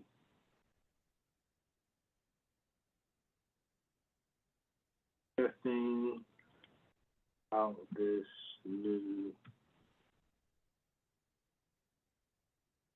clone it. Now it automatically throws me in, but now I can go through, and if I had me a Linux box that I wanted on this profile, I can go ahead and throw it in here. I can go ahead and configure my antivirus to scan whenever I feel like it. This is what I'm going to do. Schedule scan. Real nice stuff. Go to my updates. When do I want it to reach out for updates?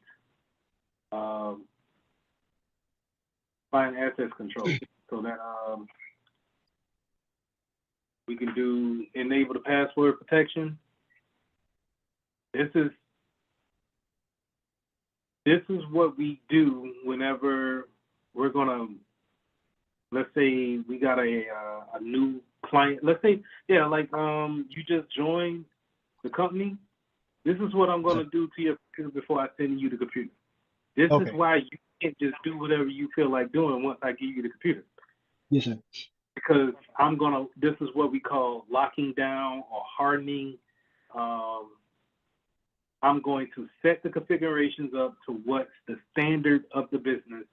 And then once I give it to you, and let's say you put in a ticket and say, I can't install iTunes on my my MacBook. Well, yeah, that's because it's not an authorized application for the business. I prevented you from doing that from the get-go. Okay. And it's done all here with these profiles. All right. All right. I like this right here. We'll get into data loss prevention too. This is good too. Yes, sir. But yeah, play around with these profiles whenever you feel like it. Or if you got a question and you want to go through one next time, let's go through one, and then we'll throw a couple machines in there and see how it reacts. See how long it takes for that machine to actually talk back to this server and say, okay, no, I'm not going to allow screensavers to be put on this machine. Then we go test it out and we see if it works or not. So the security part of it, the endpoint, and this is where the antivirus is highlighted here the most. I think this is a highlight of this Exidium platform, just because it's a response tool that not only can it scan and look for a virus, it can also respond to it and isolate the machine and so on and so forth like that. People are paying hundreds of thousands of dollars for companies just to have this type of technology on their machines. So having that endpoint there, man, it's a big thing. I think this is if I can get this into a school system or a small business, and we could see this on a larger scale, you'll really get to understand where I'm coming from when it comes to the value that comes along with it. Let me ask you another question then. I have Trend Micro and Malwarebytes on both my computers, laptops. Now, with this, does it interact with Windows Defender, or will it interact with Malwarebytes and Trend Micro? It will treat it as its own separate application. So it's not going to fight with those applications, but it's not going to work in conjunction with it. Okay. So those endpoints, a lot of endpoints can be on your computers at one time. So like here, I got Muninet on here, and it scans, right? But at the same time, it doesn't talk to Obsidian. And then the reason why I don't like it is because I can't look at it from any place in the world. It's just like how you're logged into the platform, and you could see the endpoint that's on this computer that I'm sharing with you right now, and say, hey, Mr. Mitchell, I think we need to take a look at it. Something's going on in the background. I can't get that much information out of here. It's just pretty much, hey, did you do a scan today? Did you find anything? No. All right. Well, this does that too. It does the scan, but I'm also able to dig like we've seen in the earlier listing of it in the, what was it? Your regular EDR, Malwarebytes, things like that. The company of, whoever works for Malwarebytes or Microsoft Defender, they will see something like this that could be able to dig further into the files. But us being able to see this type of stuff right here, gold, man. And then you can investigate. And once you start putting all this stuff together and, you have a case on, you have a hunch, you see something in your firewall rules that says that, you have some strange activity, and then you get to, isolate that one machine. Let's take a look at the strange activity from the logs. Let's see if we can look at it here on the endpoint security portion of it. What did the endpoint see? And start digging down into it. Because more than likely, your regular AV scan is not going to see this deep into the files. Hey, you actually got a memory leak, or this doesn't look, this, for some reason at some point in time, this amount of traffic is always leaving from this directory, leaving out and going to this particular address on the internet, which says that somebody has already infiltrated, and telling that that directory to send some information out to them. Your regular AV is probably just going to scan and look for signatures that they already know. Signatures are kind of like fingerprints of a known virus. Yes, sir. And that's what it's going to do. Hey, I don't see anything that I already know, so you're clean. This looks a little different. This looks deeper into it, and then if you had some people that know what they're looking for, then actually start to realize if you've been infiltrated or not. Okay. All right. All right. So now the applications. This is how, like I said, if let's say you read something and you say, hey man, I heard that the Zillow app was vulnerable on this version. Let's check to see who has it on their machines. And now you get a quick rundown of all the iPads that have Zillow on them. So this bulk installation package is, okay, let's say if we were working at a big university. Yes, sir. And we needed to put these endpoints on 500 machines. Mm-hmm.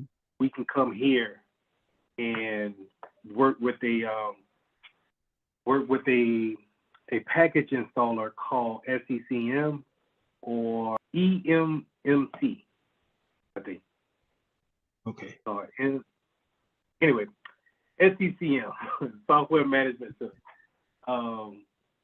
They use that to take the endpoint that we will give them and then push them out to like thousands and thousands of connected computers. And they do this pretty much overnight. So this is how if you had like a hospital, right? New hospital just been built. You have 500 machines get put in throughout the hospital. You're not going to image each and every machine. You're going to put that machine in place, plug it up to the network, and now it's going to be listening on the network for that SCCM to give it the command to install Windows 10 or Windows 11, whatever. And then with that, it's going to also install this endpoint on each machine. Okay. So that's where the bulk comes in. That bulk installation package comes into play at. To remotely access your device, perform routine security maintenance, which will not interfere with your work. Please click allow to start a remote session. See how it works. So from here, now I don't see any changes to the desktop, right? But yes, here on the platform, now I'm able to actually drill down into this is what's actually on my actual file directory. Okay. Let me show you here. If I were to go to, let me see, that is program file. So see, you'll see how these kind of match up with each other. Intel, OEM. Yes, sir. Yeah. Oh, this yeah. is how, if I wanted to see those files, but I don't know if I can actually open those files. Okay. So then you go into, do you have something that can read it? All that.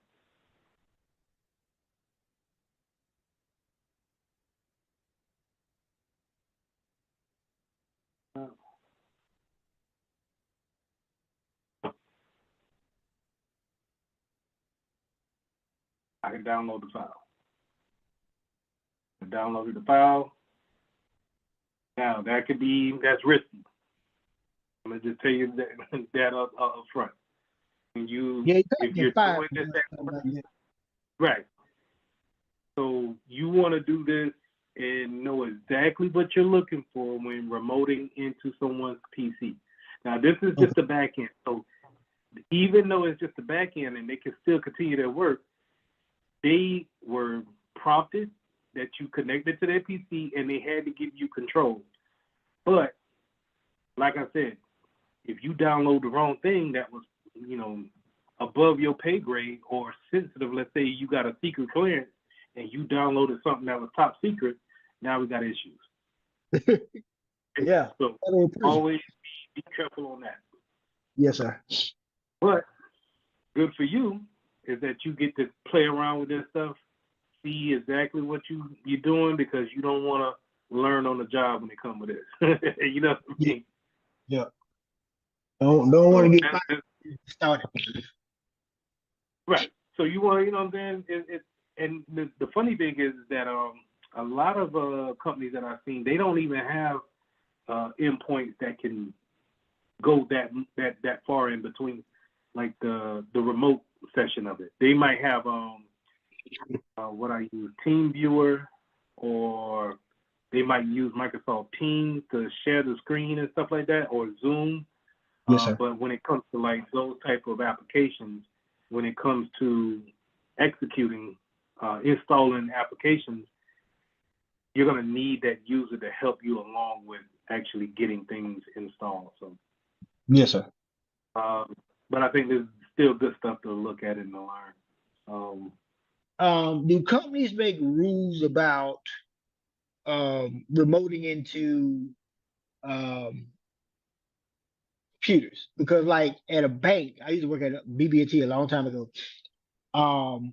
You couldn't just randomly open up somebody bank account and just be like, yeah, let me see how much money this person. That is an automatic fireable offense. Do companies also make rules like that? Is it like if we catch you just randomly remoting into people computer without express permission, or if you have any kind like if that customer didn't give you permission to contact them to remote to the computer, that's an automatic termination.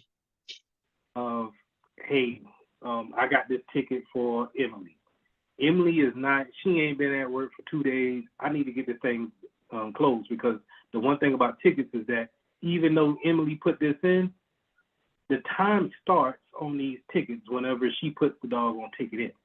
Okay. So if she's not there for you to get consent to remote into a PC, you got to do what you got to do. Okay. Okay.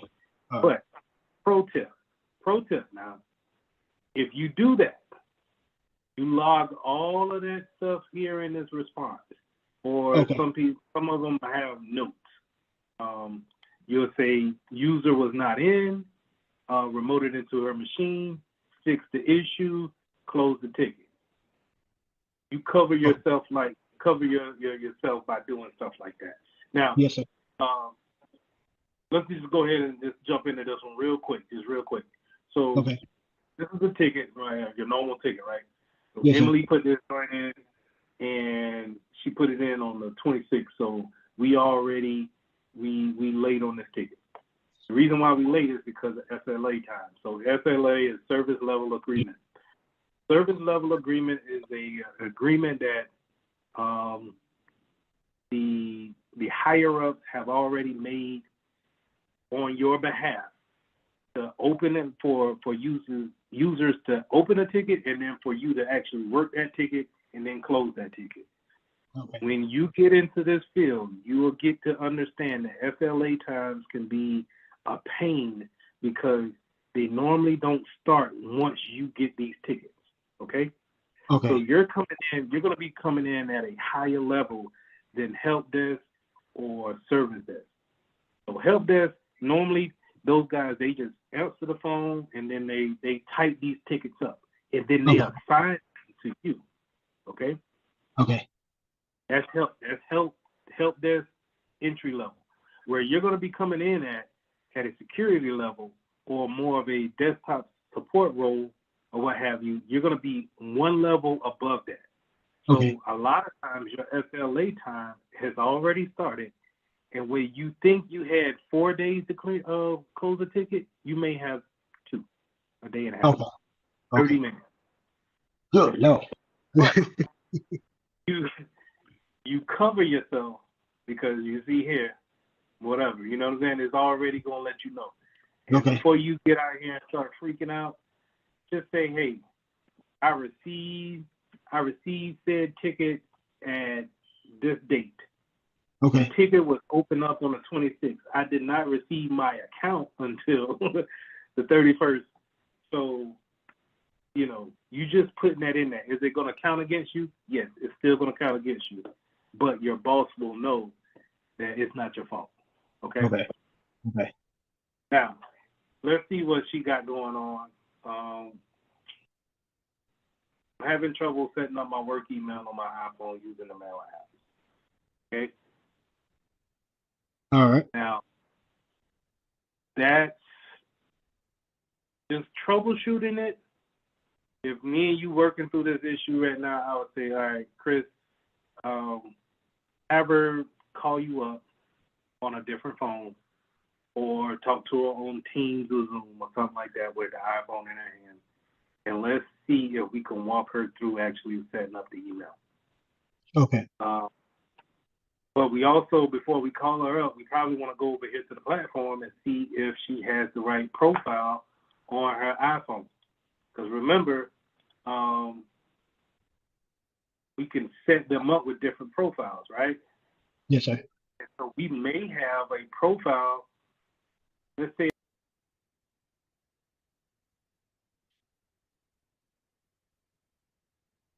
we set them up with different profiles here, Will, right? And let's say Yes. if you were testing one out and you accidentally threw her phone into this test profile, and now she can't set up her email because of it. Okay. So we wanted to, double check, see if it's not in there. And if it's not, then you call her up and say, okay, walk me through what you're actually doing. And if you got this, more than likely you're gonna have the processes on a piece of paper, on a cheat sheet, and you're gonna understand what's the proper steps to setting up an email. She's gonna probably be missing some point. Maybe her email address needs to be changed. Her password is not right to her email address, and you just simply walk her through it. Once you walk her through it, and she says, "Oh, it's populating now," because I guarantee you, it's going to be probably a password issue. You tell her to calmly type her password in one character at a time. Yes, She sir. gets it right. It populates her email. She'll probably say, "Oh, you know what? I don't know what happened, but it just started working," right? Yes, She sir. says that, hey, it's all good. You say, all right, if you got any more questions or any issues, just give me a call. Glad to help you out. Put it right here in your response. Close the ticket. Okay. You see here. Well, All right. So once again, you go and wait. Do you see if she's in that? No. Because she shouldn't be in there. So you give her a call, and ask her what was the last password. Do she remember putting in? Have her try that one more time. If that's not it, then you're gonna have to explain to her that you're gonna have to reset her password. yep. You'll reset her password on a Windows machine where? On a Windows machine. Oh, out now. Do I remember that? In settings. You know what? I don't know. I'm about to play around with it. I don't know that one. Yes, you do. You do know. If we're in an enterprise, we at Harmon Enterprises, we're remote. He's using a Oh, Windows machine. More than likely. Access and identity management. In the what's the thing called? We built these things on the thing. I know it. I know it. Do that now. But I can't call it out. I can't call it out of my head right now. But I know what to do with it. Yeah, if you know the application, then that's the only thing you got to do. Okay. Reset her there. You make sure she log in, update the ticket, close it out. I know what. It's on the tip of my tongue. That's gonna bug me right now. Active Directory. Yeah. Yeah. That's Yeah. it. Yeah. There you go.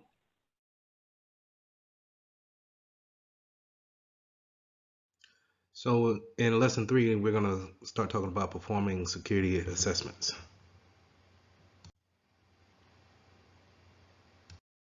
So as a security professional, sometimes we take network tools and actually see how traffic is moving from point to point on our network as well as outside of our network. And we need to be aware of the type of tools that we use in this types of scenarios, and then how can we use them to our advantage, and then also how can an attacker use it for their advantages as well.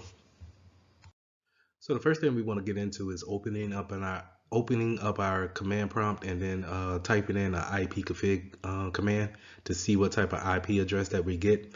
And this is how I want you guys to think about an IP address as kind of like your home address, right? So in order for you to receive mail in the physical world, the post office will give you a postal address, right? And in order for someone in New Jersey to send you a letter, They need to have that address, and then it goes from post office to post office until it's able to go down your lane, your driveway, or what have you, and then into your mailbox. Well, the IP address is similar to that, right? Where your router is sort of like a post office, and it will assign your devices an address.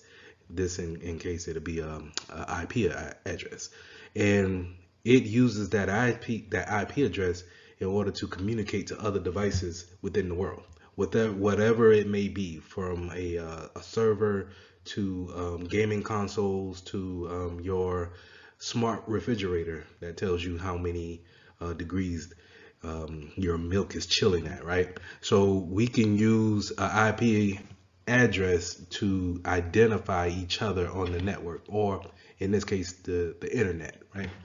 So we can also use things kind of like what's called a ping. So we can open up our command prompt, and I'll show you guys in a second. We'll open up our command prompt and we'll ping another address or a domain name, and it can return to us their address. So let's say if we wanted to know the IP address to the server for ESPN.com. And what we'll do is we'll ping ESPN.com. It'll show us the information there. So I'll show you guys that in just a second. To go back to our analogy of, how you actually have a physical address within the real world, and the post office will give you an address to receive and to actually deliver mail.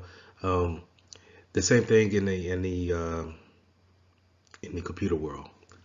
We can route different ways of getting to different destinations, and in your computer it keeps this things and call what we call a routing table, and we have all the different IP addresses that we are familiar with, and then new ones that we verify and we understand that this is who they say they are.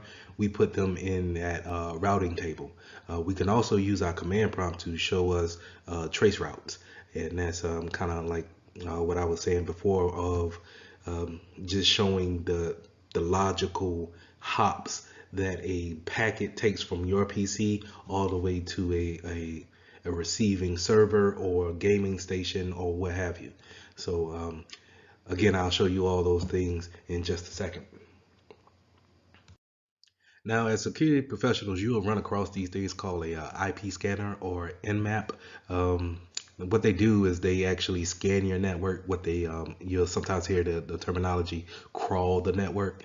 And what they do is they actually kind of do like a ping test or a more in-depth conversation to whatever device that's on that network, and it pulls information from it. So it will say, hey, I crawled the network and I see that there's 10 of actual phones on your network, cell phones, and 5 of them are Android, and then the other 5 are iPhones. And then it can even get more granular by saying, hey, I found a PC on your network. This is the operating system that is running, and these are the ports, the communicating ports that are open to this PC. So it's very important to understand that we can use this as a administrative tool, right? We can make sure that we know what's on the network. We can know how we're communicating in and out, the data flow, correct? But also the bad guys can take this and actually do reconnaissance on your network. So they can actually not necessarily attack you that day, but if I want to get information about you and make sure that, hey, all right, I'm messing with Macs today because this is a Mac shop. This is a Mac place of business. They only run Macs in there and iPhones, iOS, right? So I need to make sure that I get the attacks, my playbooks ready for Macs, right? Whatever vulnerabilities that may be out for Mac. So this can be a good tool, but also it can be used for bad things as well. So like I alluded to earlier, these type of Nmap scanners can also do kind of a service discovery. So again, showing what type of ports you have open or what type of services that you're using to communicate to other devices on. It can build a fingerprint of how your network is set up, right? And this again it's good for an administrative point of view, from a high level to see all of your blueprint or your fingerprint of the network, what we call a footprint, right? We can see the footprint of the network and see how data is coming in and out. But at the same time, it's also bad if we someone else knows about that footprint, because the things that we're focusing on today or this week may not be the things that your hacker or your attacker is actually focusing on. So it's kind of, you need to understand when you see traffic spike up, or services kind of degrade down, or they bog out, because when someone's running these type of scans, it can cause printers to actually accidentally just print out gibberish or random sheets of paper, or it could cause different types of PCs to slow down tremendously to the network, right? Because it's actually pinging, seeing that it's up, pulling the information, communicating with it, and that is what we call very noisy, right? So whenever we see a lot of noise on the network, we need to be aware of that, and then do what's necessarily possible to find it and shut that communication off. Another way we can find out different types of PCs that's out there on the network, we can also do a netstat command, and that's showing everything that we have a connection to. And you can pull this command up, and you'll actually see how your PC is actually communicating out to different services, different applications. More importantly, NS lookups is a very important thing as a security professional, because we get to understand. It's kind of hard to look at numbers all day and IP addresses and IPv6 addresses and kind of disseminate what's what, right? But these NS lookups allow us to use those DNS references. DNS stands for domain name service, and it allows us to use that type of service to say it's google.com, and then we can get an IP address of saying that it's 8.8.8.8.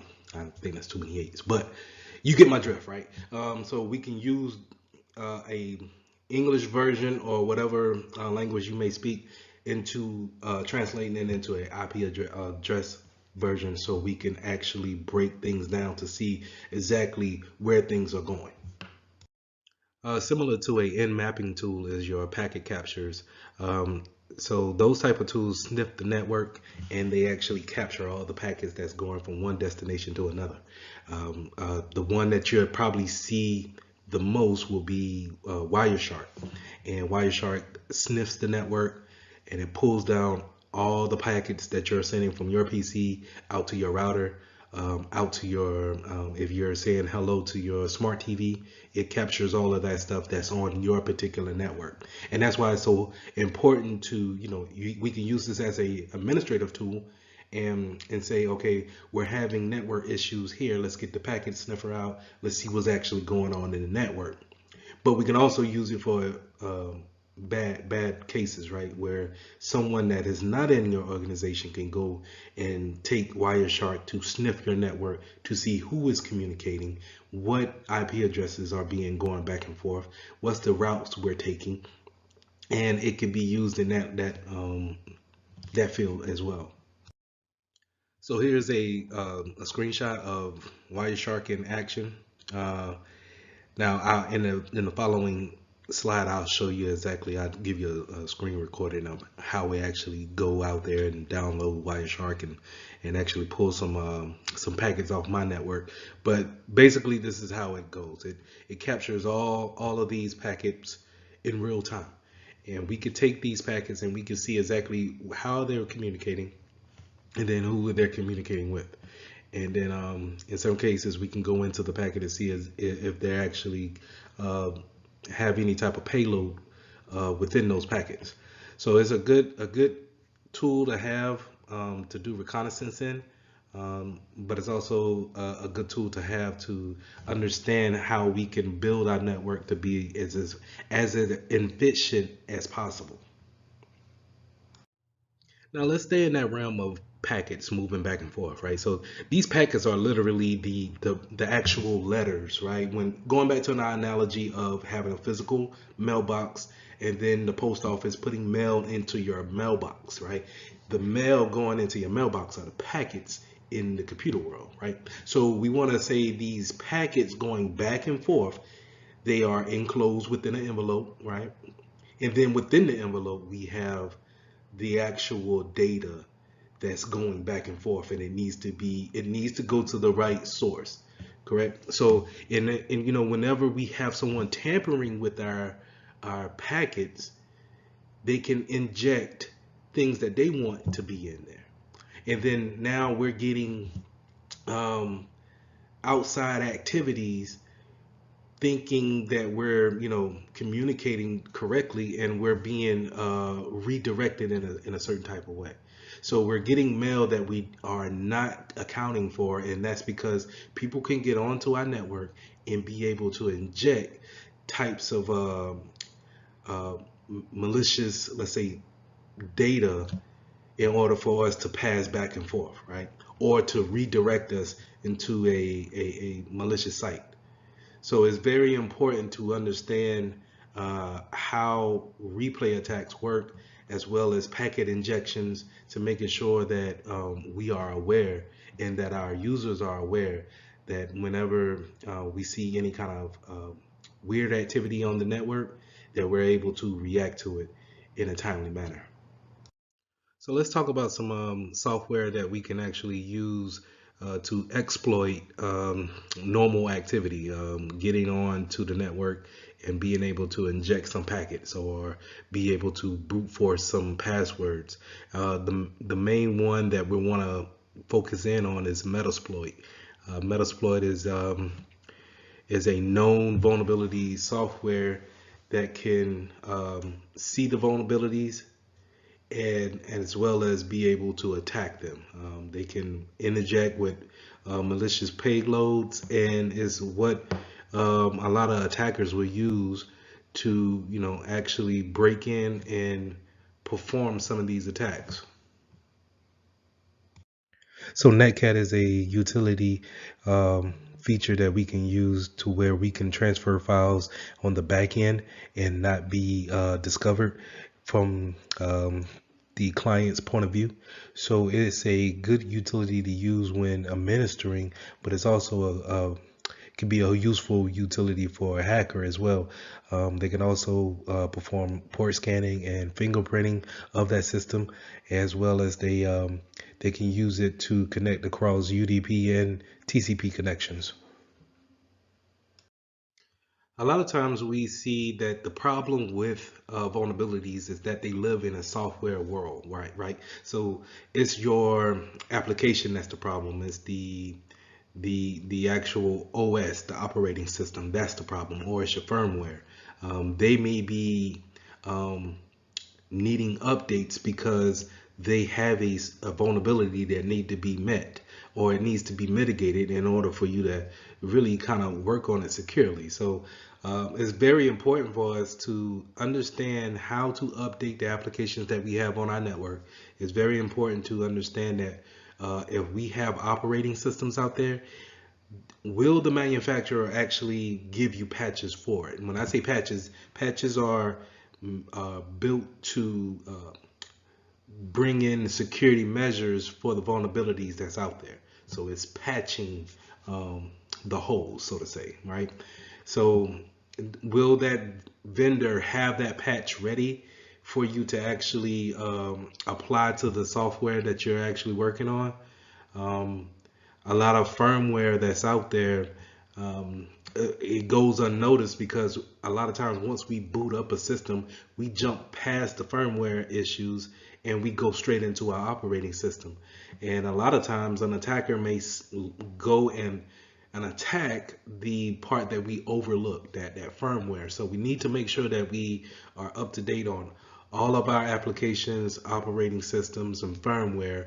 We also, when it goes back to operating systems, we want to make sure that it's actually up to date and is supported by that vendor. And I would say that'll go for everything, as far as applications as well too. It's a lot of times we may come across a software or an application, and the vendor, the people who actually created it, they're not in business anymore. So how do we go about communicating safely if there's no one doing any research on the back end to let us know that it's vulnerable? So just some things to keep in mind when going out there and looking at different applications, OSs, and such. Just to kind of continue on with that conversation of having software that's out of date. You don't want necessarily a legacy software that's out there and people are just kind of using it because it's worked for so long. Why should we change it? And a good example would be someone operating on Windows XP or Windows 7, Windows 8. And it's just like, hey, we set it up, but there's no problem. We don't have any problems with it. So why should we change it? Well, those are legacy operating systems and they don't receive any patches anymore. So if there's any kind of 0-day vulnerability to it, then they won't have any type of patch to come out and help you out with that. So it's a known vulnerability, and now it's a matter of time before someone exploit that vulnerability. So a 0-day is whenever it's a vulnerability that's is very fresh, right? No one knows of it. It's kind of like the first day that it was actually discovered, and now there's a rush to actually find a remedy for it, or for the attacker side to actually exploit it. Because if I just heard about a 0-day that just happened, well, there's no patches out there to stop me. So if I can get to each and every device as quick as possible to exploit it, I don't have to worry about the patch management stopping my plans. On the flip side, if I was a good guy and I heard about a 0-day, I want to make sure that my vendor or whoever the application is with or operating system is with, is that they have a patch that came out and I'm able to apply that patch as soon as possible. So being able to stay upon, going out, doing your research, making sure that you're staying up on the news to see what type of 0-days that come out, and making sure that you apply your patches. Microsoft comes out with patches pretty much the first Tuesday of every month. And so we want to apply those patches. Now we can go into more granular schemes of putting it in a test field, testing it out, see if it breaks anything, then applying the patch. But for the most part, you want to make sure that you understand patches do come out and they're for that security reason, right? And we just need to stay up on those.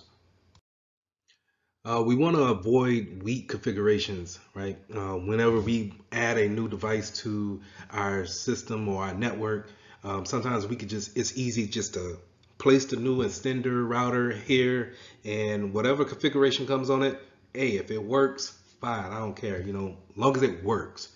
But having, those accounts, sometimes different devices come with default accounts, and sometimes that information of how to log into those default accounts are public. So we can Google those type of, what's the admin username and password for a particular router that you have. And so if that information is public and you never change your default account, password or account, then it's easy for someone to Google that information, get onto your network, and then go into your devices. So we want to make sure that we have a plan in place to actually change those type of configurations. We want to make sure that we change the passwords to default accounts. Make sure that we configure the settings of whatever device to tailor our business needs, right? And we want to make sure that it doesn't have an overwhelming amount of permissions to do whatever it wants to do on the network. So a good example of that is why not take away everything that it can do and only give it the permission that what it needs to do, right? That way, if someone does get into a router or whatever device that's on your network, it doesn't give them the right to actually go out there and perform some of these things that just need permission in order to execute, right? So let's go a little bit deeper into that. Not only just having default passwords and accounts there, but going into that configuration piece, we want to make sure that we shut down. When I said, in that previous slide to take away things that it can do and only give it the things that it needs to do, we want to shut down different services, different ports that it doesn't need to work on. If we're not going to be doing any type of file transfer, why should I have FTP open?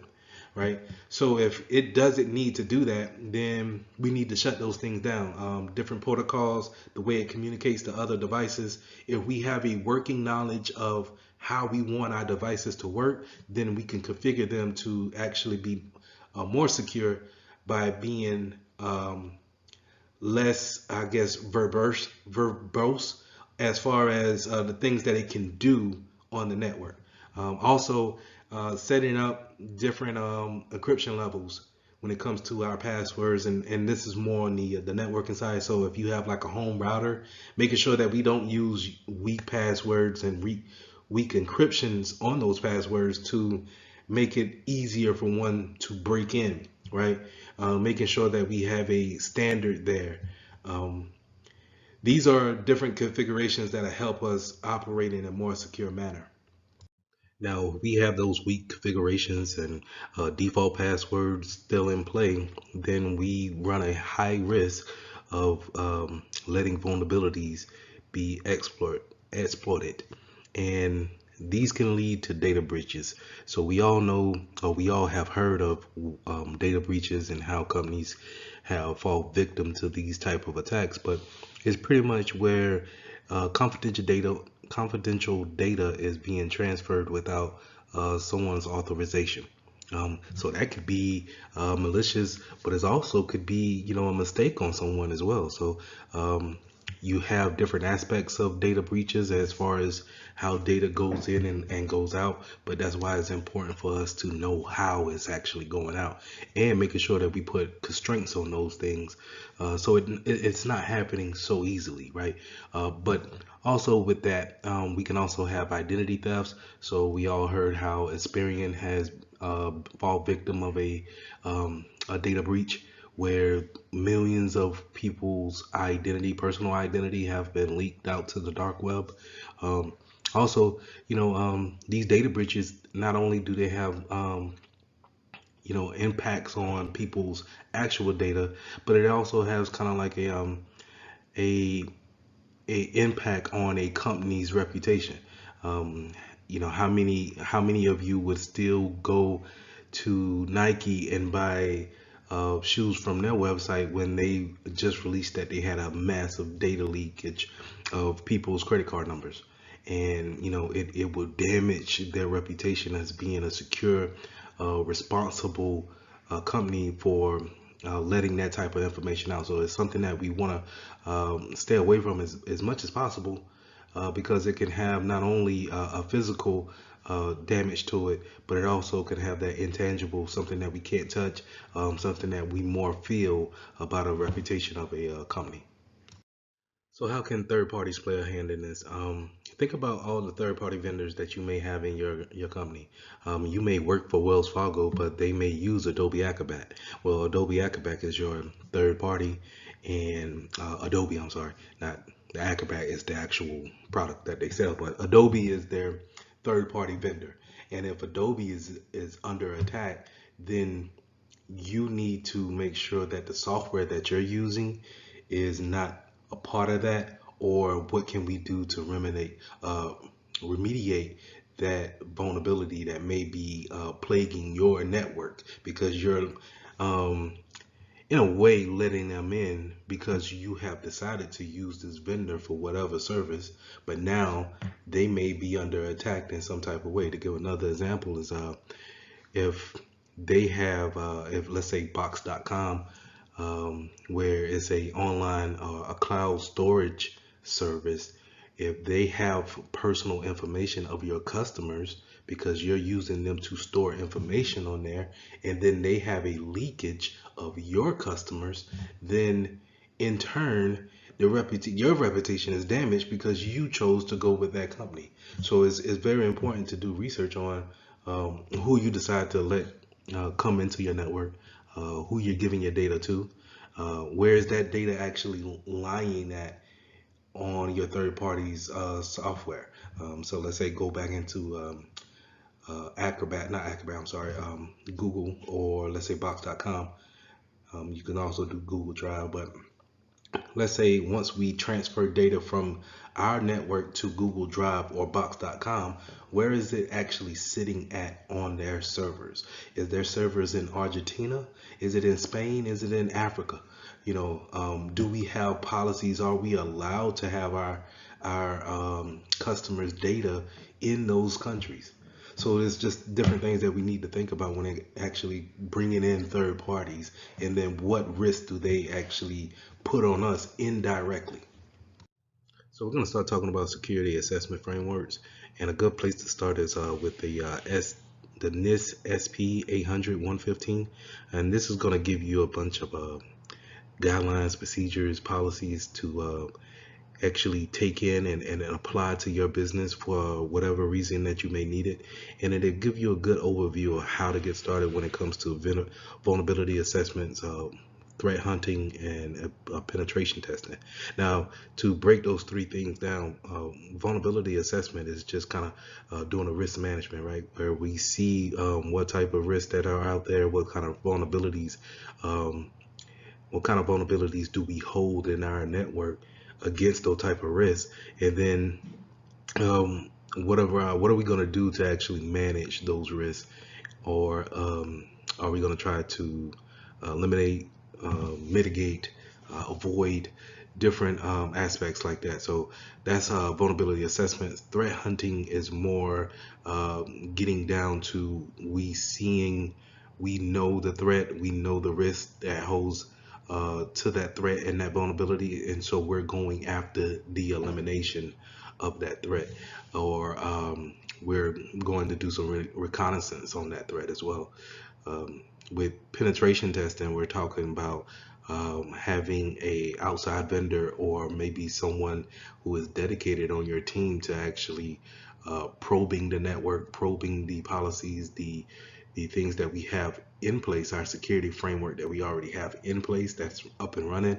We're looking to attack that, seeing how to find any kind of faults within our security posture already. So that's penetration testing.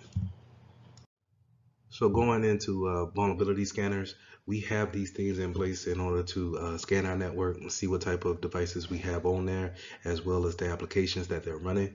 And it double checks that application and that OS against a database of vulnerabilities and risks that are out there. And once it gives us a report of how the scan went, we are able to either remediate or to kind of get a better understanding of what type of risk that we are, what kind of risks are we up against on a device to device standpoint. And we can also use this type of scanner for OS fingerprinting, as well as seeing what type of firmware vulnerabilities that we may have. Now, when you're having your vulnerability scanner scan the network and it applies those vulnerabilities to the database and it comes back with a report, it will give you a scale on if it's a low risk or a critical risk, right? It's a scale from low to high, and you normally see these things called CVEs, and that's the common vulnerability exposure, and that's kind of the name of the vulnerability that's out there. And then the scoring system will be under the CVSS, which is a common vulnerability scoring system, and you'll normally see it as a scale from 1 to 0. A scale from 1 to 9, and the lower you are to 1, the more likely you could probably let that vulnerability slide. But the more you're getting up to your 7, 8s, and 9s, then you probably want to make sure that you seek the patch or whatever remediation that they will advise, and then if possible. Now, in some cases, you may want to test this patch out or test the remediation out first before you apply it within a production field or what have you. But to make sure that you don't just put every patch out there, and that's in certain cases. I would patches before you actually apply. When running vulnerability scans, we can have certain things that can cause a lot of problems. Uh, and sometimes we can have those scans that where they run smoothly, and these are where you hear the terms intrusive and non-intrusive come into play. So a non-intrusive scan will run fairly smooth. You have credentials, you have permissions to actually run on the network on those endpoint devices, and this is a lot of times where you'll see an endpoint actually sitting on the device itself. So you'll kind of look into your lower right hand corner of your, let's say, Windows PC, and you'll see an icon there that's kind of different, and it may be